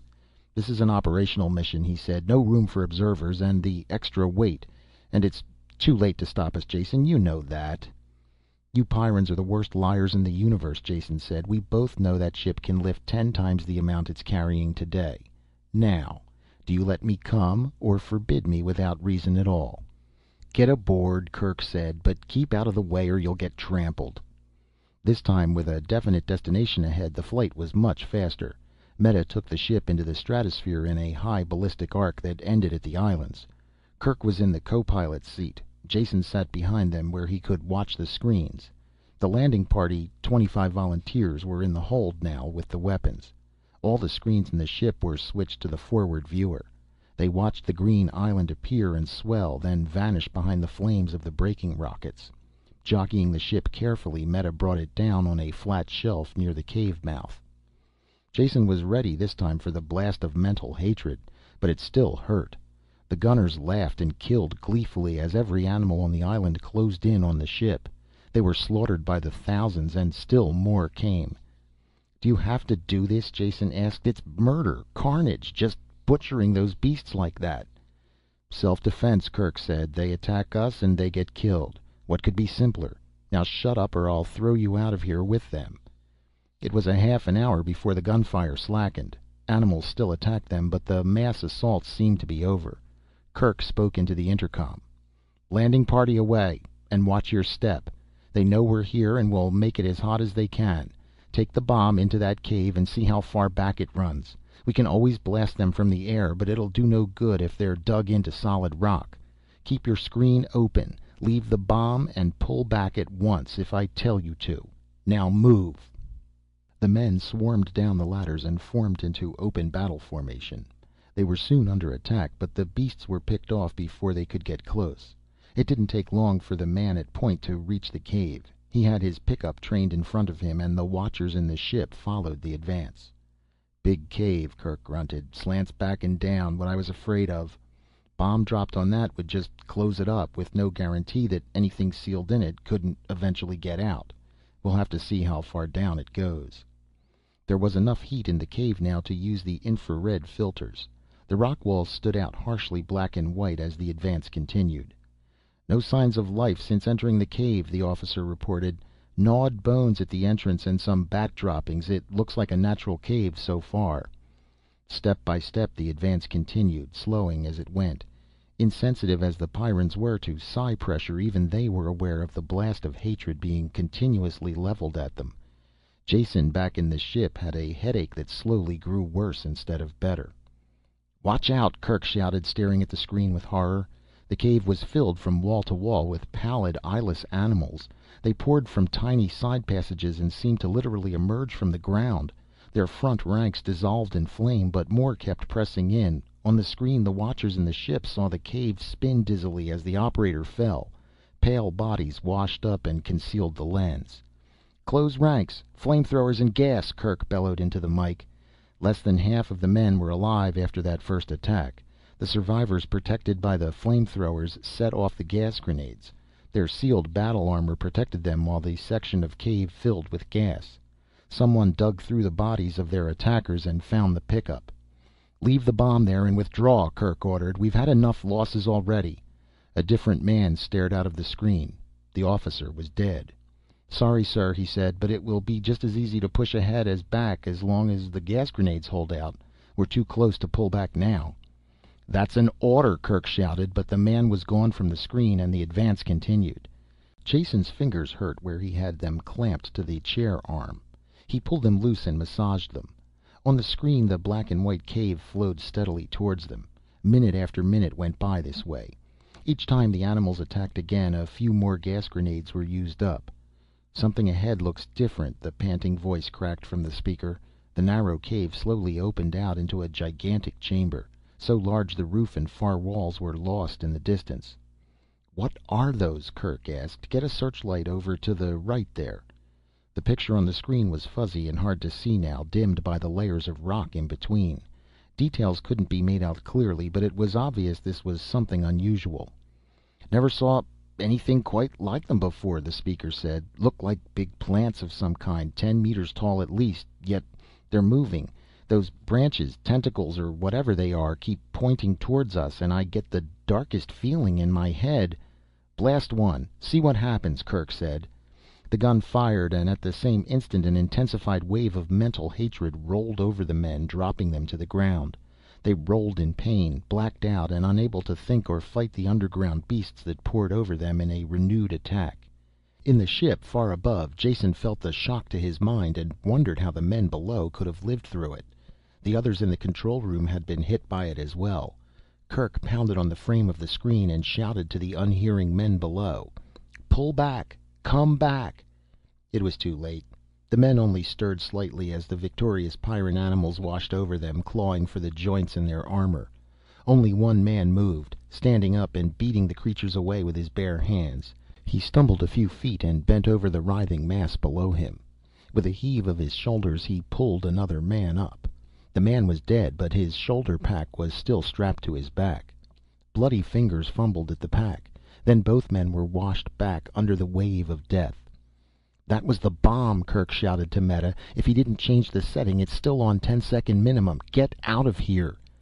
Jason had just time to fall back on the acceleration couch before the rockets blasted. The pressure leaned on him and kept mounting.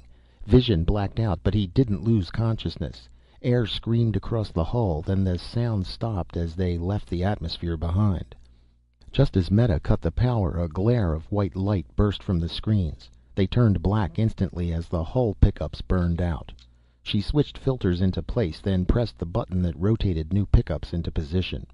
Far below, in the boiling sea, a climbing cloud of mushroom-shaped flame filled the spot where the island had been seconds before. The three of them looked at it, silently and unmoving. Kerk recovered first. "Head for home, Meta, and get operations on the screen. 25 men dead, but they did their job. They knocked out those beasts, whatever they were, and ended the war. I can't think of a better way for a man to die." Meta set the orbit, then called operations. "Trouble getting through," she said. "I have a robot landing beam response, but no one is answering the call." A man appeared on the empty screen. He was beaded with sweat and had a harried look in his eyes. "Kerk," he said, "is that you? Get the ship back here at once. We need her firepower at the perimeter. All blazes broke loose a minute ago. A general attack from every side, worse than I've ever seen." "What do you mean?" Kerk stammered in unbelief. "The war is over. We blasted them, destroyed their headquarters completely." "The war is going like it has never gone before," the other snapped back. "I don't know what you did, but it stirred up a stew pot of hell here. Now stop talking and get the ship back." Kerk turned slowly to face Jason, his face pulled back in a look of raw animal savagery. You did this. I should have killed you the first time I saw you. I wanted to. Now I know I was right. You've been like a plague since you came here, sowing death in every direction. I knew you were wrong, yet I let your twisted words convince me. And look what has happened. First you killed Welf, then you murdered those men in the cave. Now this attack on the perimeter. All who die there, you will have killed." Kerk advanced on Jason, step by slow step, hatred twisting his features. Jason backed away until he could retreat no further, his shoulders against the chart case. Kirk's hand lashed out, not a fighting blow, but an open slap. Though Jason rolled with it, it still battered him and stretched him full length on the floor. His arm was against the chart case, his fingers near the sealed tubes that held the jump matrices. Jason seized one of the heavy tubes with both hands and pulled it out. He swung it with all his strength into Kirk's face. It broke the skin on his cheekbone and forehead, and blood ran from the cuts, but it didn't slow or stop the big man in the slightest. His smile held no mercy as he reached down and dragged Jason to his feet. "Fight back," he said. "I will have that much more pleasure as I kill you." He drew back the granite fist that would tear Jason's head from his shoulders. "Go ahead," Jason said, and stopped struggling. "Kill me. You can do it easily. Only don't call it justice. Welf died to save me, but the men on the island died because of your stupidity. I wanted peace and you wanted war. Now you have it. Kill me to soothe your conscience, because the truth is something you can't face up to." With a bellow of rage, Kirk drove the pile driver fist down. Meta grabbed the arm in both her hands and hung on, pulling it aside before the blow could land. The three of them fell together, half crushing Jason. "Don't do it," she screamed. "Jason didn't want those men to go down there. That was your idea. You can't kill him for that." Kirk, exploding with rage, was past hearing. He turned his attention to Meta, tearing her from him. She was a woman, and her supple strength was meager compared to his great muscles. But she was a Pyrran woman, and she did what no off-worlder could do. She slowed him for a moment, stopped the fury of his attack until he could rip her hands loose and throw her aside. It didn't take him long to do this, but it was just enough time for Jason to get to the door. Jason stumbled through and jammed shut the lock behind him. A split second after he had driven the bolt home, Kirk's weight plunged into the door. The metal screamed and bent, giving way. One hinge was torn loose and the other held by a shred of metal. It would go down on the next blow. Jason wasn't waiting for that. He hadn't stayed to see if the door would stop the raging Pyrran. No door on the ship could stop him. Fast as possible, Jason went down the gangway. There was no safety on the ship, which meant he had to get off it. The lifeboat deck was just ahead. Ever since first seeing them, he had given a lot of thought to the lifeboats. Though he hadn't looked ahead to this situation, he knew a time might come when he would need transportation of his own. The lifeboats had seemed to be the best bet, except that Meta had told him they had no fuel. She had been right in one thing. The boat he had been in had empty tanks. He had checked. There were 5 other boats, though, that he hadn't examined. He had wondered about the idea of useless lifeboats and come to what he hoped was a correct conclusion. This spaceship was the only one the Pyrrans had. Meta had told him once that they always had planned to buy another ship, but never did. Some other necessary war expense managed to come up first. The ship was really enough for their uses. The only difficulty lay in the fact they had to keep that ship in operation or the Pyrran city was dead. Without supplies they would be wiped out in a few months. Therefore the ship's crew couldn't conceive of abandoning their ship. No matter what kind of trouble she got into, they couldn't leave her. When the ship died, so did their world. With this kind of thinking, there was no need to keep the lifeboats fueled. Not all of them, at least. Though it stood to reason at least one of them held fuel for short flights that would have been wasteful for the parent ship. At this point, Jason's chain of logic grew weak. Too many ifs. If they used the lifeboats at all, one of them should be fueled. If they did, it would be fueled now. And if it were fueled, which one of the 6 would it be? Jason had no time to go looking. He had to be right the first time. His reasoning had supplied him with an answer, the last of a long line of suppositions. If a boat were fueled, it should be the one nearest to the control cabin, the one he was diving towards now. His life depended on this string of guesses. Behind him the door went down with a crash. Kirk bellowed and leaped. Jason hurled himself through the lifeboat port with the nearest thing to a run he could manage, under the doubled gravity. With both hands he grabbed the emergency launching handle and pulled down. An alarm bell rang and the port slammed shut, literally in Kirk's face. Only his Pyrran reflexes saved him from being smashed by it. Solid fuel launchers exploded and blasted the lifeboat clear of the parent ship. Their brief acceleration slammed Jason to the deck. Then he floated as the boat went into freefall. The main drive rockets didn't fire. In that moment Jason learned what it was like to know he was dead. Without fuel, the boat would drop into the jungle below, falling like a rock and blasting apart when it hit. There was no way out. Then the rockets caught, roared, and he dropped to the deck, bruising his nose. He sat up, rubbing it and grinning. There was fuel in the tanks. The delay in starting had only been part of the launching cycle, giving the lifeboat time to fall clear of the ship. Now to get it under control. He pulled himself into the pilot's seat. The altimeter had fed information to the autopilot, leveling the boat off parallel to the ground. Like all lifeboat controls, these were childishly simple, designed to be used by novices in an emergency. The autopilot could not be shut off. It rode along with the manual controls, tempering foolish piloting. Jason hauled the control wheel into a tight turn, and the autopilot gentled it into a soft curve. Through the port he could see the big ship blaring fire in a much tighter turn. Jason didn't know who was flying it or what they had in mind. He took no chances. Jamming the wheel forward into a dive, he cursed as they eased into a gentle drop. The larger ship had no such restrictions. It changed course with a violent maneuver and dived on him. The forward turret fired, and an explosion at the stern rocked the little boat. This either knocked out the autopilot or shocked it into submission. The slow drop turned into a power dive, and the jungle billowed up. Jason pulled the wheel back, and there was just time to get his arms in front of his face before they hit. Thundering rockets and cracking trees ended in a great splash. Silence followed, and the smoke drifted away. High above, the spaceship circled hesitantly, dropping a bit as if wanting to go down and investigate, then rising again as the urgent message for aid came from the city. Loyalty won, and she turned and spewed fire towards home. Chapter 23. Tree branches had broken the lifeboat's fall. The bow rockets had burned out in emergency blast, and the swamp had cushioned the landing a bit. It was still a crash.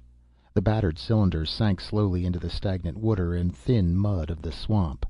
The bow was well under before Jason managed to kick open the emergency hatch in the waist. There was no way of knowing how long it would take for the boat to go under, and Jason was in no condition to ponder the situation. Concussed and bloody, he had just enough drive left to get himself out. Wading and falling, he made his way to firmer land, sitting down heavily as soon as he found something that would support him. Behind him, the lifeboat burbled and sank under the water. Bubbles of trapped air kept rising for a while, then stopped. The water stilled, and except for the broken branches and trees, there was no sign that a ship had ever come this way. Insects whined across the swamp, and the only sound that broke the quiet of the woods beyond was the cruel scream of an animal pulling down its dinner. When that had echoed away in tiny waves of sound, everything was silent. Jason pulled himself out of the half-trance with an effort. His body felt like it had been through a meat grinder, and it was almost impossible to think with the fog in his head. After minutes of deliberation, he figured out that the med kit was what he needed. The easy-off snap was very difficult, and the button release didn't work. He finally twisted his arm around until it was under the orifice and pressed the entire unit down. It buzzed industriously, though he couldn't feel the needles. He guessed it had worked. His sight spun dizzily for a while, then cleared. Painkillers went to work, and he slowly came out of the dark cloud that had enveloped his brain since the crash. Reason returned, and loneliness rode with it. He was without food, friendless, surrounded by the hostile forces of an alien planet. There was a rising panic that started deep inside him that took concentrated effort to hold down. "Think, Jason. Don't emote."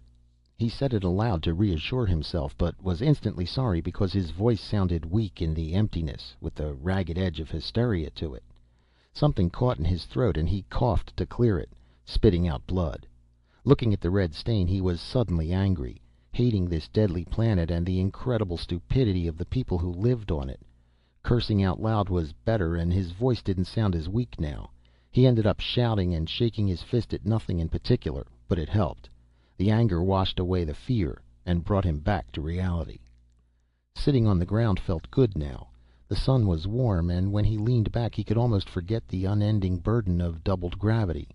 Anger had carried away fear. Rest eased fatigue. From somewhere in the back of his mind there popped up the old platitude: where there's life, there's hope. He grimaced at the triteness of the words, at the same time realizing that a basic truth lurked there. Count his assets. Well battered, but still alive. None of the bruises seemed very important, and no bones were broken. His gun was still working. It dipped in and out of the power holster as he thought about it. Pyrrans made rugged equipment. The medkit was operating as well. If he kept his senses, managed to walk in a fairly straight line, and could live off the land, there was a fair chance he might make it back to the city. What kind of a reception would be waiting for him there was a different matter altogether. He would find that out after he arrived. Getting there had first priority. On the debit side there stood the planet Pyrrus. Strength-sapping gravity, murderous weather, and violent animals. Could he survive?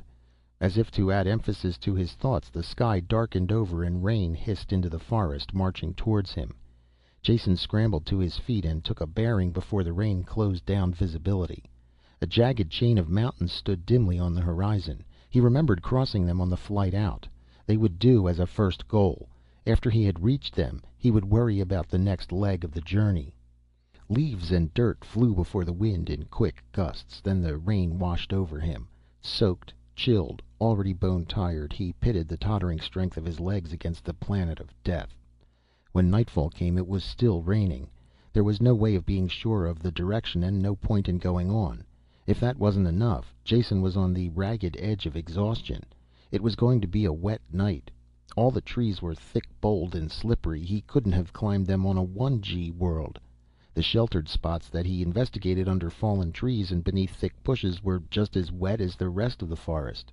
In the end he curled up on the leeward side of a tree and fell asleep, shivering, with the water dripping off him.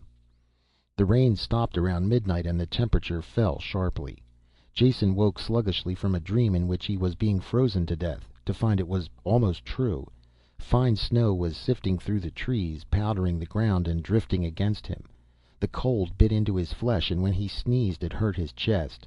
His aching and numb body only wanted to rest, but the spark of reason that remained in him forced him to his feet. If he lay down now he would die.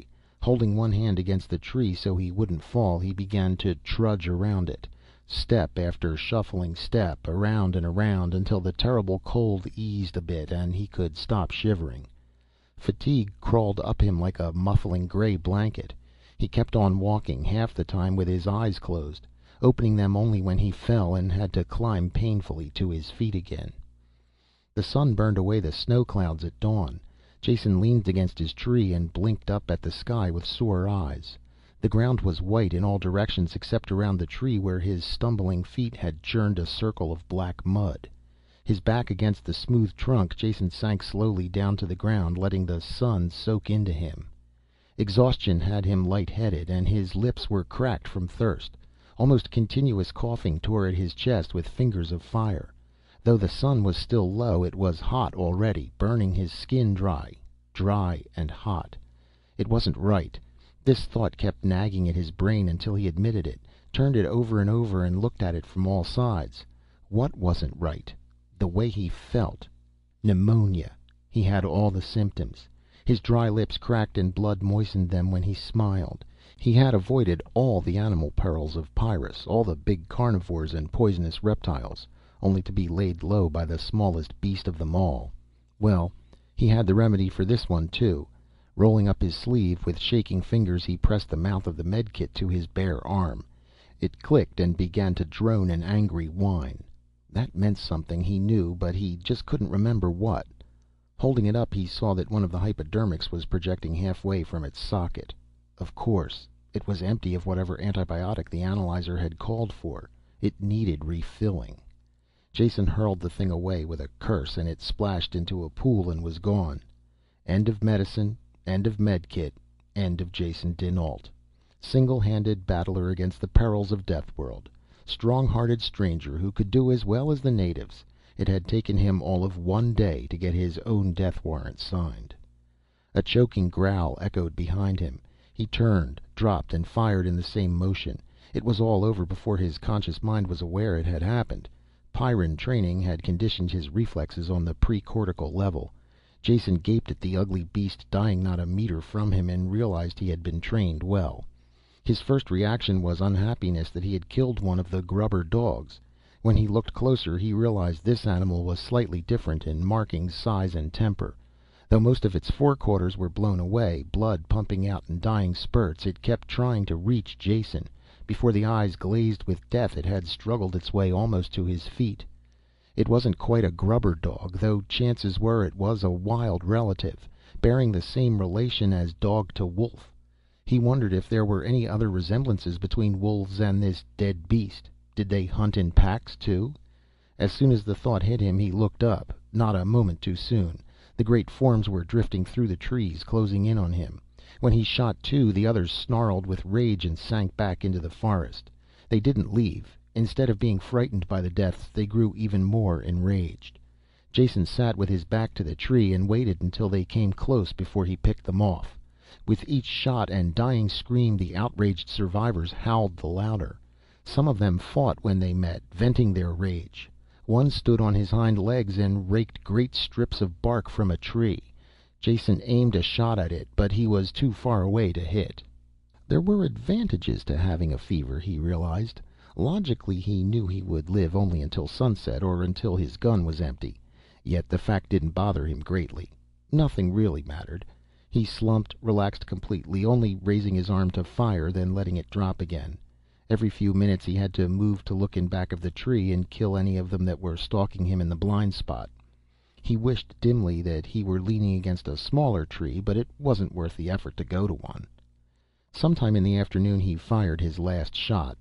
It killed an animal he had allowed to get close. He had noticed he was missing the longer shots. The beast snarled and dropped. The others that were close pulled back and howled in sympathy. One of them exposed himself and Jason pulled the trigger. There was only a slight click. He tried again, in case it was just a misfire, but there was still only a click. The gun was empty, as was the spare clip pouch at his belt. There were vague memories of reloading, though he couldn't remember how many times he had done it. This, then, was the end. They had all been right. Pyrrus was a match for him. Though they shouldn't talk, it would kill them all in the end, too. Pyrrans never died in bed. Old Pyrrans never died. They just got ate. Now that he didn't have to force himself to stay alert and hold the gun, the fever took hold. He wanted to sleep, and he knew it would be a long sleep. His eyes were almost closed as he watched the wary carnivores slip closer to him. The first one crept close enough to spring. He could see the muscles tensing in the leg. It leaped, whirling in midair and falling before it reached him. Blood ran from its gaping mouth, and a short shaft of metal projected from the side of his head. The two men walked out of the brush and looked down at him. Their mere presence seemed to have been enough for the carnivores, because they all vanished. Grubbers. He had been in such a hurry to reach the city that he had forgotten about the grubbers.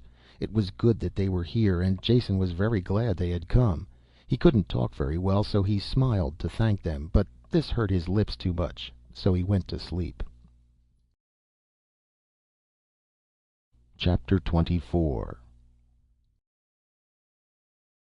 For a strange length of time after that, there were only hazy patches of memory that impressed themselves on Jason. A sense of movement and large beasts around him. Walls, wood smoke, the murmur of voices. None of it meant very much, and he was too tired to care. It was much easier, much better, just to let go. "About time," Reese said. "A couple more days lying there like that, and we would have buried you even if you were still breathing." Jason blinked at him, trying to focus the face that swam above him. He finally recognized Reese and wanted to answer him, but talking only brought on a spell of body-racking coughing. Someone held a cup to his lips, and sweet fluid trickled down his throat. He rested, then tried again. "How long have I been here?"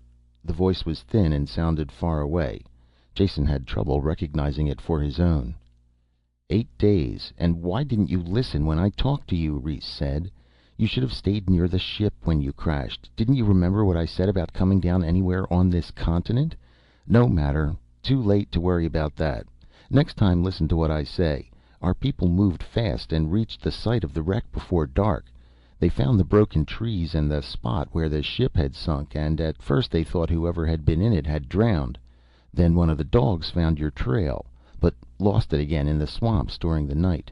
They had a fine time with the mud and the snow, and didn't have any luck at all in finding the spoor again. By the next afternoon they were ready to send for more help when they heard your firing. Just made it from what I hear. Lucky one of them was a talker, and we could tell the wild dogs to clear out. We would have to have had killed all of them otherwise, and that's not healthy." "Thanks for saving my neck," Jason said. That was closer than I liked to come. What happened after? I was sure I was done for. I remember that much. Diagnosed all the symptoms of pneumonia, guaranteed fatal in my condition without treatment. Looks like you were wrong when you said most of your remedies were useless. They seemed to work well on me." His voice died off as Reese shook his head in a slow no. Lines of worry sharp cut into his face. Jason looked around and saw Naxa and another man. They had the same deeply unhappy expression as Reese. "What is it?" Jason asked, feeling the trouble. "If your remedies didn't work, what did?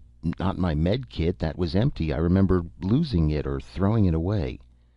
"You were dying," Reese said slowly. "We couldn't cure you. Only a Junkman medicine machine could do that. We got one from the driver of the food truck."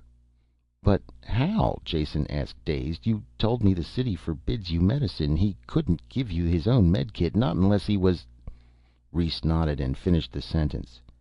"Dead. Of course, he was dead. I killed him myself, with a great deal of pleasure." This hit Jason hard. He sagged against the pillows and thought of all those who had died since he had come to Pyrrus. The men who had died to save him, died so he could live, died because of his ideas. It was a burden of guilt that he couldn't bear to think about. Would it stop with Krannon, or would the city people try to avenge his death? "Don't you realize what that means?" He gasped out the words. "Krannon's death will turn the city against you. There'll be no more supplies. They'll attack you when they can, kill your people." "Of course we know that." Reese leaned forward, his voice hoarse and intense. "It wasn't an easy decision to come to. We have always had a trading agreement with the Junkmen. The trading trucks were inviolate. This was our last and only link to the galaxy outside, an eventual hope of contacting them." "Yet you broke that link to save me. Why?" "Only you can answer that question completely. There was a great attack on the city and we saw their walls broken. They had to be moved back at one place. At the same time, the spaceship was over the ocean, dropping bombs of some kind. The flash was reported. Then the ship returned and you left it in a smaller ship. They fired at you but didn't kill you. The little ship wasn't destroyed either. We are starting to raise it now. What does it all mean? We had no way of telling. We only knew it was something vitally important. You were alive, but would obviously die before you could talk. The small ship might be repaired to fly. Perhaps that was your plan, and that is why you stole it for us. We couldn't let you die, not even if it meant all-out war with the city. The situation was explained to all our people who could be reached by screen, and they voted to save you. I killed the Junkman for his medicine, then rode 2 Durhams to death to get here in time. Now tell us, what does it mean? What is your plan? How will it help us?" Guilt leaned on Jason and stifled his mouth. A fragment of ancient legend cut across his mind, about the Jonah who wrecked the spacer so all in it died, yet he lived. Was that he? Had he wrecked a world? Could he dare admit to these people that he had taken the lifeboat only to save his own life? The 3 Pyrrans leaned forward, waiting for his words. Jason closed his eyes so he couldn't see their faces. What could he tell them? If he admitted the truth, they would undoubtedly kill him on the spot, considering it only justice. He wasn't fearful for his own life any more, but if he died, the other deaths would have all been in vain, and there still was a way to end this planetary war. All the facts were available now. It was just a matter of putting them together. If only he wasn't so tired. He could see the solution. It was right there, lurking around a corner in his brain, waiting to be dragged out. Whatever he did, he couldn't admit the truth now. If he died, all hope died. He had to lie to gain time, and then find the true solution as soon as he was able. That was all he could do. "You were right," Jason said haltingly. "The small ship has an interstellar drive in it. Perhaps it can still be saved. Even if it can't, there is another way. I can't explain now, but I will tell you when I am rested. Don't worry, the fight is almost over." They laughed and pounded each other on the back. When they came to shake his hand as well, he closed his eyes and made believe he was asleep. It is very hard to be a hypocrite if you aren't trained for it. Reese woke him early the next morning. "Do you feel well enough to travel?" he asked. "Depends what you mean by travel," Jason told him. "If you mean under my own power, I doubt if I could get as far as the door." "You'll be carried," Reese broke in. "We have a litter swung between 2 Durhams. Not too comfortable, but you'll get there. But only if you think you are well enough to move. We called all the people within riding distance and they are beginning to gather. By this afternoon we will have enough men in doryms to pull the ship out of the swamp." "I'll come," Jason said, pushing himself to a sitting position. The effort exhausted him, bringing a wave of nausea. Only by leaning his full weight against the wall could he keep from falling back. He sat propped there until he heard shouts and the stamping of heavy feet outside, and they came to carry him out. The trip drained away his small store of energy, and he fell into an exhausted sleep. When he opened his eyes, the doryms were standing knee-deep in the swamp, and the salvage operation had begun. Ropes vanished out of sight in the water while lines of struggling animals and men hauled at them. The beasts bellowed, the men cursed as they slipped and fell. All the Pyrrans tugging on the lines weren't male. Women were there as well. Shorter on the average than the men, they were just as brawny. Their clothing was varied and many-colored, the first touch of decoration Jason had seen on this planet. Getting the ship up was a heartbreaking job. The mud sucked at it and underwater roots caught on the vanes. Divers plunged time and time again into the brown water to cut them free. Progress was incredibly slow, but the work never stopped. Jason's brain was working even slower. The ship would be hauled up eventually. What would he do then? He had to have a new plan by that time, but thinking was impossible work. His thoughts corkscrewed and he had to fight down the rising feeling of panic. The sun was low when the ship's nose finally appeared above the water. A ragged cheer broke out at first sight of that battered cone of metal, and they went ahead with new energy. Jason was the first one who noticed the dorym weaving towards them. The dogs saw it, of course, and ran out and sniffed. The rider shouted to the dogs and kicked angrily at the sides of his mount. Even at this distance, Jason could see the beast's heaving sides and yellow foam-flecked hide. It was barely able to stagger now, and the man jumped down, running ahead on foot. He was shouting something as he ran that couldn't be heard above the noise. There was a single moment when the sounds slacked a bit and the running man's voice could be heard. He was calling the same word over and over again. It sounded like wait, but Jason couldn't be sure. Others had heard him though, and the result was instantaneous. They stopped, unmoving, where they were. Many of those holding the ropes let go of them. Only the quick action of the anchor men kept the ship from sliding back under, dragging the harnessed doryms with it. A wave of silence washed across the swamp. In the wake of the running man's shouts, they could be heard clearly now. "Quake! Quake on the way! South! Only safe way is south!" One by one the ropes dropped back into the water and the Pyrrans turned to wade to solid land. Before they were well started, Rhys's voice cracked out. "Stay at work. Get the ship up. It's our only hope now. I'll talk to Hananis, find out how much time we have." These solitary people were unused to orders. They stopped and milled about, reason fighting with the urgent desire to run. One by one they stepped back to the ropes as they worked out the sense of Rhys's words. As soon as it was clear the work would continue, he turned away. "What is it? What's happening?" Jason called to him as he ran by. "It's Hananis," Rhys said, stopping by the litter, waiting for the newcomer to reach him. "He's a quake man. They know when quakes are coming, before they happen." Hananis ran up, panting and tired. He was a short man, built like a barrel on stubby legs, a great white beard covering his neck and the top of his chest. Another time Jason might have laughed at his incongruous waddle, but not now. There was a charged difference in the air since the little man had arrived. "Why didn't you have somebody near a plate? I called all over this area without an answer. Finally had to come myself." "How much time do we have?" Rhys cut in. "We have to get that ship up before we pull out." "Time? Who knows about time?" the graybeard cursed. "Get out or you're dead." "Calm down, Han," Rhys said in a quieter voice, taking the oldster's arms in both hands. "You know what we're doing here and how much depends on getting the ship up. Now how does it feel? This going to be a fast one or a slow one?" "Fast. Faster than anything I felt in a long time. She's starting far away though. If you had a plate here I bet Mock or someone else up near the Firelands would be reporting new eruptions. It's on the way, and if we don't get out soon we're not getting out at all." There was a burble of water as the ship was hauled out a bit farther.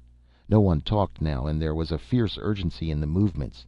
Jason still wasn't sure exactly what had happened. "Don't shoot me for a foreigner," he said, "but just what is wrong? Are you expecting earthquakes here? Are you sure?" "Sure?" Hananis screeched. "Of course I'm sure. If I wasn't sure I wouldn't be a quake man. It's on the way." "There's no doubt of that," Reese added. "I don't know how you can tell on your planet when quakes or volcanisms are going to start. Machines, maybe. We have nothing like that, but quake men like Hananis here always know about them before they happen. If the word can be passed fast enough, we get away. The quake is coming, all right. The only thing in doubt now is how much time we have." The work went on, and there was a good chance they would die long before it was finished. All for nothing. The only way Jason could get them to stop would be to admit the ship was useless. He would be killed then, and the grubber chances would die with him. He chewed his lip as the sun set and the work continued by torchlight. Hananis paced around, grumbling under his breath, halting only to glance at the northern horizon. The people felt his restlessness and transmitted it to their animals. Dogfights broke out, and the Durhams pulled reluctantly at their harnesses. With each passing second their chances grew slimmer, and Jason searched desperately for a way out of the trap of his own constructing. "Look," someone said, and they all turned. The sky to the north was lit with red light. There was a rumble in the ground that was felt more than heard. The surface of the water blurred, then broke into patterns of tiny waves. Jason turned away from the light, looking at the water and the ship. It was higher now, the top of the stern exposed. There was a gaping hole here, blasted through the metal by the spaceship's guns. "Reese," he called, his words jammed together in a rush to get them out. "Look at the ship, at the hole blasted in her stern. I landed on the rockets and didn't know how badly she was hit, but the guns hit the star drive." Reese gaped at him unbelievingly as he went on, improvising, playing by ear, trying to manufacture lies that rang of truth. "I watched them install the drive. It's an auxiliary to the other engine. It was bolted to the hull right there. It's gone now, blown up. The boat will never leave this planet, much less go to another star." He couldn't look Reese in the eyes after that. He sank back into the furs that had been propped behind him, feeling the weakness even more. Reese was silent, and Jason couldn't tell if his story had been believed. Only when the Pyrran bent and slashed the nearest rope did he know he had won. The word passed from man to man, and the ropes were cut silently. Behind them, the ship they had labored so hard over sank back into the water. None of them watched. Each was locked in his own world of thought as they formed up to leave. As soon as the Durhams were saddled and packed, they started out, Hananis leading the way. Within minutes they were all moving a single file that vanished into the darkness. Jason's litter had to be left behind. It would have been smashed to pieces in the night march. Reese pulled him up into the saddle before him, locking his body into place with a steel-hard arm. The trek continued. When they left the swamp, they changed directions sharply. A little later Jason knew why, when the southern sky exploded. Flames lit the scene brightly, ashes sifted down, and hot lumps of rock crashed into the trees. They steamed when they hit, and if it hadn't been for the earlier rain, they would have been faced with a forest fire as well. Something large loomed up next to the line of march, and when they crossed an open space, Jason looked at it in the reflected light from the sky. "Reese," he choked, pointing. Reese looked at the great beast moving next to them, shaggy body and twisted horns as high as their shoulders, then looked away. He wasn't frightened or apparently interested. Jason looked around then and began to understand. All of the fleeing animals made no sound. That's why he hadn't noticed them before. But on both sides dark forms ran between the trees. Some he recognized, most of them he didn't. For a few minutes a pack of wild dogs ran near them, even mingling with the domesticated dogs. No notice was taken. Flying things flapped overhead. Under the great threat of the volcanoes, all other battles were forgotten. Life respected life. A herd of fat pig-like beasts with curling tusks blundered through the line. The Durhams slowed, picking their steps carefully so that they wouldn't step on them. Smaller animals sometimes clung to the backs of bigger ones, riding untouched a while before they leaped off. Pounded mercilessly by the saddle, Jason fell wearily into a light sleep. It was shot through with dreams of the rushing animals hurrying on forever in silence. With his eyes open or shut, he saw the same endless stream of beasts. It all meant something, and he frowned as he tried to think what. Animals running. Pyrran animals. He sat bolt upright suddenly, wide awake, staring down in comprehension. "What is it?" Reese asked. "Go on," Jason said. "Get us out of this, and get us out safely. I told you the lifeboat wasn't the only answer. I know how your people can get what they want. End the war now. There is a way, and I know how it can be done." Chapter 25. There were few coherent memories of the ride. Some things stood out sharply, like the spaceship-sized lump of burning scoria that had plunged into a lake near them, showering the line with hot drops of water. But mostly it was just a seemingly endless ride, with Jason still too weak to care much about it. By dawn the danger area was behind them, and the march had slowed to a walk. The animals had vanished as the quake was left behind, going their own ways, still in silent armistice. The peace of mutually shared danger was over. Jason found that out when they stopped to rest and eat. He and Rhys went to sit on the soft grass near a fallen tree. A wild dog had arrived there first. It lay under the log, muscles tensed, the ruddy morning light striking a red glint from its eyes. Rhys faced it not 3 meters away without moving a muscle. He made no attempt to reach one of his weapons or to call for help.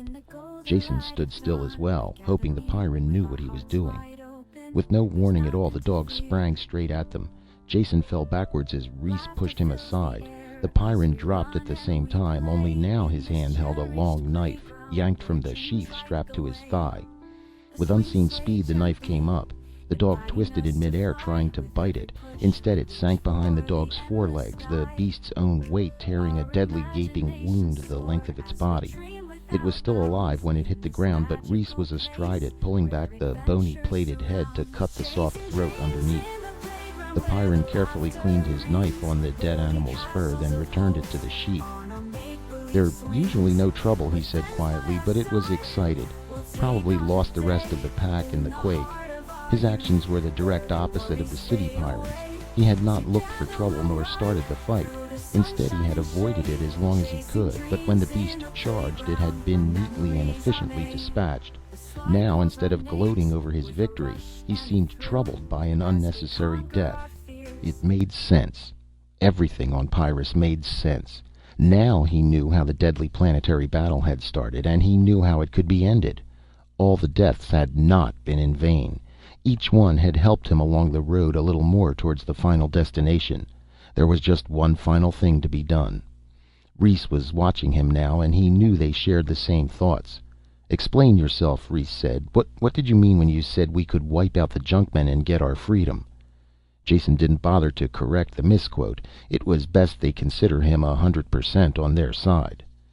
"Get the others together and I'll tell you. I particularly want to see Naxa and any other talkers who are here." They gathered quickly when the word was passed. All of them knew that the junkman had been killed to save this off-worlder, that their hope of salvation lay with him. Jason looked at the crowd of faces turned towards him and reached for the right words to tell them what had to be done. It didn't help to know that many of them would be killed doing it. "The small starship can't be used," he said. "You all saw that it was ruined beyond repair. But that was the easy way out. The hard way is still left. Though some of you may die in the long run, it will be the best solution. We're going to invade the city, break through the perimeter. I know how it can be done." A mutter of sound spread across the crowd. Some of them looked excited, happy with the thought of killing their hereditary enemies. Others stared at Jason as if he were mad.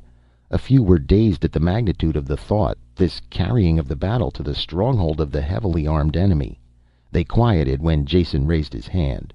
"I know, it sounds impossible," he said, "but let me explain. Something must be done, and now is the time to do it. The situation can only get worse from now on. The city the junkmen can get along without your food. Their concentrates taste awful, but they sustain life. But they are going to turn against you in every way they can. No more metals for your tools or replacements for your electronic equipment. Their hatred will probably make them seek out your farms and destroy them from the ship. All of this won't be comfortable, and there will be worse to come. In the city, they are losing their war against this planet. Each year there are less of them, and someday they will all be dead. Knowing how they feel, I am sure they will destroy their ship first, and the entire planet as well, if that is possible." "How can we stop them?" someone called out. "By hitting now," Jason answered. "I know all the details of the city, and I know how the defenses are set up. Their perimeter is designed to protect them from animal life, but we could break through if we're really determined." "What good would that do?" Rhys snapped. "We crack the perimeter and they draw back, then counterattack in force. How can we stand against their weapons?" "We won't have to. Their spaceport touches the perimeter, and I know the exact spot where the ship stands. That is the place where we will break through. There is no formal guard on the ship and only a few people in the area. We will capture the ship. Whether we can fly it or not is unimportant. Who controls the ship controls Pyrrus. Once there, we threaten to destroy it if they don't meet our terms. They have the choice of mass suicide or cooperation. I hope they have the brains to cooperate." His words shocked them into silence for an instant, then they surged into a wave of sound. There was no agreement, just excitement, and Reese finally brought them to order. "Quiet," he shouted. "Wait until Jason finishes before you decide. We still haven't heard how this proposed invasion is to be accomplished." "The plan I have depends on the talkers," Jason said. "Is Naxa there?" He waited until the fur-wrapped man had pushed to the front. "I want to know more about the talkers, Naxa. I know you can speak to the Durhams and the dogs here, but what about the wild animals? Can you make them do what you want?" "They're animals. Of course we can talk to them. The more talkers, the more power. Make 'em do just what we want." "Then the attack will work," Jason said excitedly. "Could you get your talkers all on one side of the city, the opposite side from the spaceport, and stir the animals up, make them attack the perimeter?" "Could we?" Naxa shouted, carried away by the idea. "We'd bring in animals from all over, start the biggest attack they ever saw." "Then that's it. Your talkers will launch the attack on the far side of the perimeter. If you keep out of sight, the guards will have no idea that it is anything more than an animal attack. I've seen how they work.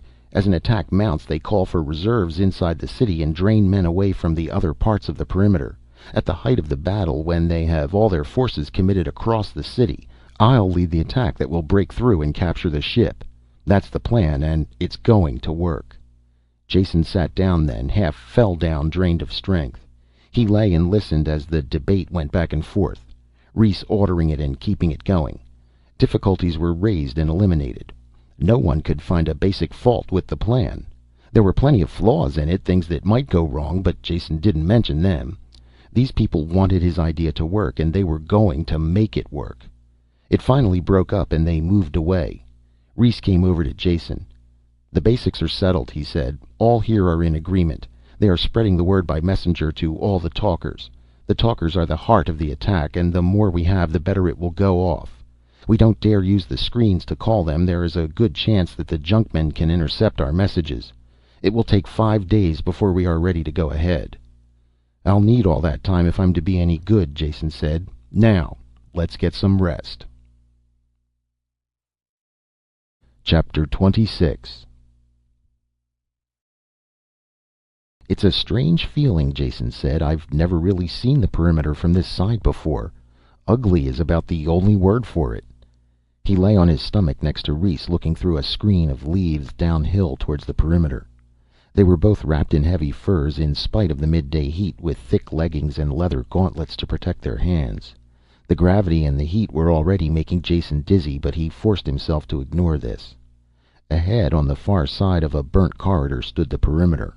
A high wall of varying height and texture, seemingly made of everything in the world. It was impossible to tell what it had originally been constructed of. Generations of attackers had bruised, broken, and undermined it. Repairs had been quickly made, patches thrust roughly into place and fixed there. Crude masonry crumbled and gave way to a rat's nest of woven timbers. This overlapped a length of pitted metal, large plates riveted together. Even this metal had been eaten through, and bursting sandbags spilled out of a jagged hole. Over the surface of the wall, detector wires and charged cables looped and hung. At odd intervals, automatic flamethrowers thrust their nozzles over the wall above and swept the base of the wall clear of any life that might have come close. "Those flame things can cause us trouble," Reese said. "That one covers the area where you want to break in." "It'll be no problem," Jason assured him. "It may look like it's firing a random pattern, but it's really not. It varies a simple sweep, just enough to fool an animal, but was never meant to keep men out. Look for yourself. It fires at regular, repeated 2, 4, 3, and 1 minute intervals." They crawled back to the hollow where Naxa and the others waited for them. There were only 30 men in the party. What they had to do could only be done with a fast, light force. Their strongest weapon was surprise. Once that was gone, their other weapons wouldn't hold out for seconds against the city guns. Everyone looked uncomfortable in the fur and leather wrappings, and some of the men had loosened them to cool off. "Wrap up," Jason ordered. "None of you have been this close to the perimeter before, and you don't understand how deadly it is here. Naxa is keeping the larger animals away, and you all can handle the smaller ones. That isn't the danger. Every thorn is poisoned, and even the blades of grass carry a deadly sting. Watch out for insects of any kind, and once we start moving, breathe only through the wet cloths." "He's right," Naxa snorted. "Never been closer than this myself. Death. Death up by that wall. Do like he says." They could only wait then, honing down already needle-sharp crossbow bolts and glancing up at the slowly moving sun. Only Naxa didn't share the unrest. He sat, eyes unfocused, feeling the movement of animal life in the jungle around him. "On the way," he said. "Biggest thing I ever heard. Not a beast between here and the mountains ain't howling its lungs out running towards the city." Jason was aware of part of it. A tension in the air and a wave of intensified anger and hatred. It would work, he knew, if they could only keep the attack confined to a small area. The talkers had seemed sure of it. They had stalked out quietly that morning, a thin line of ragged men, moving out in a mental sweep that would round up the Pyrran life and send it charging against the city. "They hit," Naxa said suddenly. The men were on their feet now, staring in the direction of the city. Jason had felt the twist as the attack had been driven home, and knew that this was it. There was the sound of shots and a heavy booming far away. Thin streamers of smoke began to blow above the treetops. "Let's get into position," Rhys said. Around them the jungle howled with an echo of hatred.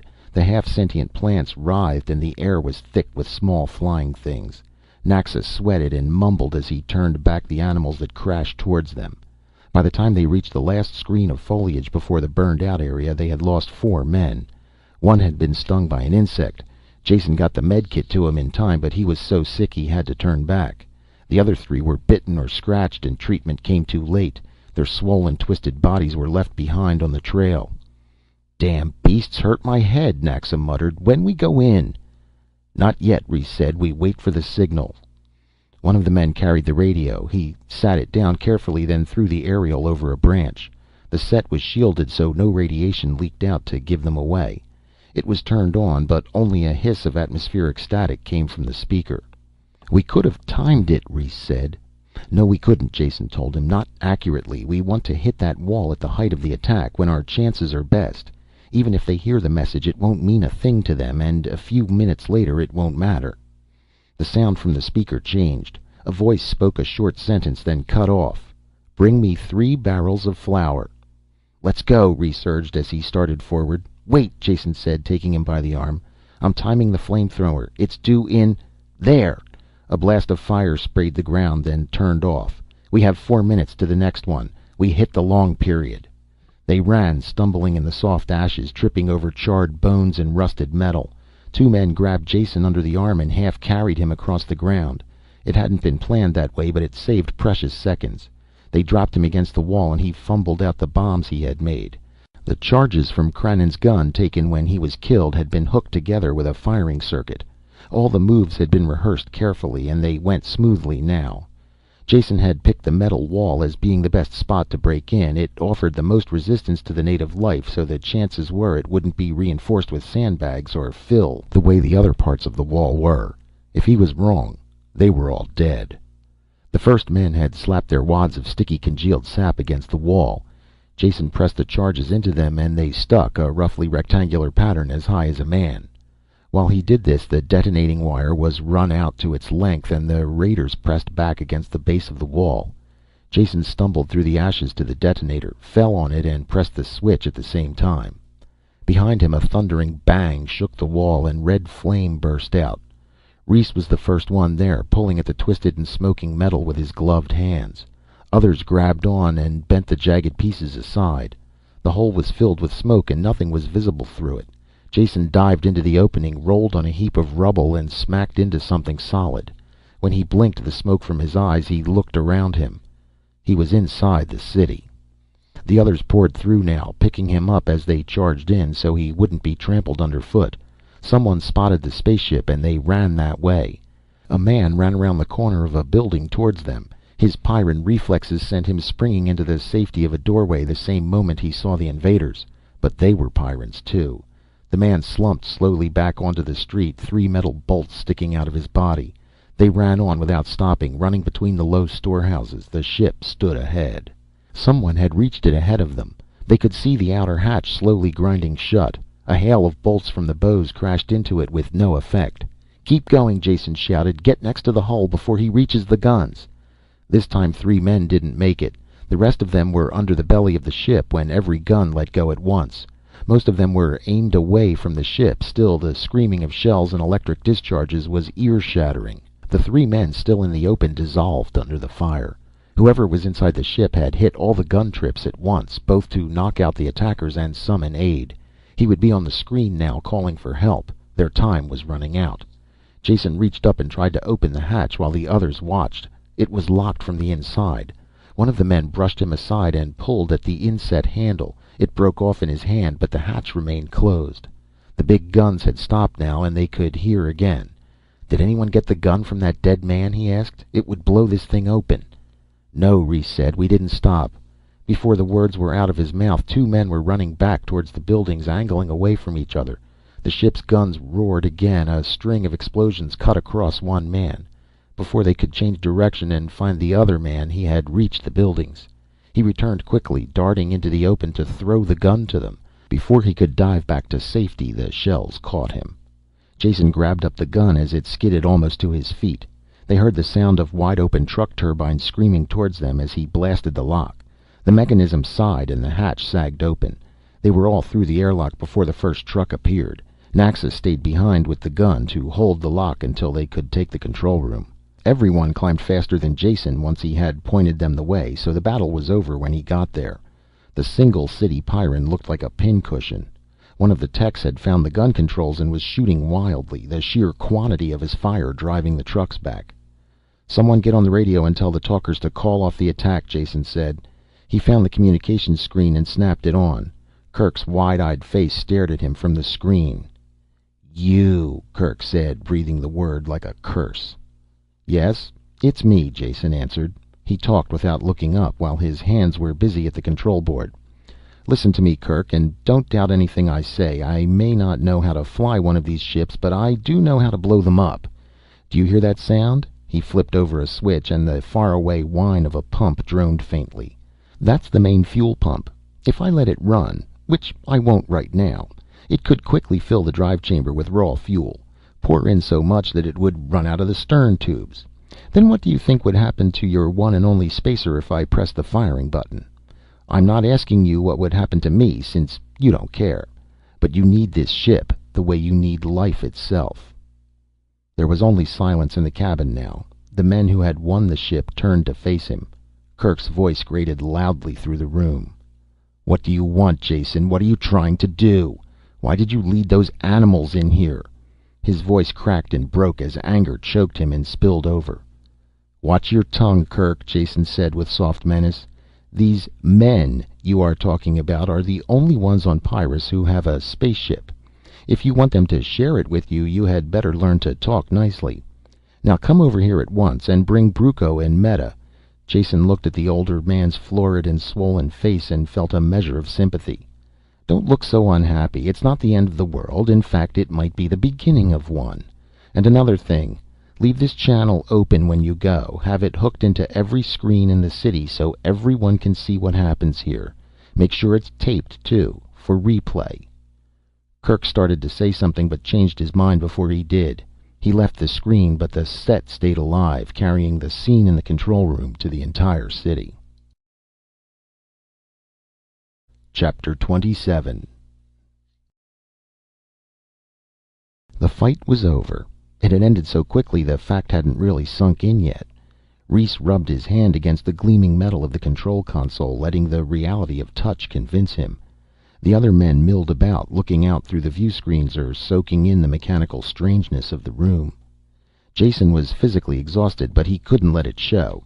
He opened the pilot's med box and dug through it until he found the stimulants. 3 of the little gold pills washed the fatigue from his body, and he could think clearly again. "Listen to me," he shouted. "The fight's not over yet. They'll try anything to take this ship back, and we have to be ready. I want one of the techs to go over these boards until he finds the lock controls. Make sure all the airlocks and ports are sealed. Send men to check them if necessary. Turn on all the screens to scan in every direction so no one can get near the ship. We'll need a guard in the engine room. My control could be cut off if they broke in there. And there had better be a room-by-room search of the ship in case someone else is locked in with us." The men had something to do now and felt relieved. Reese split them up into groups and set them to work. Jason stayed at the controls, his hand next to the pump switch. The battle wasn't over yet. "There's a truck coming," Reese called. "Going slow." "Should I blast it?" the man at the gun controls asked. "Hold your fire," Jason said, "until we can see who it is. If it's the people I sent for, let them through." As the truck came on slowly, the gunner tracked it with his sights. There was a driver and 3 passengers. Jason waited until he was positive who they were. "Those are the ones," he said. "Stop them at the lock.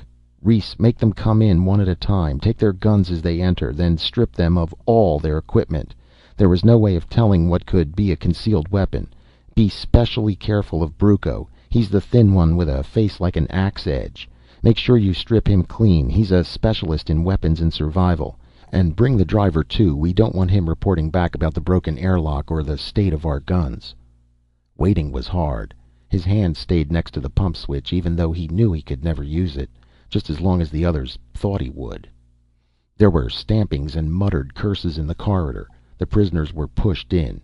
Jason had one look at their deadly expressions and clenched fists before he called to Reese. "Keep them against the wall and watch them. Bowman, keep your weapons up." He looked at the people who had once been his friends and who now swam in hatred for him. "Meta, Kirk, Brucco." The driver was Skop, the man Kirk once had appointed to guard him. He looked ready to explode now that the roles had been reversed. "Pay close attention," Jason said, "because your lives depend upon it. Keep your backs to the wall and don't attempt to come any closer to me than you are now. If you do, you will be shot instantly. If we were alone, any one of you could undoubtedly reach me before I threw this switch. But we're not. You have Pyrran reflexes and muscles, but so do the bowmen. Don't gamble, because it won't be a gamble. It will be suicide. I'm telling you this for your own protection, so we can talk peacefully without one of you losing his temper and suddenly getting shot. There is no way out of this. You are going to be forced to listen to everything I say. You can't escape or kill me. The war is over." "And we lost, and all because of you, you traitor," Meta snarled. "Wrong on both counts," Jason said blandly. "I'm not a traitor because I owe my allegiance to all men on this planet, both inside the perimeter and out. I never pretended differently. As to losing, why, you haven't lost anything. In fact, you've won. Won your war against this planet if you will only hear me out." He turned to Reese, who was frowning in angry puzzlement. "Of course your people have won also, Reese. No more war with the city. You'll get medicine, off-planet contact, everything you want." "Pardon me for being cynical," Reese said, "but you're promising the best of all possible worlds for everyone. That will be a little hard to deliver when our interests are opposed so." "You strike through to the heart of the matter," Jason said. "Thank you. This mess will be settled by seeing that everyone's interests are not opposed. Peace between the city and farms, with an end to the useless war you've been fighting. Peace between mankind and the Pyrran life forms, because that particular war is at the bottom of all your troubles." "The man's mad," Kirk said. "Perhaps. You'll judge that after you hear me out. I'm going to tell you the history of this planet, because that is where both the trouble and the solution lie. When the settlers landed on Pyrrus 300 years ago, they missed the one important thing about this planet, the factor that makes it different from any other planet in the galaxy. They can't be blamed for the oversight. They had enough other things to worry about. The gravity was the only thing familiar to them. The rest of the environment was a shocking change from the climate-controlled industrial world they had left. Storms, volcanism, floods, earthquakes, it was enough to drive them insane, and I'm sure many of them did go mad. The animal and insect life was a constant annoyance. Nothing at all like the few harmless and protected species they had known. I'm sure they never realized that the Pyrran life was telepathic as well." "That again," Brucco snapped. "True or not, it is of no importance. I was tempted to agree with your theory of psionic controlled attack on us, but the deadly fiasco you staged proved that theory wrong." "I agree," Jason answered. "I was completely mistaken when I thought some outside agency directed the attack on the city with psionic control. It seemed a logical theory at the time, and the evidence pointed that way. The expedition to the island was a deadly fiasco, only don't forget that attack was the direct opposite of what I wanted to have done. If I had gone into the cave myself, none of the deaths would have been necessary. I think it would have been discovered that the plant creatures were nothing more than an advanced life form with unusual psi ability. They simply resonated strongly to the psionic attack on the city. I had the idea backwards, thinking they instigated the battle. We'll never know the truth, though, because they're destroyed, but their deaths did prove one thing. It allows us to find the real culprits, the creatures who are leading, directing, and inspiring the war against the city." "Who?" Kirk breathed the question rather than spoke it. "Why, you, of course," Jason told him. "Not you alone, but all of your people in the city. Perhaps you don't like this war, however, you are responsible for it and keep it going." Jason had to force back a smile as he looked at their dumbfounded expressions. He had to prove his point quickly before even his allies began to think him insane. "Here is how it works. I said Pyrran life was telepathic, and I meant all life. Every single insect, plant, and animal. At one time in this planet's violent history, these psionic mutations proved to be survival types. They existed when other species died, and in the end I'm sure they cooperated in wiping out the last survivors of the non-psi strains. Cooperation is the key word here, because while they still competed against each other under normal conditions, they worked together against anything that threatened them as a whole. When a natural upheaval or a tidal wave threatened them, they fled from it in harmony. You can see a milder form of this same behavior on any planet that is subject to forest fires, but here mutual survival was carried to an extreme because of the violent conditions. Perhaps some of the life forms even developed precognition, like the human quake men. With this advance warning, the larger beasts fled. The smaller ones developed seeds or burrs or eggs that could be carried to safety by the wind or in the animal's fur, thus ensuring racial survival. I know this is true, because I watched it myself when we were escaping a quake." "Admitted. All your points admitted," Brucco shouted. "But what does it have to do with us? So all the animals run away together. What does that have to do with the war?" "They do more than run away together," Jason told him. "They work together against any natural disaster that threatens them all. Someday I'm sure ecologists will go into raptures over the complex adjustments that occur here in the advent of blizzards, floods, fires, and other disasters. There is only one reaction we really care about now, though. That's the one directed towards the city people. Don't you realize yet? They treat you all as another natural disaster. We'll never know exactly how it came about, though there is a clue in that diary I found, dating from the first days on this planet. It said that a forest fire seemed to have driven new species toward the settlers. Those weren't new beasts at all, just old ones with new attitudes. Can't you just imagine how those protected, over-civilized settlers acted when faced with a forest fire?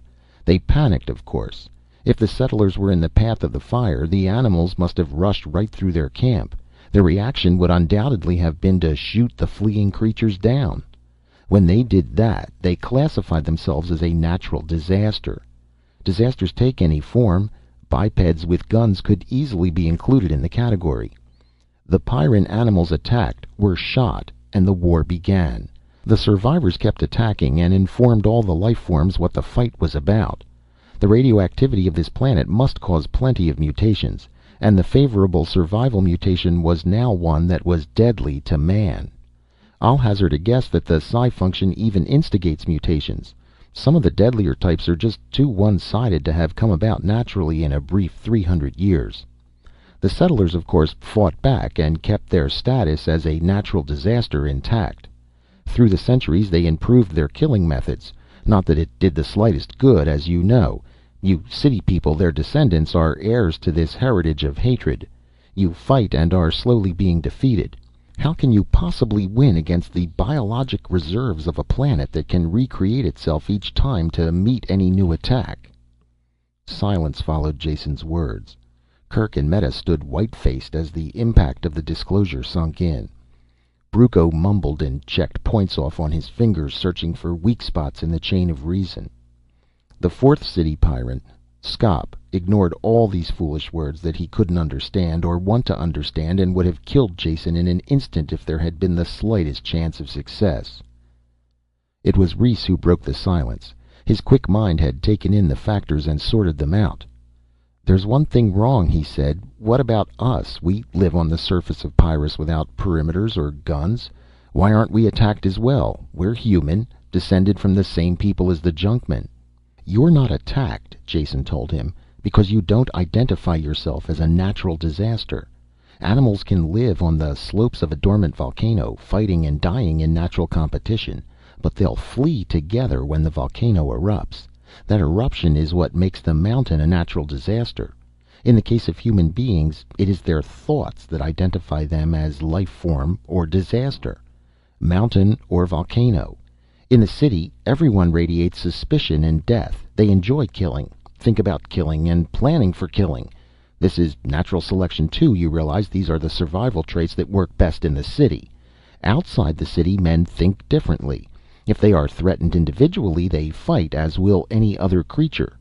Under more general survival threats, they cooperate completely with the rules for universal survival that the city people break." "How did it begin, this separation, I mean, between the two groups?" Reese asked. "We'll probably never know," Jason said. "I think your people must have originally been farmers or psionic sensitives who were not with the others during some natural disaster. They would, of course, act correctly by Pyrran standards and survive. This would cause a difference of opinion with the city people who saw killing as the answer. It's obvious, whatever the reason, that two separate communities were established early and soon separated, except for the limited amount of barter that benefited both." "I still can't believe it," Kirk mumbled. "It makes a terrible kind of truth every step of the way, but I still find it hard to accept. There must be another explanation." Jason shook his head slowly. "None. This is the only one that works. We've eliminated the other ones, remember? I can't blame you for finding it hard to believe, since it is in direct opposition to everything you've understood to be true in the past. It's like altering a natural law, as if I gave you proof that gravity didn't really exist, that it was a force altogether different from the immutable one we know, one you could get around when you understood how. You'd want more proof than words, probably want to see someone walking on air. Which isn't such a bad idea," he added, turning to Naxa. "Do you hear any animals around the ship now? Not the ones you're used to, but the mutated, violent kind that live only to attack the city." "Place is crawling with them," Naxa said. "Just looking for something to kill." "Could you capture one?" Jason asked. "Without getting yourself killed, I mean?" Naxa snorted contempt as he turned to leave. "Beast's not born yet that'll hurt me." They stood quietly, each one wrapped tightly around by his own thoughts, while they waited for Naxa to return. Jason had nothing more to say. He would do one more thing and try to convince them of the facts. After that, it would be up to each of them to reach a conclusion. The talker returned quickly with a stingwing tied by one leg to a length of leather. It flapped and shrieked as he carried it in. In the middle of the room, away from everybody, Jason told him, "Can you get that beast to sit on something and not flap around?" "My hand good enough?" he asked, flipping the creature up so it clung to the back of his gauntlet. "That's how I caught it." "Does anyone doubt that this is a real stingwing?" Jason asked. "I want to make sure you all believe there is no trickery here." "The thing is real," Brucco said. "I can smell the poison in the wing claws from here." He pointed to the dark marks on the leather where the liquid had dripped. "If that eats through the gloves, he's a dead man." "Then we agree. It's real," Jason said. "Real and deadly. And the only test of the theory will be if you people from the city can approach it like Naxa here." They drew back automatically when he said it, because they knew that stingwing was synonymous with death, past, present, and future. You don't change a natural law. Meta spoke for them all. "We can't. This man lives in the jungle like an animal himself. Somehow he's learned to get near them, but you can't expect us to." Jason spoke quickly before the talker could react to the insult. "Of course I expect you to. That's the whole idea. If you don't hate the beast and expect it to attack you, why, it won't. Think of it as a creature from a different planet, something harmless." "I can't," she said. "It's a stingwing." As they talked, Brucco stepped forward, his eyes fixed steadily on the creature perched on the glove. Jason signaled the bowmen to hold their fire. Brucco stopped at a safe distance and kept looking steadily at the stingwing. It rustled its leathery wings uneasily and hissed. A drop of poison formed at the tip of each great poison claw on its wings. The control room was filled with a deadly silence. Slowly he raised his hand, carefully putting it out over the animal. The hand dropped a little, rubbed the stingwing's head once, then fell back to his side. The animal did nothing except stir slightly under the touch. There was a concerted sigh as those who had been unknowingly holding their breath breathed again. "How did you do it?" Meta asked in a hushed voice. What?" Brucco said, apparently snapping out of a daze. "Oh, touching the thing? Simple, really. I just pretended it was one of the training aids I use, a realistic and harmless duplicate. I kept my mind on that single thought, and it worked." He looked down at his hand, then back to the stingwing, his voice quieter now, as if he spoke from a distance. "It's not a training aid, you know. It's real, deadly. The off-worlder is right. He's right about everything he said." With Brucco's success as an example, Kerk came close to the animal. He walked stiffly, as if on the way to his execution, and runnels of sweat poured down his rigid face. But he believed, and kept his thoughts directed away from the stingwing, and he could touch it unharmed. Meta tried, but couldn't fight down the horror it raised when she came close. "I am trying," she said, "and I do believe you now, but I just can't do it." Skop screamed when they all looked at him, shouted it was all a trick, and had to be clubbed unconscious when he attacked the bowman. Understanding had come to Pyrrus. Chapter 28. "What do we do now?" Meta asked. Her voice was troubled, questioning. She voiced the thoughts of all the Pyrrans in the room, and the thousands who watched in their screens. "What will we do?" They turned to Jason, waiting for an answer. For the moment their differences were forgotten. The people from the city were staring expectantly at him, as were the crossbowmen with half-lowered weapons. This stranger had confused and changed the old world they had known, and presented them with a newer and stranger one, with alien problems. "Hold on," he said, raising his hand. "I'm no doctor of social ills. I'm not going to try and cure this planet full of muscle-bound sharpshooters. I've just squeezed through up until now, and by the law of averages I should be 10 times dead."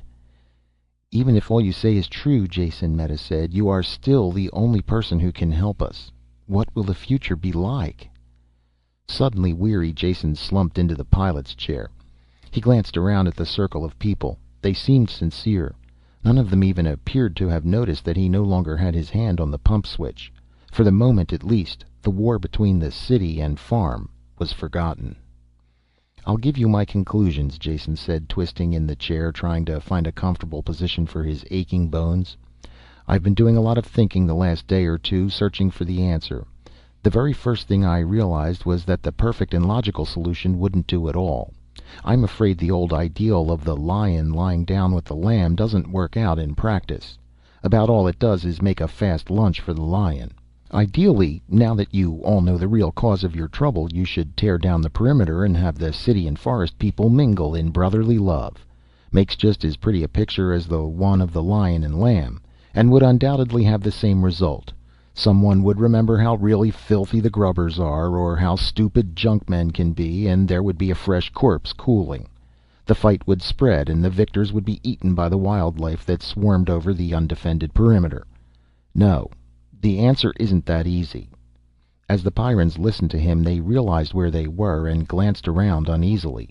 The guards raised their crossbows again, and the prisoners stepped back to the wall and looked surly. "See what I mean?" Jason asked. "Didn't take long, did it?" They all looked a little sheepish at their unthinking reactions. "If we're going to find a decent plan for the future, we'll have to take inertia into consideration. Mental inertia, for one. Just because you know a thing is true in theory doesn't make it true in fact. The barbaric religions of primitive worlds hold not a germ of scientific fact, though they claim to explain it all. Yet if one of these savages has all the logical ground for his beliefs taken away, he doesn't stop believing. He then calls his mistaken beliefs faith, because he knows they are right. And he knows they are right because he has faith. This is an unbreakable circle of false logic that can't be touched. In reality, it is plain mental inertia, a case of thinking what always was will also always be, and not wanting to blast the thinking patterns out of the old rut. Mental inertia alone is not going to cause trouble. There is cultural inertia too. Some of you in this room believe my conclusions and would like to change.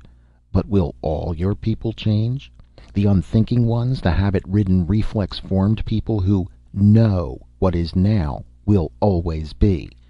They'll act like a drag on whatever plans you make, whatever attempts you undertake to progress with the new knowledge you have. Then it's useless. There is no hope for our world, Reese asked. I didn't say that, Jason answered. I merely mean that your troubles won't end by throwing some kind of mental switch. I see 3 courses open for the future, and the chances are that all 3 will be going on at the same time. First, and best, will be the rejoining of city and farm Pyrrans into the single human group they came from. Each is incomplete now and has something the other one needs. In the city here you have science and contact with the rest of the galaxy. You also have a deadly war. Out there in the jungle your first cousins live at peace with the world, but lack medicine and the other benefits of scientific knowledge, as well as any kind of cultural contact with the rest of mankind. You'll both have to join together and benefit from the exchange. At the same time, you'll have to forget the superstitious hatred you have of each other. This will only be done outside of the city, away from the war. Every one of you who is capable should go out voluntarily, bringing some fraction of the knowledge that needs sharing. You won't be harmed if you go in good faith, and you will learn how to live with this planet rather than against it. Eventually you'll have civilized communities that won't be either grubber or junkman. They'll be Pyrran. But what about our city here? Kirk asked. It'll stay right here and probably won't change in the slightest. In the beginning you'll need your perimeter and defenses to stay alive while the people are leaving. And after that it will keep going because there are going to be any number of people here who you won't convince. They'll stay and fight and eventually die. Perhaps you will be able to do a better job in educating their children. What the eventual end of the city will be, I have no idea. They were silent as they thought about the future. On the floor, Skop groaned but did not move. Those are 2 ways, Meta said. What is the third? The third possibility is my own pet scheme. Jason smiled. And I hope I can find enough people to go along with me. I'm going to take my money and spend it all on outfitting the best and most modern spacer with every weapon and piece of scientific equipment I can get my hands on. Then I'm going to ask for Pyrran volunteers to go with me. What in the world for? Meta frowned. Not for charity. I expect to make my investment back, and more. You see, after these past few months I can't possibly return to my old occupation. Not only do I have enough money now to make it a waste of time, but I think it would be an unending bore. One thing about Pyrrus, if you live, is that it spoils you for the quieter places. So I'd like to take this ship that I mentioned and go into the business of opening up new worlds. There are thousands of planets where men would like to settle, only getting a foothold on them is too rough or rugged for the usual settlers. Can you imagine a planet a Pyrran couldn't lick after the training you've had here? And enjoy doing it? There would be more than pleasure involved, though. In the city your lives have been geared for continual deadly warfare. Now you're faced with the choice of a fairly peaceful future, or stay in the city to fight an unnecessary and foolish war. I offer the third alternative of the occupation you know best, that would let you accomplish something constructive at the same time. Those are the choices. Whatever you decide is up to each of you personally. Before anyone could answer, livid pain circled Jason's throat. Skop had regained consciousness and surged up from the floor. He pulled Jason from the chair with a single motion, holding him by the neck, throttling him. "Kirk! Meta!" Skop shouted hoarsely. "Grab guns! Open the locks! Our people will be here! Kill the grubbers and their lies!" Jason tore at the fingers that were choking the life out of him, but it was like pulling at bent steel bars. He couldn't talk, and the blood hammered in his ears. Meta hurtled forward like an uncoiled spring, and the crossbows twanged. One bolt caught her in the leg, the other transfixed her upper arm, but But she had been shot as she jumped, and her inertia carried her across the room to her fellow Pyrran and the dying off-worlder. She raised her good arm and chopped down with the edge of her hand. It caught Skop a hard blow on the biceps, and his arm jumped spasmodically, his hand leaping from Jason's throat. "What are you doing?" he shouted in strange terror to the wounded girl who fell against him. He pushed her away, still clutching Jason with his other hand. She didn't answer. Instead she chopped again, hard and true, the edge of her hand catching Skop across the windpipe, crushing it. He dropped Jason and fell to the floor, retching and gasping. Jason watched the end through a haze, barely conscious. Skop struggled to his feet, turned pain-filled eyes to his friends. "You're wrong," Kerk said. "Don't do it." The sound the wounded man made was more animal than human. When he dived towards the guns on the far side of the room, the crossbows twanged like harps of death.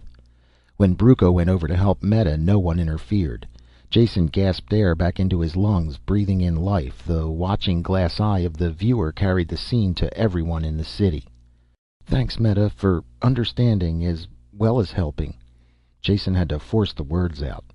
"Skop was wrong and you were right, Jason," she said. Her voice broke for a second as Brucco snapped off the feathered end of the steel bolt with his fingers and pulled the shaft out of her arm. "I can't stay in the city. Only people who feel as Skop did will be able to do that. And I'm afraid I can't go into the forest. You saw what luck I had with the stingwing. If it's all right, I'd like to come with you. I'd like to very much." It hurt when he talked, so Jason could only smile, but she knew what he meant. Kerk looked down in unhappiness at the body of the dead man. "He was wrong, but I know how he felt. I can't leave the city. Not yet. Someone will have to keep things in hand while the changes are taking place. Your ship is a good idea, Jason. You'll have no shortage of volunteers, though I doubt if you'll get Brucco to go with you." "Of course not," Brucco snapped, not looking up from the compression bandage he was tying. "There's enough to do right here on Pyrrus. The animal life. Quite a study to be made. Probably have every ecologist in the galaxy visiting here." Kerk walked slowly to the screen overlooking the city. No one attempted to stop him. He looked out at the buildings, the smoke still curling up from the perimeter, and the limitless sweep of green jungle beyond. "You've changed it all, Jason," he said. "We can't see it now, but Pyrrus will never be the way it was before you came, for better or worse." "Better," Jason croaked and rubbed his aching throat. "Now get together and end this war so people will really believe it." Rhys turned and, after an instant's hesitation, extended his hand to Kerk. The gray-haired Pyrran felt the same repugnance himself about touching a grubber. They shook hands then, because they were both strong men.